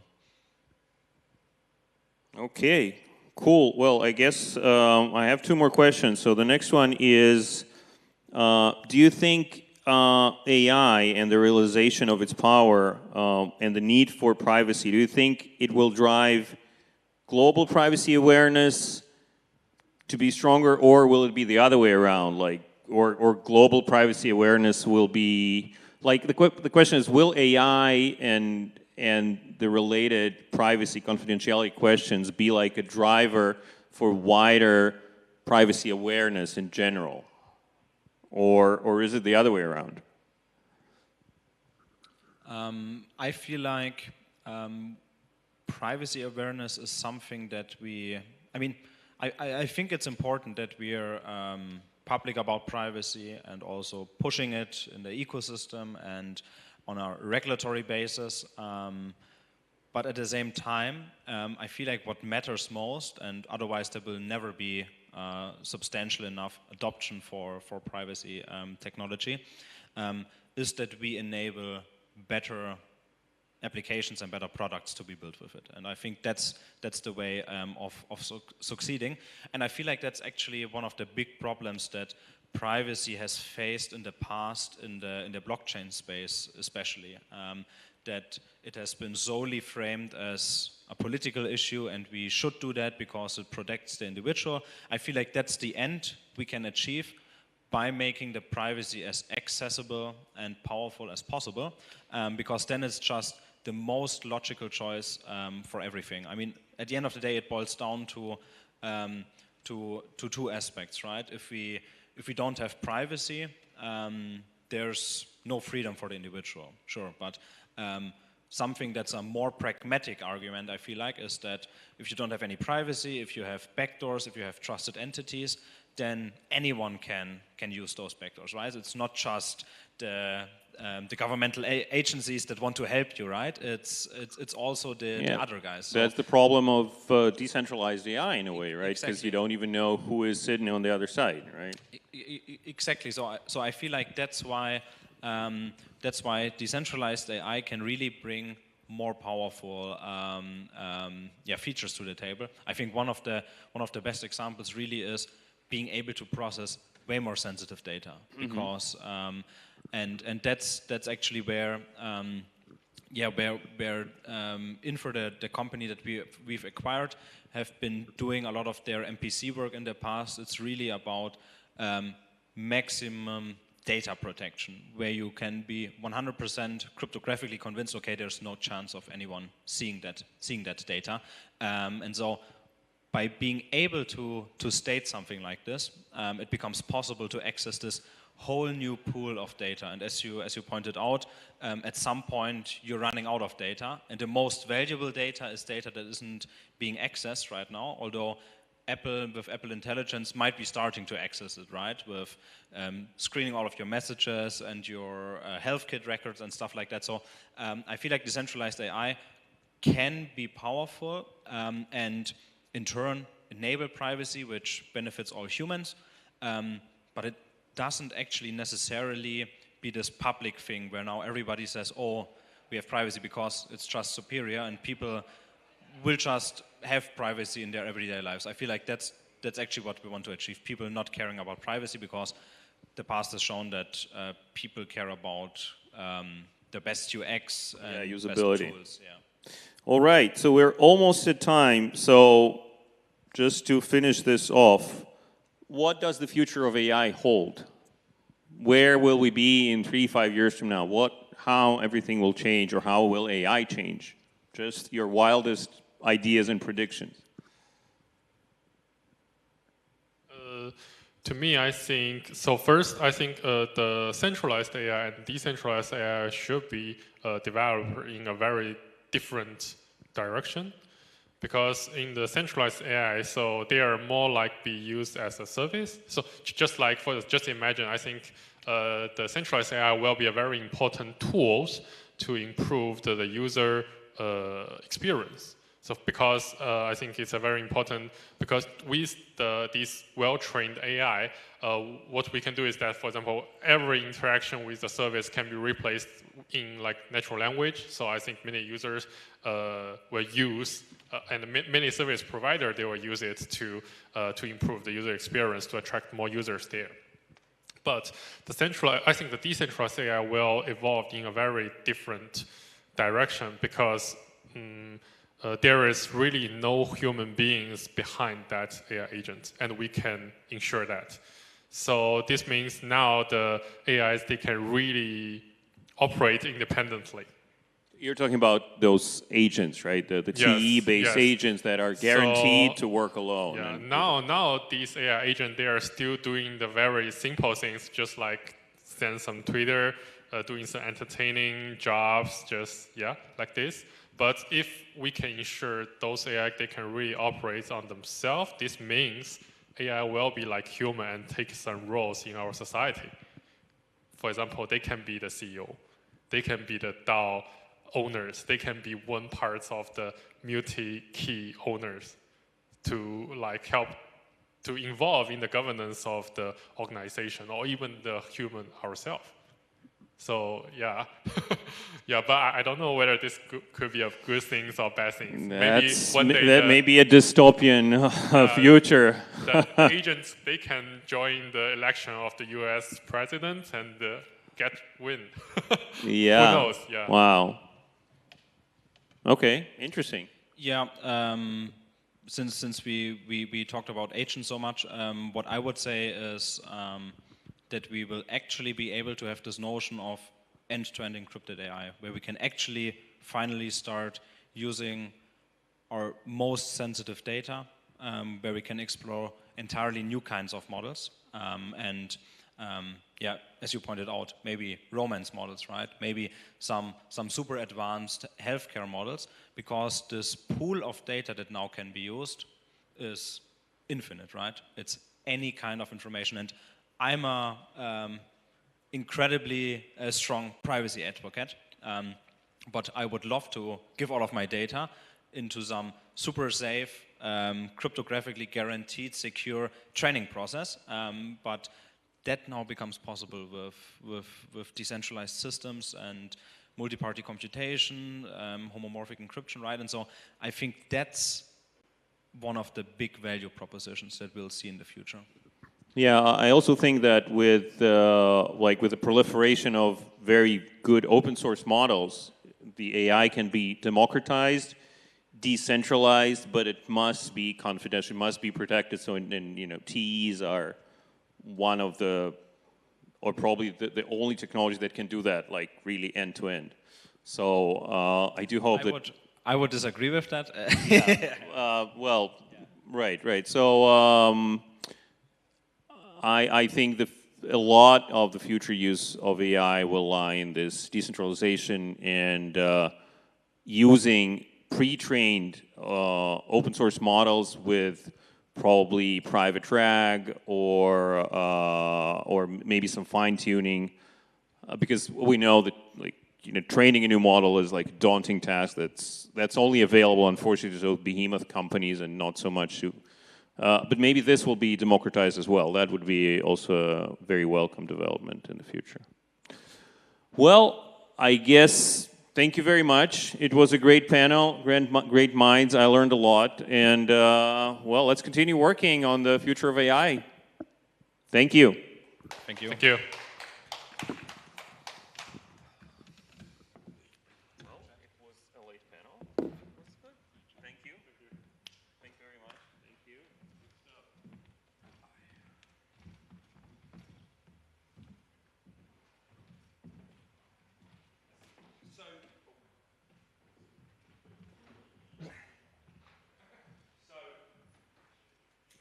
Apologies.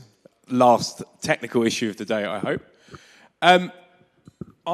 This looks like it's going to be actually our last panel due to our final speaker, or was meant to be the final speaker of the day, unable to now attend, we believe. So this will be the last presentation today. I really feel that this is going to be a really fantastic one. So I'd like to welcome Ishmael, co-founder and COO of Lagrange, who is going to speak to us today on a proof-based future with Lagrange. Over to you, Ishmael. Thank you all for having me. So, my name is Ismail. I am the co-founder of Lagrange. Let me just find the clicker real quick. And so the topic for my presentation today is building a proof-based future with Lagrange. So, for those of you who have or are watching this at home, we're in Bangkok right now, and the traffic to get here was ridiculous. It took me forever to get anywhere in Bangkok. There's traffic almost on every street. And so I was on a motorbike getting here, which was going very, very fast and weaving through cars, and I was sitting on the back of it. And while I was doing that, my life was flashing in front of my eyes. I mean, right, this thing goes over and then I just go splat. Not good. And so when this was going on, I started thinking, like any normal person naturally would, about ZK and blockchains. And I started thinking about when I founded Lagrange.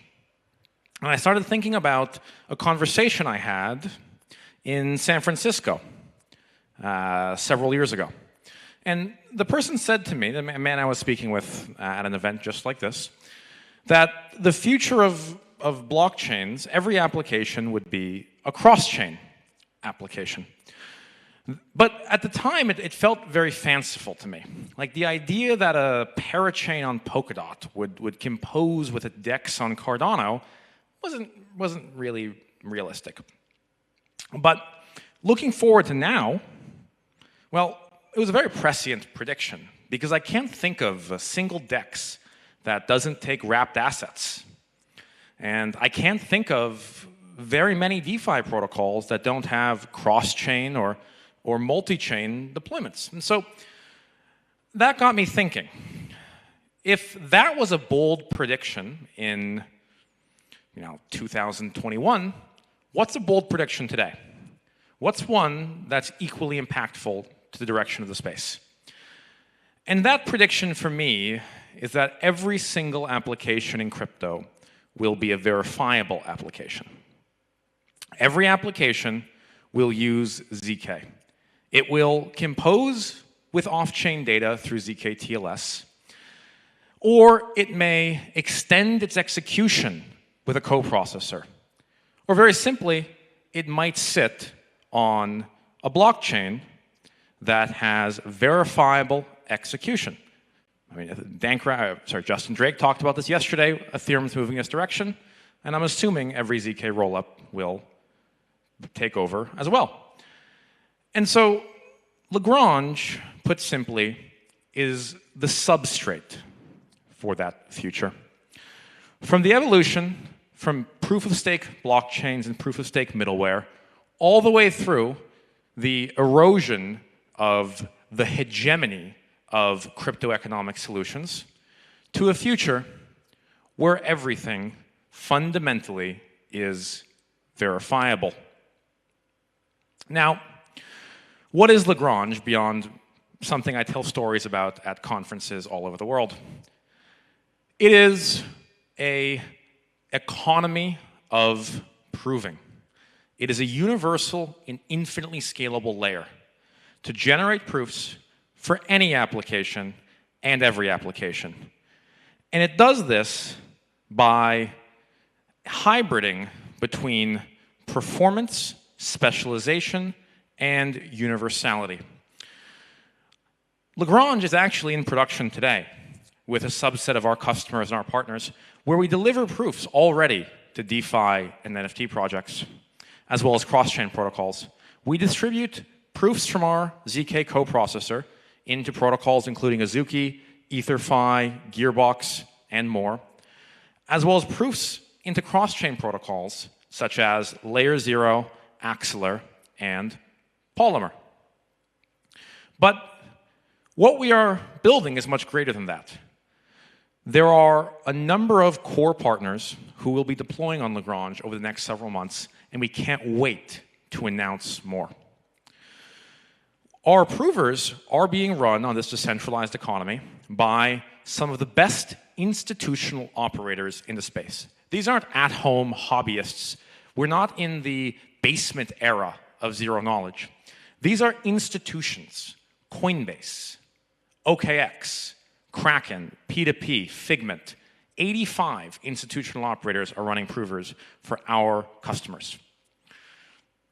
What makes us so special? What makes this architecture so generalizable?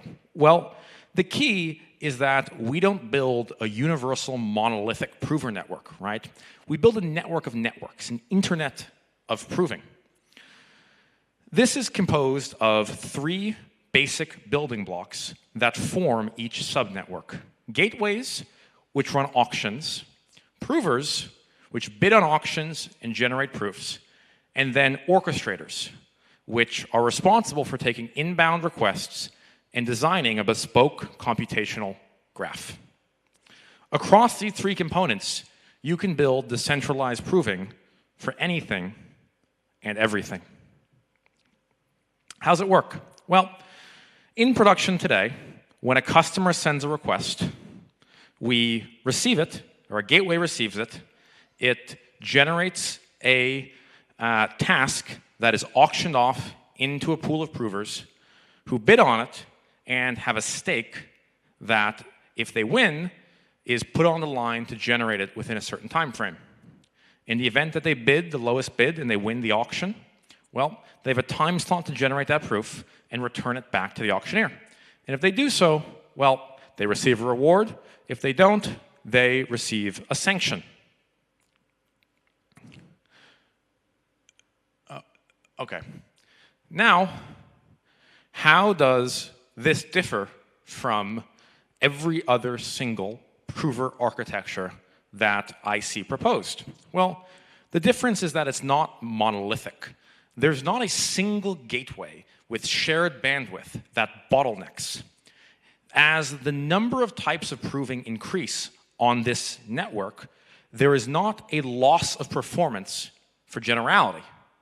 The network can specialize while remaining universal, horizontally scalable, dedicated bandwidth, a network of networks, universal across the entire stack.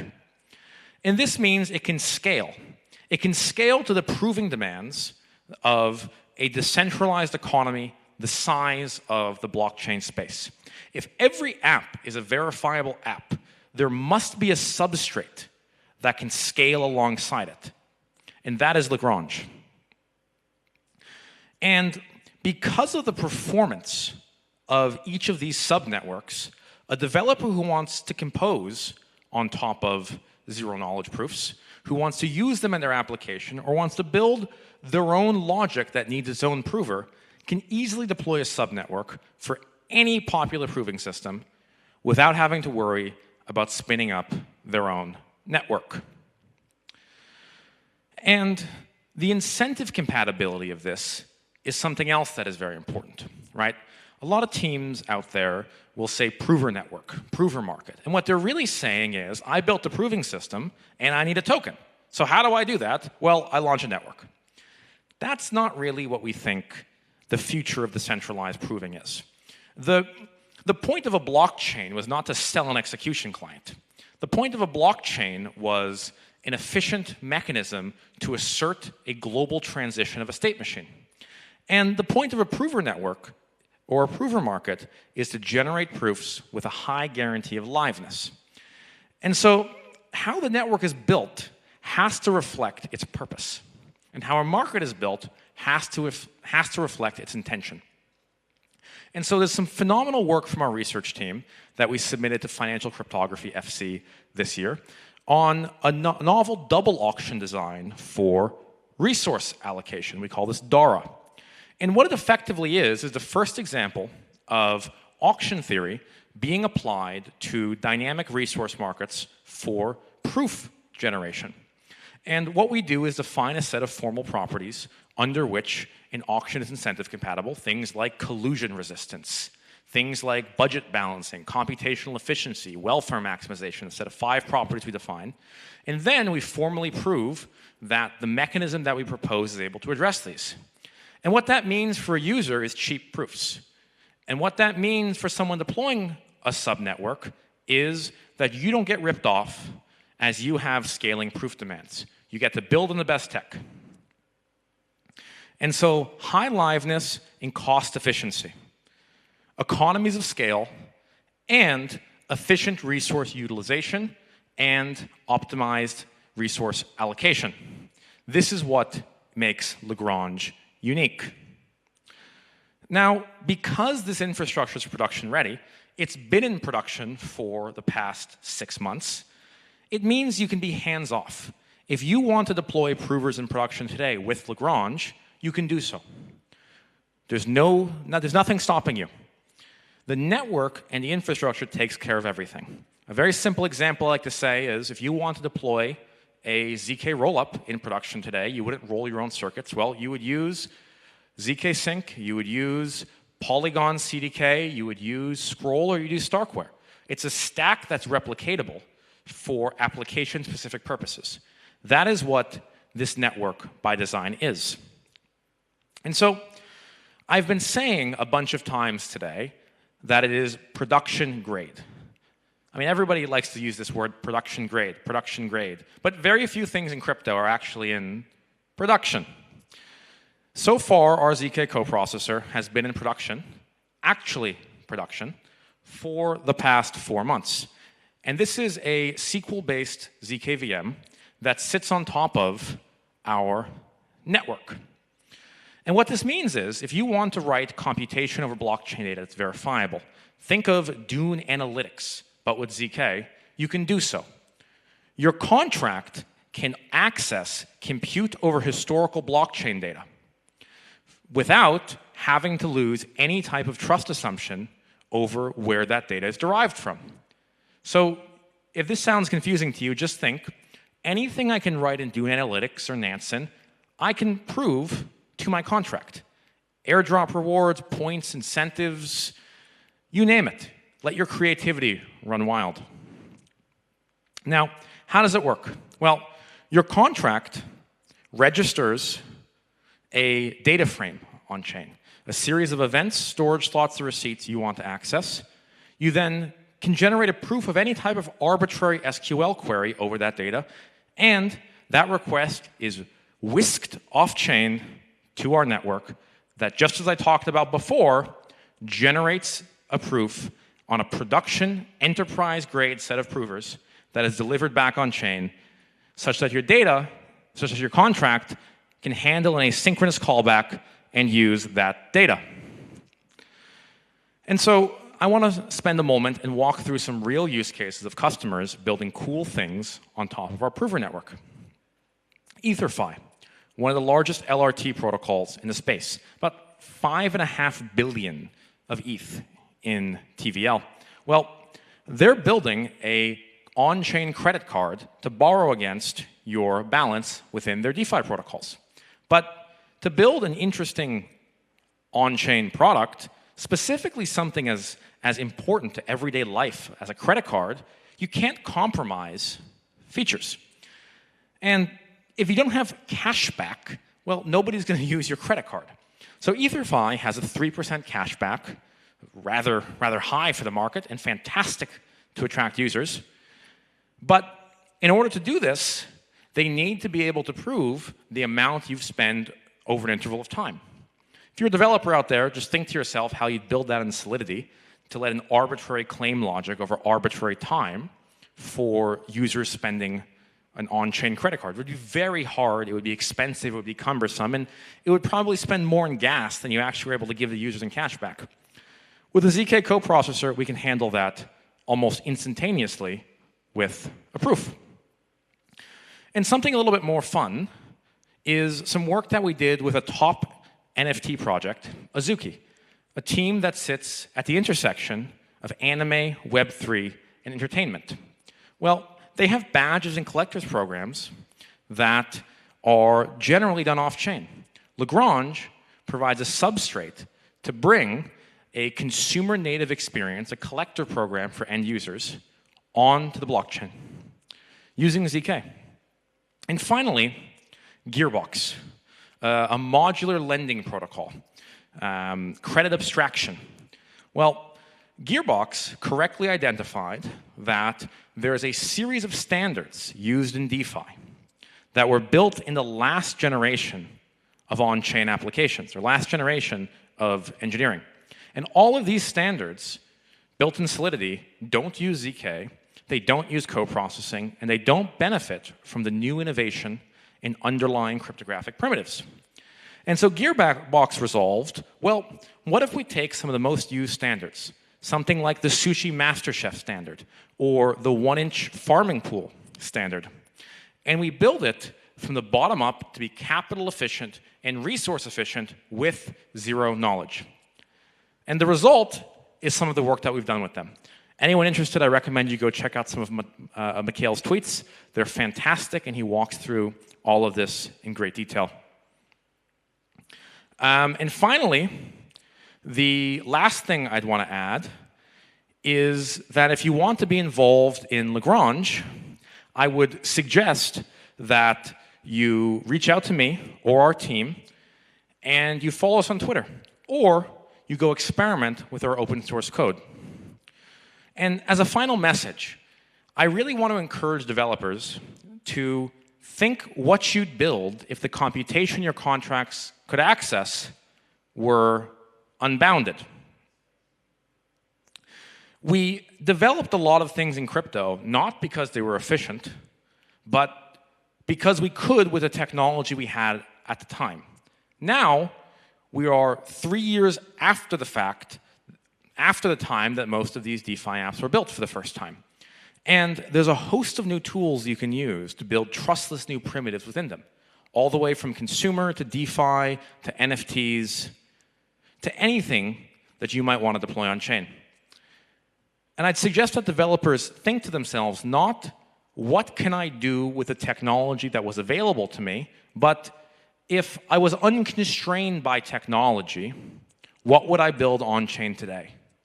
Because very soon the computation you might want to access from your smart contract will have no more constraints preventing you from doing it. So thank you so much, and thank you for hosting me. And if anyone has any questions, feel free to catch me after.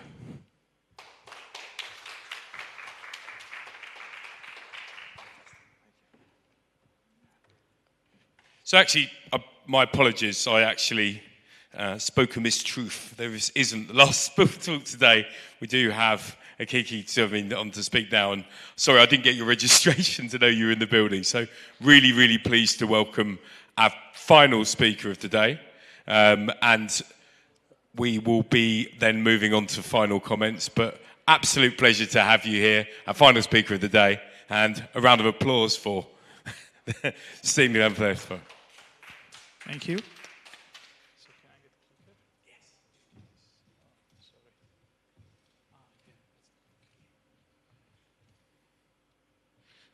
So hello everyone, and thank you for the invitation and introduction. So my name is Akaki Mamageshvili, and I am research scientist at Off-Chain Labs. This is the company behind Rollup Arbitrum. So today I will talk about a paper that we wrote together with Ed Felten, also from Off-Chain Labs, Robin Frisch, who was PhD student at the time of writing this paper at ETH Zurich, and ETH doesn't stand for Ether. It's a university in Zurich. Maria Ines Silva and Benjamin Lifshitz, who at the time of writing the paper, we are at Matter Labs. So motivation is time boost. That is a recent proposal to Arbitrum to sell a fast lane license, and the player that holds this fast lane license gets executed immediately, while everyone else gets delayed by 200 milliseconds, and this advantage lasts for 1 minute. So we are interested what effect does time boost have on arbitrage value capture, so MEV capture, and we look into automated market makers that are deployed on Arbitrum, and we are in particular these constant product market makers, and we are looking at how much MEV can such license holder extract from changing prices between AMM pool and the external venue. So imagine like Binance exchange. So we make a lot of assumptions to calculate this value. So I list a few of them here. So first of all, it is assumed that arbitrager can trade the pair without any fees on the external value venue, and that is a fair assumption if the external venue has very large liquidity, and price discovery happens on the external venue, and we ignore all the noise traders on the AMM. So we assume that all the traders that are happening are done by the arbitrager. And that's a fair assumption because noise traders can move the price in either direction. That's why they are called noise traders. And we also assume that we have an efficient market, meaning that external price follows a memoryless process. So the future price changes don't depend on previous price changes. So there is a related literature in the blockchain context. So I list a few of them, but I will not go through them. So let's go to the model directly. So we have one player that has time advantage that is denoted by TW, so W for window, and that lasts time T. So there are two assets, one risky asset and one numeraire. Think about Ether and USD. And we have some trading fee on the AMM, and these two assumptions I already made. So initially we assume that AMM price is the same as the outside price, and that's where the game starts or the simulation starts. So now what is the decision problem we are solving? Once there is an arbitrage, the arbitrager needs to decide when to capitalize on it, and that involves, of course, trading both on the AMM and on the outside venue. We assume that there are other arbitrageurs that can also detect the arbitrage opportunities, but they cannot react during time TW. So that's the advantage that the license holder has. But it can wait all the way until it expires or execute the arbitrage somewhere in the middle too. But we assume that if it does not do anything during this time advantage, then opportunity is gone. So let's say those other arbitrageurs will take it. And this is a conservative assumption. Okay, so there are three parameters that define the state. It's what is the price difference now? So that defines how much arbitrage is there, how much time passed in the advantage window, and how much time passed in the overall period, so that 1 minute. And then we need to decide optimally, should we trade now, depending on the state, or should we wait even further, because price changes, hopefully to arbitrageurs' advantage. Okay, so we assume that with the given price difference, arbitrager does the optimal trade, and we can calculate this for the constant product market makers. So there are formulas in the paper, and the solution is not very surprising. It's a dynamic programming we can solve. I will not go through this, but we have one theoretical result that says that if the trading fees are 0 and the future price is on average the same as the current price, then time advantage arbitrager is always indifferent between waiting or executing the arbitrage. While if the fees are higher than 0, then it turns out to be optimal strategy to wait till the end, at least with these assumptions. We also simulated and calculated the arbitrage value.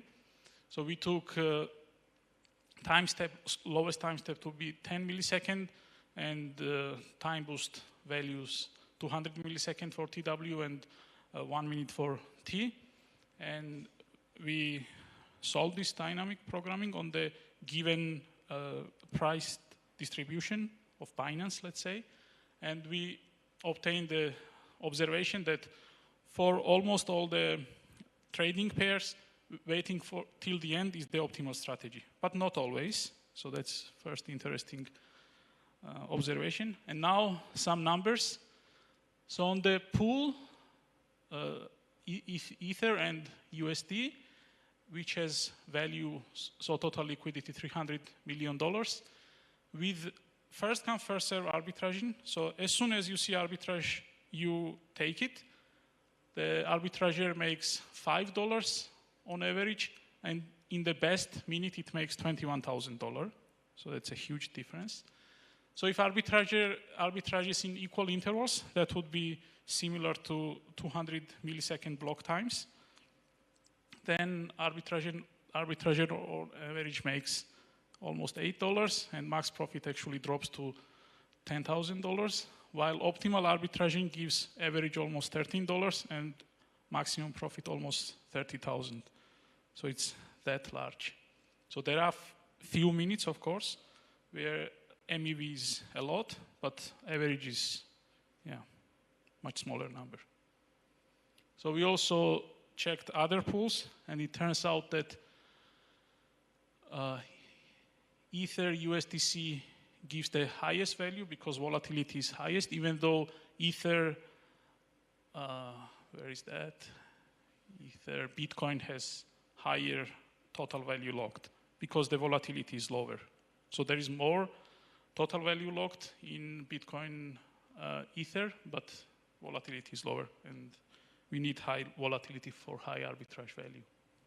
So we are working to design better strategies for now dependent price changes, because with independent price changes, there is nothing better we can do. And yeah, so we want to derive more theoretical results, and maybe understanding how much gains are in 1 minute intervals, maybe we can also give some bidding strategies in the time boost auction. Yes. And also the last question that we are looking into is what happens if the pool contract knows about time boosted strategies, then it can set up a different fee and extract some arbitrage value from the arbitrager. And we already found out that with a simple mechanism, liquidity providers can actually get something like 25% of the value, 50% goes to arbitrager, and 25% goes to some other arbitragers. So that's all from my side. Thank you, and if you have any questions, please.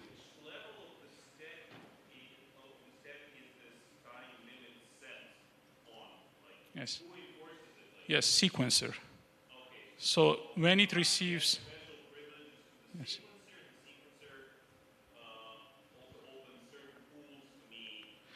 No, so sequencer doesn't care what kind of transactions you are sending. As soon as it sees that you are time boost, so Fastlane license holder, knows your address, let's say. So any transaction that arrives, it will execute immediately. So it will put in the queue immediately. While everyone else's transactions will be waiting for 200 milliseconds. So that's it. But then it's the same first come, first serve ordering policy. No. So that's what I said in the very beginning. There is one party that has that. Yes. So there was suggestion, actually there is some discussion to sell multiple licenses so that there is a competition between license holders too. And there are some ups and downs to that. But so far the proposal is that only one license is sold.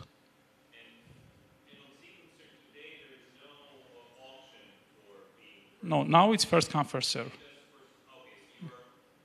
Modifying it. Mm-hmm. Yes, so it will be still first come, first serve with one advantaged party that gets first come, first serve, others will get shifted. But all the transactions will be merged.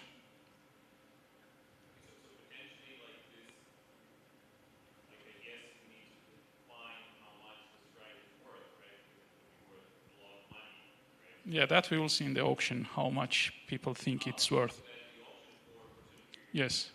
So every minute, 15 seconds before new minute starts, there will be auction, which gives this right for 1 minute.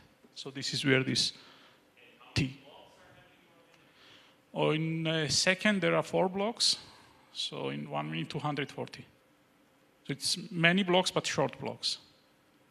But blocks actually are not the same as blocks in the Ethereum or other systems, blockchain systems. It's just for grouping transactions in, like rounding the time. Yes. So it was voted. So it was, temperature was checked, and it will be official voting soon. And then if it passes voting, it will be implemented. But implementation is already there. But deployment needs voting. Like Arbitrum governance voting. Yes, so that's what is happening on the last slides.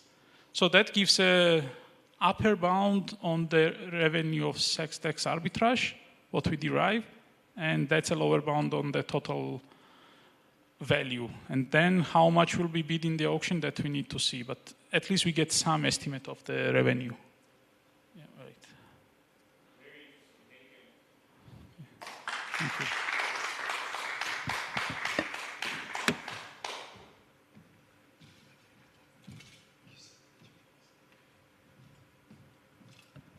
So, on that very high note, we conclude the day.